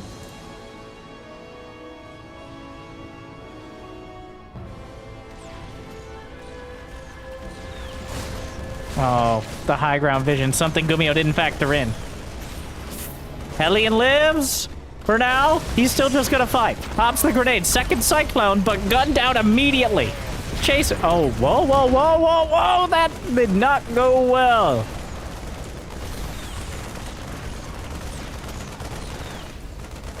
Huh. Oh, that was a disaster. He lost all 6 Reapers. He killed a Cyclone. He delayed the command center. But he lost way too many Reapers. Thank you. That second Cyclone popped out at the perfect timing. And now here we are. The Clone Wars yet again.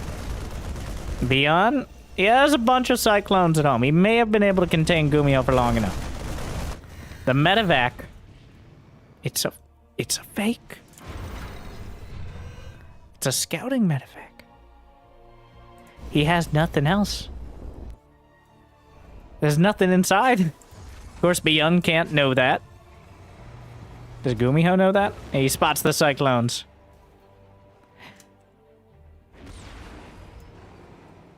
Byung sits back, ready to deal with it, but there's nothing to deal with here. Just scouting with it. Why not? It does have that afterburner.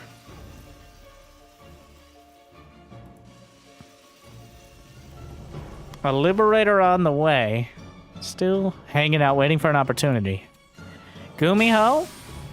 It does feel like GuMiho is just more comfortable. Byung keeps trying to find damage, and GuMiho just calmly deflecting.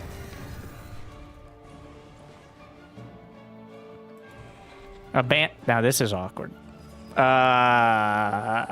Hey, wait a second. Not sure what the Banshee's doing back here. I think I select all RV key. Oh, Cyclone takes a hit. Cannot afford a second. Still gonna lose some of these. Kills. Oh my god. Meanwhile, the Cyclone's at the natural. What is the clone count? 8-7 in favor of Byung, but the medevac kind of, yeah, tilts things. The medevac, a very helpful tool, and actually GuMiho. Oh my god, he's dodging the hits. Yeah, you might be good at Reapers, but GuMiho, the attack of the clones. How does 6 Cyclones dead to 3, and one of them died to Reapers. So 6-2 was the count here. The Banshees are still dangerous as well. He does have Cloak, so even though there are Ravens on the field, he needs them nearby to help deal with it. And the Banshees can fight the clones. Well, they can't fight the clones with the Ravens right there. Like, if they both have clones, it gets a little complicated. Yeah, GuMiho getting a bit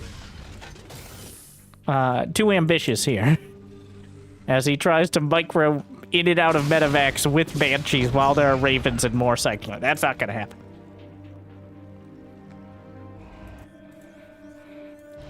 Beyond has 3 CC. Oh, is this how we play TVT now? Is this what's happening? Hyper She's on the way yet again for GuMiho. He's building on location, but Beyond does have more workers. He does have those factories up. He has that advantage he didn't have in the previous game, which is the infrastructure and the level of production to just bring to bear. Still, though, GuMiho, clearly more confident in the Cyclone micro. That's such a weird thing to say, but some very impressive clone micro so far. The Banshee, Cloaks, doing its best observer cosplay here. Working on some of the SCVs. Picks maybe the only ones he can't kill. Hyper She's completed. He does have 2 Banshees. They can chase down Cyclones, I guess. I'm not sure what the difference is after Hurricane Thrusters. But Beyond is now mining from his 3rd.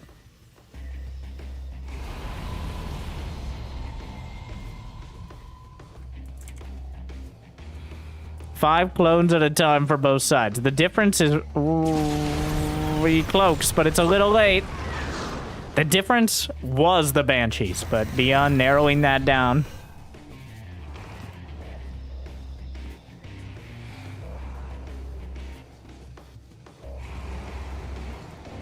More Banshee. I think he's just trying to keep him busy. Yeah, the Cyclones again. The double scan. That's something. Cyclones. Oh yeah, there are rocks here. Scans on both sides. GuMiho just slapping down the gold base on location. Oh, I thought it was a battle cruiser. No, it's a barracks. Slightly slower than a battle cruiser. Another Banshee. Just kind of almost like a creep wave sent across. Oh no. 2 clones passing in the night. This is gonna get super weird. Here we go. On the other side, Beyond is coming back. He wants to crush this. But, well, now he's decided to go the other way. GuMiho knows exactly what he's dealing with. Does he have anything in the main? He's building 2 commands, so he's got a siege tank. He has a siege tank. Cyclones into the main. And GuMiho is chasing the SCVs down. Is there interference matrix? There is. He snipes off a Raven. If he gets both, that siege tank is invaluable. Beyond doesn't know about the 3rd. Oh my god. He might give it away with that Marine. Where did that Marine come from? I think he would have checked anyways. GuMiho is forced to lift the command center. Does he lock on? He goes for it. The SCVs will try to repair. They will successfully do so. Auto turrets in the front. Begun the Clone Wars have. The SCVs are pulled. They get slaughtered as well. GuMiho losing so much here. 33 SCVs down. Trying to chase down the Cyclones. But I think the numbers are just not looking particularly great for him.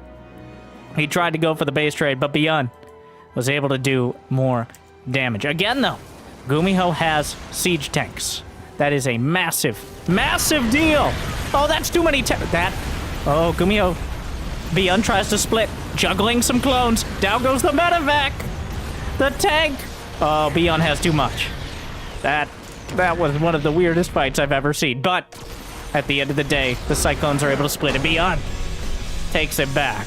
It's 1-1, but what a mess it was. 30 clones to 34 off the Proxy Reaper. I have no idea what we're doing anymore in TVT. I barely had an idea before, but it's gone. It's out of here. Beyond able to maintain map control until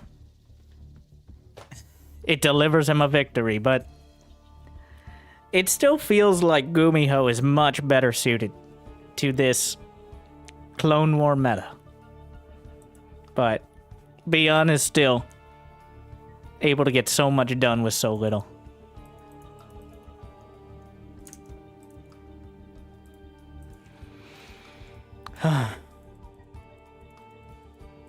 I don't know. We're going into Alcyone. Cyclone by another name. I can't not see Cyclone when we open up this map. It's always been like that. We'll see, all tied up. My brain breaking a little bit more with each game. We got 2 minutes until this game starts.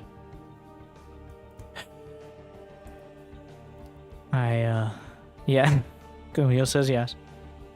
And I believe this is our last series before the playoffs. All right, a quick break to collect ourselves, to contemplate our existence, and then ignore it by watching some great StarCraft. We'll see you on the other side. 2-minute break, and then Game 3, GuMiho versus BM.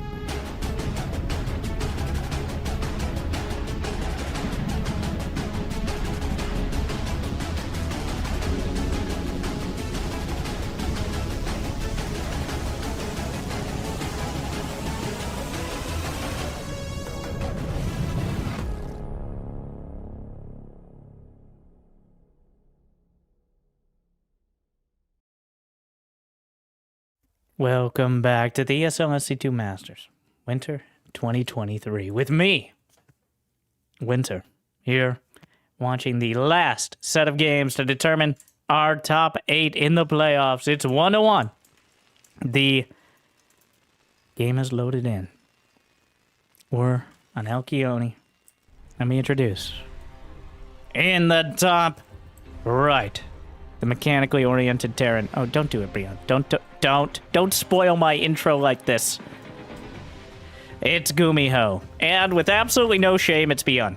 Another proxy 2 Rex. Here we go. We took a 2-minute break so that way Beyond could decide to proxy 2 Rex again. How exciting. Of course he is. It's Beyond. It worked out. He has 100% win rate in this series when starting with a proxy Rex. So the numbers don't lie. And they potentially spell disaster for GuMiho.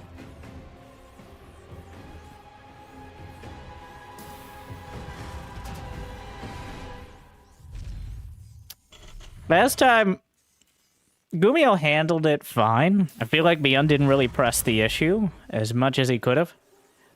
Cyclones ended up coming out at perfect timings in order to defend. And in fact, catching Beyond a little bit off guard, losing most of his Reapers. But the damage was already dealt. He had to delay his command center. And that delayed the rest of the economy and the timings to the point where GuMiho really never had any options. He had to play catch-up the entire time. Well, SCV, he's gonna scout around his natural. This is the extent of his due diligence here. It's like, I'm gonna scout around the natural. Okay. Well, here come the Reapers.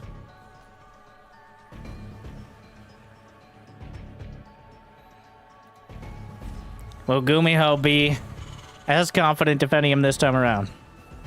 He's holding on. He hasn't been scouted. GuMiho did not scout this game or the last. Maybe this is inspiration to do so. Oh no, get out of there. He's losing. Oh my god, Beyond runs up on him. Second Reaper comes out. Oh no. Oh no, there's nowhere to run. He's done. Oh no, that might... The Marine comes out barely. But 2 Reapers already. Losing that first Reaper is potentially the game. But he loses a Reaper in turn. But there's nothing building out of... I just started the Hellion. It's scaling. The command center. Oh my god, if the command center could finish! At least it won't be killed, but... Now... Well, Reapers. He's already softened up a bunch of the SCVs. Hellion comes out. Doesn't quite get that last hit. Things are going from bad to worse. Beyond is pinpointing it here. He may lose 1 Reaper. He kills another SCV. He just wants to cut the ribbon on that command center. Oh no. Another Hellion will pop out just barely in time. More Reapers coming in. Gets the Hellion. Bouncing the SCVs around. Looking for another Hellion kill here. And may very well find it. Kills another Reaper. If he could repair the Hellion, that would be incredible. But he doesn't get the shot. The Reaper still going to work. Oh my god.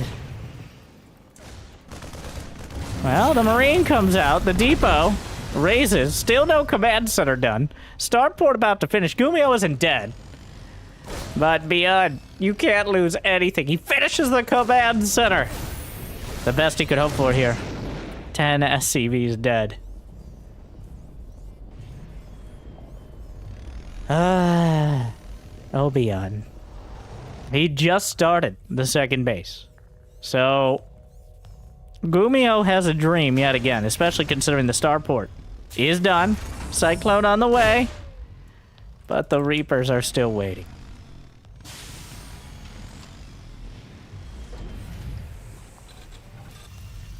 Beyond. Third command center, okay. Well, he's kind of stopped producing units in general. Banshee, headed out. He wants to just deal with the Reapers directly. You know, I think he did enough damage. I think it's probably too much. But we'll see. The game will go on. The Banshee hunting the Reapers. We'll get one. But he does, of course, show his hand. And here we go again. Reactored Cyclones will be the ticket. The fact that Beyond realizes he can go 3cc behind this.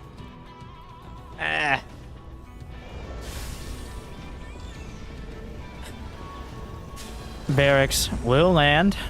The one from across the map, of course. And now, what does GuMiho have?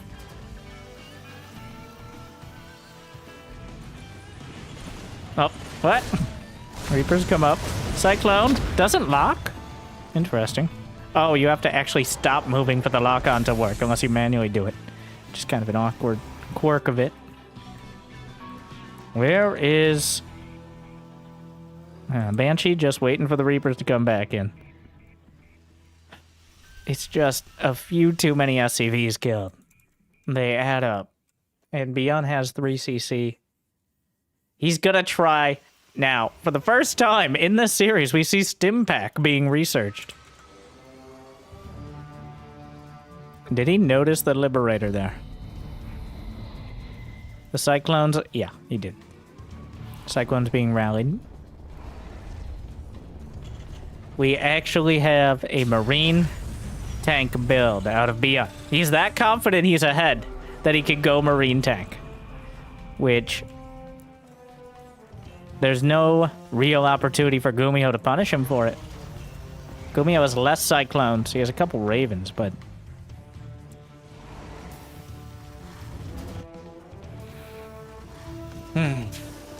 I think GuMiho's just going to try to drag it out. Maybe drag the game as far as possible. The SCVs actually unsieges the Liberator. We'll save it. Double engineering bay for Beyond. And now we see how the Cyclones stack up against the Marine tank. I think poorly, considering the level of production. And the Liberator coming in. Oh, didn't quite siege up, which means it's still able to escape the lock-on. Sieges up in the corner just to make sure it doesn't get stuck in a bad spot. Another factory on the way. Does GuMiho know? No, he hasn't even seen the main. This is the first time he's seen the base in the game. He sees the engineering bay upgrading, which tells a story. But what can he do about it? I think GuMiho's best chance is if this game goes a lot longer. Because Beyond will have all the mobility. Just getting factories is expensive, 100 apiece in the gas, and of course 150 minerals. So the overhead cost of the mech army and then the mech production is usually the limiting factor. A scan. He spots, indeed, the barracks. Gonna try something. How many tanks? 0 tanks. That's not very many tanks. So, some opportunity here. Liberator siege is up. GuMiho reacts, but he reacts too well. Didn't... He's got to go and he's got to take... No, watch out, watch out! Oh, no. Oh, no. Things like this add up so quick. Anti-armor missile gonna try to fight auto turrets, but Beyond still has plenty of Cyclones. The Marauders are being healed through a lot of it. GuMiho will take something resembling a winning fight, but it will cost him most of his units, and he did it seconds before the 1-1 upgrade's completed. This Liberator is... It's not a thorn, that's a spike in his side. Finally, another Cyclone comes up to deal with it.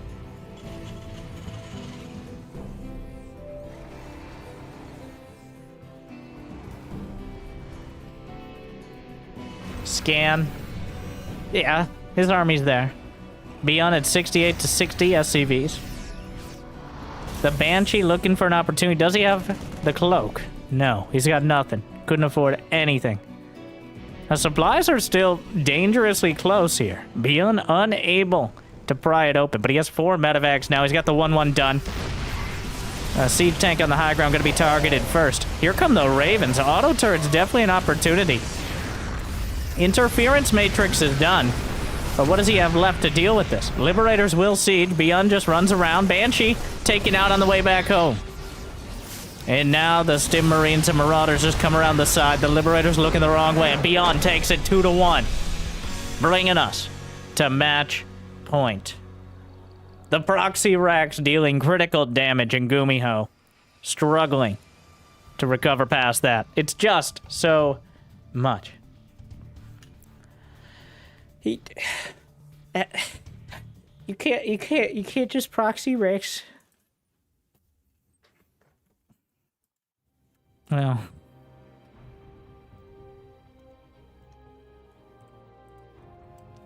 apparently he can. When Beyond does it, it's not illegal. Also, GuMiho did not SCV scout at all in 2 games in a row. Does he SCV scout? The thing is, does it help? Because sometimes you'll SCV scout, you scout it, but there's so much flexibility. And when you can rely on your micro to the extent that Beyond does, if you build bunkers, he's just going to go around, he's going to take 2 bases behind. If you don't, then the Reapers are going to get in. Just these little tiny advantages. Okay, not so tiny, but these little advantages adding up so quickly. And this is why GuMiho clearly has a great grasp of the strategic Terran. But everyone has a plan until they get punched in the mouth. And that is Beyond's strategy right now. Is come in punching and never stop. Because otherwise GuMiho may actually get a mech army and beat him like he did in Game 1. Moving into Game 4! Potentially our final match of the series on Hecate. Best of 5. Beyond in the bottom left, up 2-1.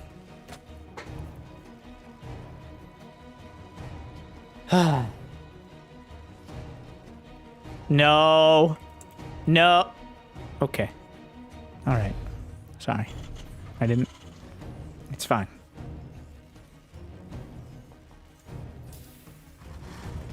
We're staring at the menu. Yeah, GuMiho's on the other side, but... Okay. All the SCVs are in his main base for now.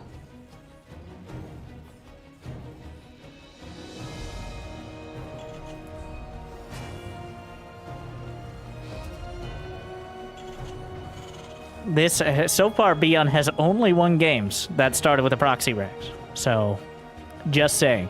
Not quite the sample size that we can call a statistical certainty, but double gas, just 1 gas for GuMiho.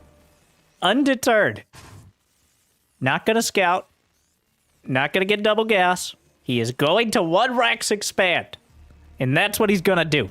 A Beyond like hubris here. He's got his build and he's sticking to it.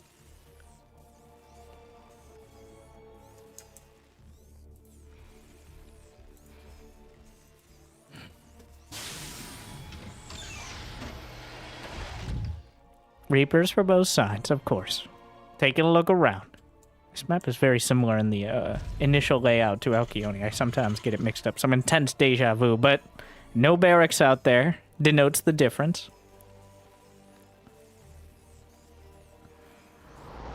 Factories on the way. GuMiho's a little later. Has 1 gas, of course. Limits your opportunity. Beyond taking a look around. Now, what if GuMiho played the Uno reverse card with the proxies? Beyond a bit of projection here, looking for those barracks.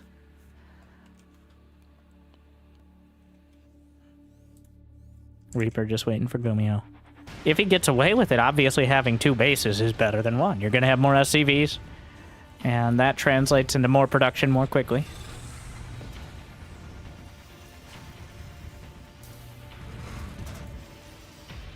Beyond, though, the starport is really the first concern here. I wouldn't be... If Beyond figures this out, and he will, with these 2 Reapers, he's going to figure it out. This is likely going to be a medevac situation. Get the medevac, get across the map, try to micro your way into an advantage. The command center finishes at the last second before the Reapers come through. A Marine. Beyond losing 1, taking a lot of damage. He can't continue his efforts, and the Cyclone pops out. He locks on to the Reaper and knocks him out of the game. Okay, GuMiho gets his command center done. Doesn't lose anything significant to the Reapers. A good start. And there's that medevac either way. Though losing the Reapers definitely blunts the potential of the medevac clones. Here we go. It's going to be Banshee versus medevac. No reactor yet. GuMiho gonna sit down over onto it. And start pumping out the clones himself. Here we go. Now, it's 2 Cyclones to 2 Cyclones. The medevac does afford a lot of that micro ability, but it's also a liability in that it doesn't shoot at the Cyclones, unlike a Banshee that's about to come out for GuMiho. The clone drop on its way in, but the clone's in response. And nothing. And he's just gonna back off. Risky business.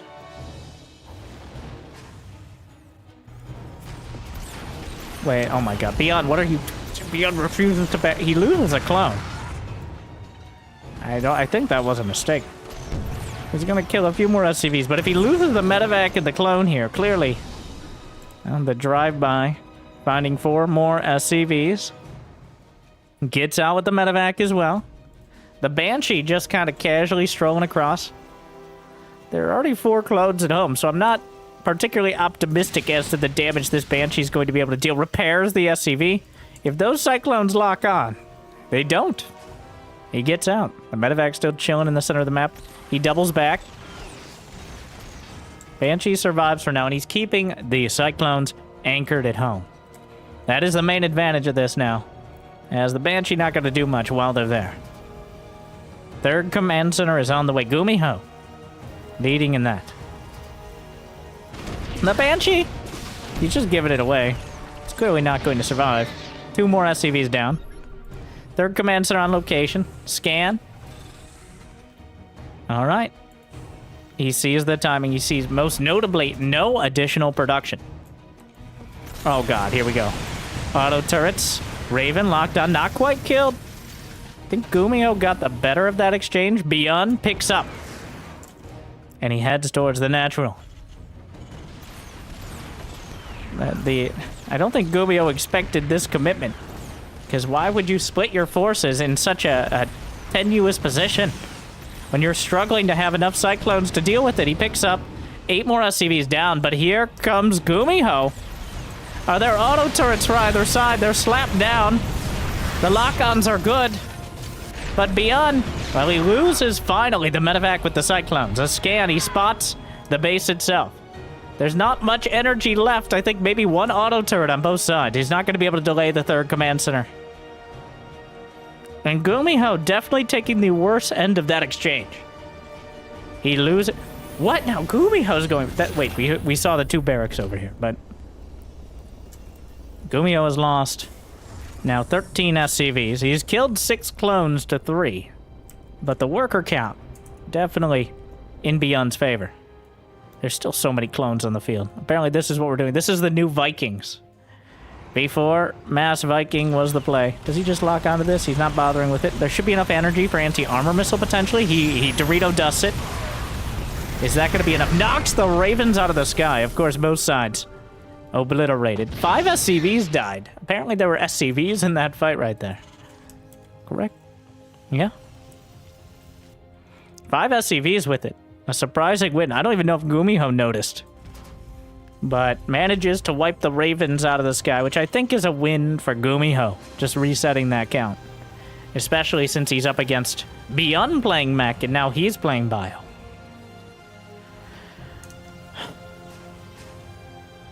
What an exchange. 5 clones at a time for Beyond. On the bridge here, the Cyclones struggling to maneuver. They don't have speed yet. Oh my god, the Ursadak. No. A scan. Headed in toward it. He's gonna commit. They're Marines. They don't have stim. If he could get stim. The Chew Toy Depot working out. The tank. The tank. Oh, he's just going in.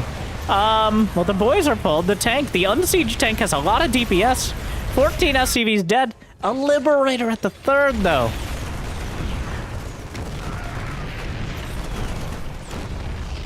GuMiho loses a lot of SCVs, but cleans up the army yet again. Wait, there's Liberators on the other side. 1 knockdown, 8 SCVs so far. God, they just keep stabbing each other in the eyes. It is relentless. Another scan towards the main. The Liberator coming in. A Marine. A few more Marines. Actually should be able to take it out. The clone still the main brunt of the army. Spots the tank sieging. Beyond actually took a 4th base on location. Feeling confident. A scan. That siege tank gets a hit. Big hit there. And 1-1 about to complete. The Marines don't have any medevacs. But the Marines themselves could help out.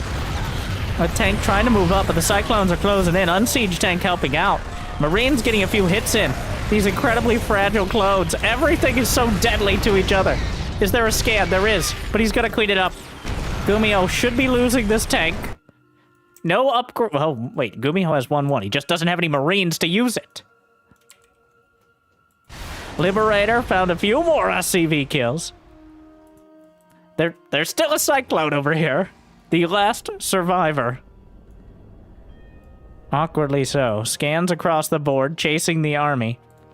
Beyond has overall the SCVs, and I think he has the right army. And again, an undefended base. The army's chasing over to the left flank. He doesn't even have combat shield. The Cyclone's driving in. Gonna slaughter even more SCVs. The last Cyclone is taken out. What does Beyond have at home? He only has Cyclones! So, Marine tank. Maybe unsiege Marines. The tanks need to target the clones. The clones, of course, working on the tanks, but there's no defense back at home. They're obliterating one another. Total annihilation. As without any... He doesn't have any tanks. Only Cyclones are not enough to deal with the Marines. Maybe because they don't have combat shield. 25 SCVs down. It's a slaughterhouse. The SCV losses, 51-44. And it's not over yet. GuMiho may have just tilted the scales, though. Still no combat shield. The Cyclones, looking for an opportunity, stims the Marines. Trying to close the tank in. Are the Marines enough? The tank is everything here. He has to pull back. Tank on the command center. Targeting the orbital. Will be repaired. More Marines. Tank intercepted. Cyclones taken out. More Cyclones on the high ground working their way down. Targets the medevacs, but that means the Marines get a free fire zone. The siege tank on the back line. GuMiho losing SCVs back at home, but he finally gets a Marine into the Liberator. On top of the tank. Siege tank finishes off the Cyclone. And it looks like GuMiho will stabilize, and he has a 30 supply lead after another... I don't even know what to call it. Devastating exchange. 17 Cyclones dead. 17 SCVs killed. 2 Liberators. Plenty of Marines and tanks as well. But Beyond doesn't quite find the clone count to break the siege tanks. He never got any upgrades for the Cyclones. Another orbital has gone down. Ah, my. More SCVs dying. Will it ever end? But Beyond... Oh my god, more Cyclones. Those blue mineral workers always suffer the worst of it. But he has no answer for the siege tanks. Oh my god. Beyond gonna try to close the distance on top of the tank. GuMiho finds another orbital to target. There's nothing to defend it. He's right-clicked on it. He needs to kill the SCVs. The Cyclones are not dying. Finally, the Marines come up to deal with it. Cyclones on the high ground here. More Marines on the flank. I'm not sure who's flanking who. Siege tanks on the high ground. Beyond holding for now. Another few dozen SCVs slaughtered. Oh my god. 80 versus 76. Oh, but the siege tank, he picks it up, he saves it. So important here. +2 infantry weapons. Combat shield may finally finish. And with it, those Marines significantly more effective. It's taken so long. We're 13 minutes in. He's been using Marines for like 10 minutes. A little bit less, but combat shield finally done. Another hit at least. GuMiho, not out of the woods yet, apparently, as the Cyclone's still finding an opportunity. Oh my god. Well, GuMiho refuses, or Beyond refuses to die. GuMiho is unable to reliably defend his bases. The 2-1 is done here. The Cyclones are winning this fight, though. Very awkwardly, he gets the tank! He's microing against the... He found it. He found the Mech Marine. And he's microing it. The Cyclone should win that. Alright. GuMiho is winning. Just, like, Source, just trust me, bro. The Cyclones find the army. Not sure who's finding who, but the tank on the high ground. Very, very important here. More Cyclones on the way back, but with the medevacs, with the Marines. Gets a lock on that one tank. On which side? Good question. Finds another army. GuMiho's bringing everything together. There's no counterattack. There's nothing to kill the SCVs. I mean, on GuMiho's side. Obviously, SCVs are struggling here for Beyond. 62 to 48. Will GuMiho finally be able to lay it down? The Liberator taken out by the Marines. The tank. Enough to obliterate the clones, but not again! No! The mineral line! Oh! Not again! A Marauder! A new invention! New technology into the natural! Siege tanks! Another 13 SCVs, nearly 100 on each side! Oh my god! The Viking is taken down, but at what cost? He might be able to drop on top of the tanks. GuMiho! Just finish him!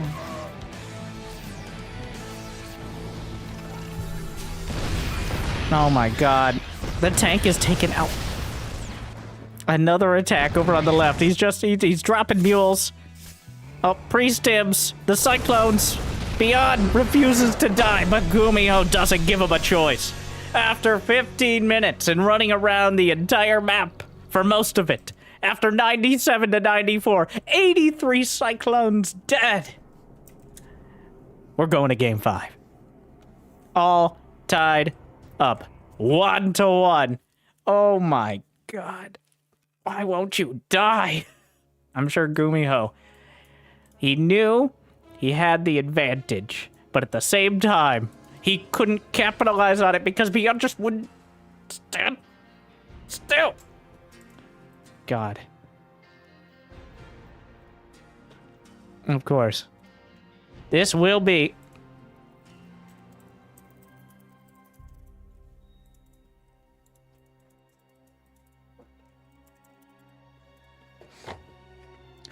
This will be my last game casting for this ESL Masters. But what a series to cap things off. An education, an experience, an epiphany, a trial. We're going to game 5.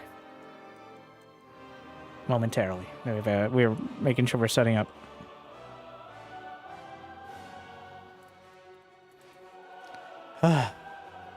GuMiho versus Beyond.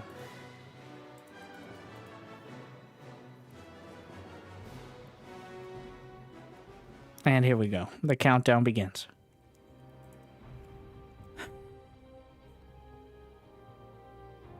We're going in the distance. Place your bets. When we load in, momentarily, how many SCVs will be headed across the map? 0% win rate without proxy racks for Beyond. All right.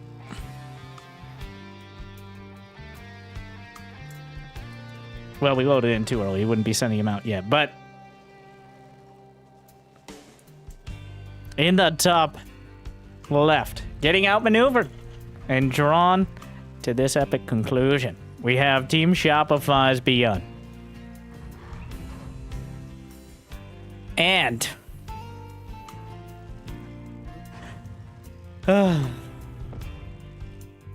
with 2 SCVs headed across the map, he's got Beyond's medicine, and he wants him to taste it.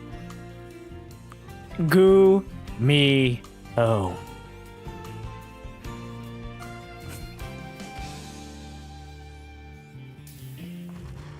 with the staggered proxy Rex against the man himself. Well, I am not surprised. I am not disappointed. I just am.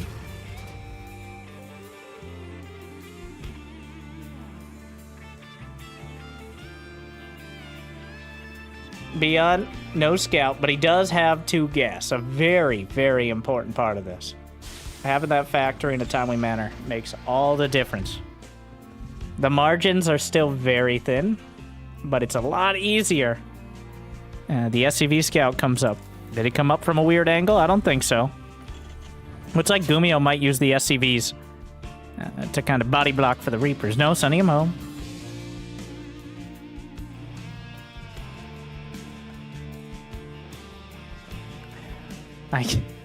GuMiho, the poet, the admiral, the Terran. Reaper on Reaper action will begin. Beyond scouts it. I would love to see Beyond's face right now. Oh my. We'll see if he can delay that factory. The second Reaper. There's a small, infinitesimal mark. Oh, he gets the factory done. Huge moves. The Reaper fighting. A second Reaper about to pop out of the Rex. Another huge deal. He gets some damage done on the SCV. Oh, the grenade lands on both. Softening him up. Another Reaper comes in, but Beyond! You put him in his element?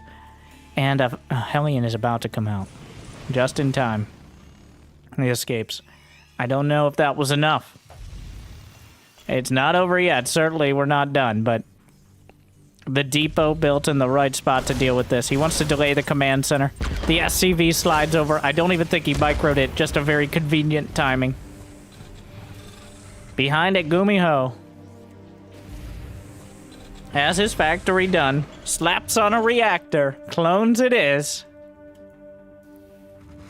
And gets a command center behind. But Beyond, there's no one better at holding the proxy racks than the man who does it himself.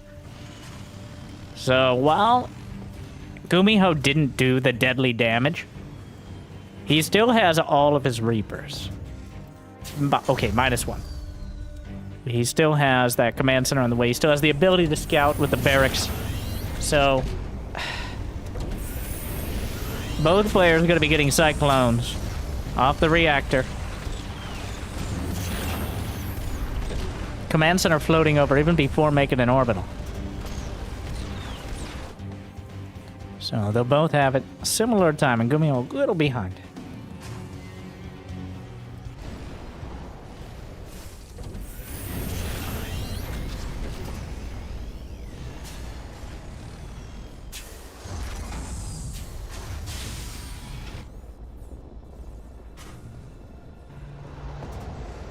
Tech Lab Starport. Is he gonna go Banshee again? Here comes the clone drop from Beyond. The stylistic differences are so clear. Where GuMiho really just tries to focus on getting the right unit composition and locking it down. Beyond does anything else.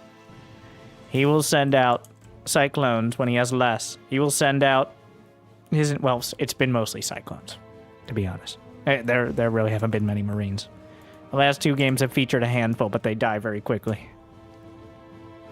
The clone drop is coming in.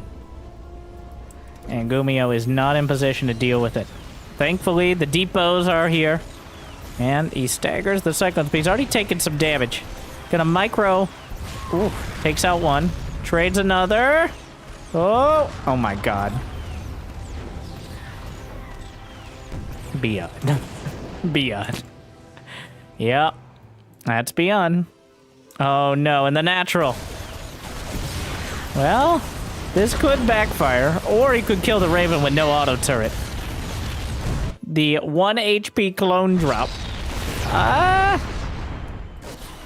Oh my god. 9 kills, 10 kills. This is the most Beyond thing I have ever seen. And I've seen a lot of Beyond things. Are you kidding me here? What? What did he even lock? I think he attacked his own depot.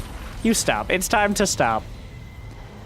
Feels like Beyond has decided, oh yeah, maybe I should win to move on in this tournament. It's critical damage. GuMiho is bleeding out right now. The Cyclone is still alive, by the way. Just insult to injury. Grievous injury. Stop. It's time to stop. The only thing GuMiho has is a third command center. Thing is, this is kind of an unforced issue. It's not like he committed 2 Cyclones and a medevac. Not particularly costly. Oh no. Stop. God. Stop! Beyond! He's just styling on him. I believe GuMiho right now is getting served, is what's happening. And not like in a fun, like, here's your meal, sir, way. But in a, why are you still in my tournament sort of way, which is not as nice.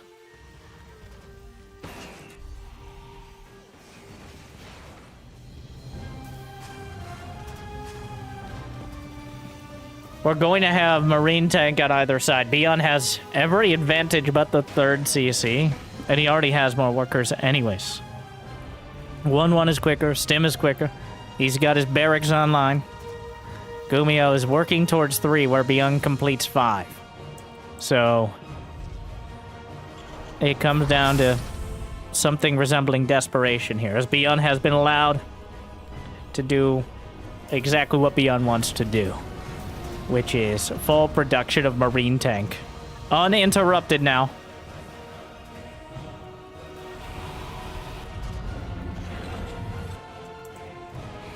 Raven out in front. The Cyclone still sharking around. Tanks will siege. Beyond not looking. Loses one of his clones. Maybe some more if he can... doesn't quite get the Raven.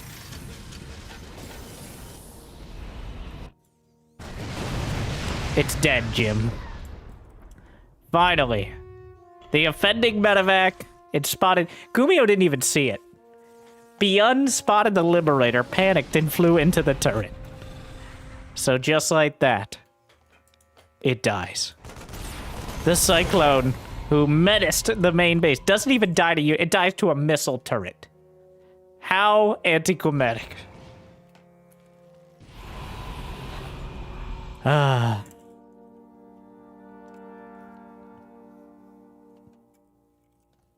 Double drop on the way. Spotted GuMiho. The 3cc has allowed him to keep up somewhat. I mean, Beyond has his 3cc. It's just that GuMiho had it significantly quicker. But now the production is fully online. Beyond has 65 SCVs. The gap is going to widen unless GuMiho is somehow able to either knock down the medevacs with all hands, or Beyond makes a mistake and attacks into a terrible angle. He's not going to be intimidated by a tank. Yeah, he's not. He actually split into Stim before seeing the rest of the army. Even though the tank hit first, but...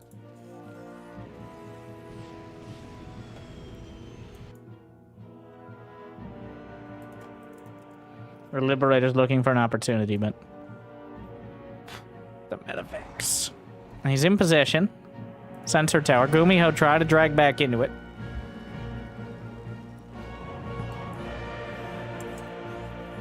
Scans, double scans, counter scans. Combat shield now done. GuMiho gonna try to leverage his Ravens. 5 tanks here. Huh? Did he get anything? No, the medevacs... Wait, what? Did he get both medevacs? Oh my god, he did!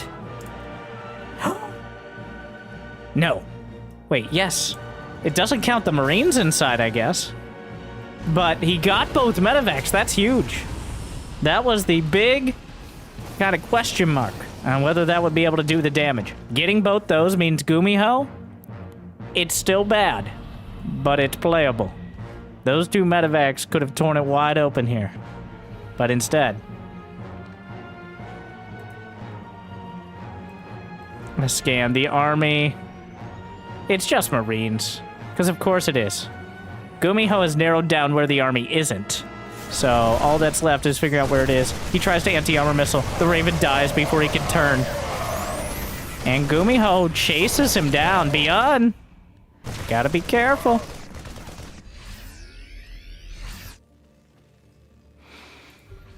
GuMiho's making all the right moves. The supply is way, way closer than it deserves to be. Losing those medevacs was a lot of momentum. As Beyond trying to force the issue. +2 infantry weapons is done, but GuMiho gonna play the strategical game. The longer the game goes, and the more of a set-piece sort of chess match it becomes, the better off GuMiho is. But the more we're able to just kind of, I don't want to say flail around the map, but I'm struggling to come up with other words. The more we're able to just run circles around with those Sim Marines. Oh, and speaking of, he finds an opportunity. The tank will siege. He's stepping up. The siege tank gets a huge volley, but the Marines have the upgrade advantage. And Beyond is tearing through the command center itself. And the 4th base is dead just like that. There goes a tank. More Marines come up, but he picks up and boosts away. And Beyond with a decisive victory. He just wants an opportunity to micro Marines, and he finds it. What is this tank doing here? That is the weirdest... Okay. This tank ain't like the other tanks. Okay, he grew up in a tough neighborhood. Cyclones everywhere. He hates cyclones. That's fair, though. Beyond 4 medevacs. Loaded up. The upgrades are even here. He's gonna drop on this again. GuMiho tries to stim while he's dropping out of the medevacs. The siege tank will turn the tides here. Beyond is at severe risk of overextending. If he continues down this road, he very well could dig himself into a deficit. As GuMiho now has the supply. It's 9 tanks to 6 in favor of Beyond. He hasn't moved him out on the field.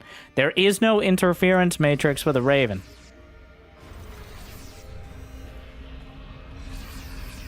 Beyond has not been able to capitalize on any of the damage he's done to lay down a killing blow.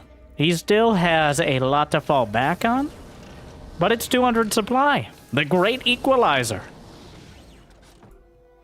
What is this? Did he drop Marines out in the whole position? That's a very odd. Is this a ritual of some sort? Again, the army. Well, this time it's not. Don't do. He has the high ground, Beyond. Oh my god. Beyond doesn't care. There's a tank on the backline. The concave is amazing. He's going for the command center. He's trying to get it, but on the low ground here.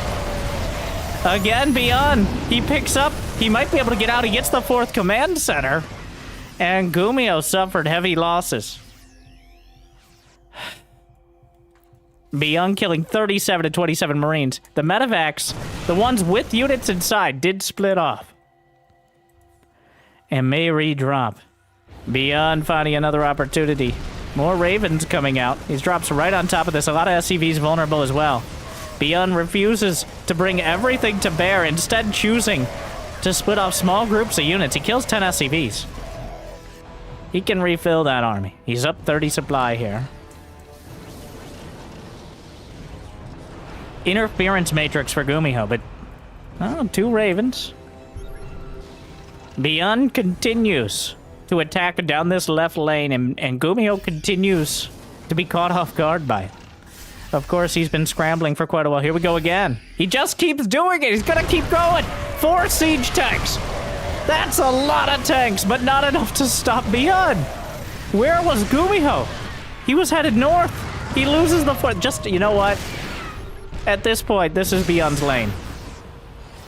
He's just going to keep attacking. This is the 4th or 5th time he's done it, and the 4th or 5th time it's essentially worked. GuMiho can't keep it together. It's 13 tanks to 1, which does seem like a significant difference. It's just Marines for GuMiho. He's about to finish his 3-3. 1 saving grace here. Is there interference matrix for Beyond? There isn't. Importantly. That 1 tank is the only thing keeping Beyond at bay. GuMiho thinking about a massive counterattack. So many tanks. He just goes for this one. GuMiho. I can't. He has 4 Ravens. If he can scramble all the tanks or cut off the reinforcements. Beyond is sending out another group. No planetary here. A scan. He didn't see the army moving out. Beyond continues to outmaneuver GuMiho. GuMiho's caught on the other side of the map. I don't know if caught is the right word. There's a base right there. He's going for everything. His tournament on the line. He loads up the entirety of his medevacs. He's got the Ravens, scrambles the tanks. He's going to try to thrive in the chaos. And so far, Beyond is struggling to deal with it, scrambling to the defenses from the inside out, and doing a great job of it. Beyond will press forward. But GuMiho maintains his supply. There's nothing in the main. Beyond was maxed out. He wasn't producing units. So GuMiho, battered on each side. Oh no, it's an orbital. Oh, without a planetary here, it's going to be so hard to defend. Another anti-armor missile. There's no tanks with GuMiho's army. It's starting to melt. A massive gamble. And I think it was probably his best bet. But Beyond comes back with a vengeance. And he cleans up the army. He's cleaned up the 3rd. He's swept away the 4th. And the main base will be cleansed as well. Beyond is 1 step away from claiming his spot in the playoffs. GG! Beyond takes it 3-2 in one of the most epic Terran versus Terran series. Oh, closer than it had any right to be. But I see nothing wrong with that. Oh my god. What a stylistic series between these two. What an epic exchange. And what a great match to wrap up the knockout bracket. Beyond will survive by that much. Well, thank you for watching my commentary here at the ESL SC2 Masters Winter. Thank you to ESL for having me, allowing me to host the B stream and give you all the games you would have missed otherwise. It'd be awesome if you haven't. Before, maybe checked it out. YouTube.com/Winter StarCraft. You can find usually a new game pretty much every day, a new series. Though some of these might be featured there because, unfortunately, we cast them live here. And I think they're worth looking at again. But thank you for watching the main stream. Twitch.tv/ESL SC2. You can find it's not hard to find. We'll be showing the rest of the playoffs, the round of 8, and then tomorrow is the Stormgate Showdown, as well as the Final 4. So, thank you for watching. I hope you enjoyed. I hope I made the last couple days a little bit better. I'll see you on the other side. Good luck. Have fun. GG.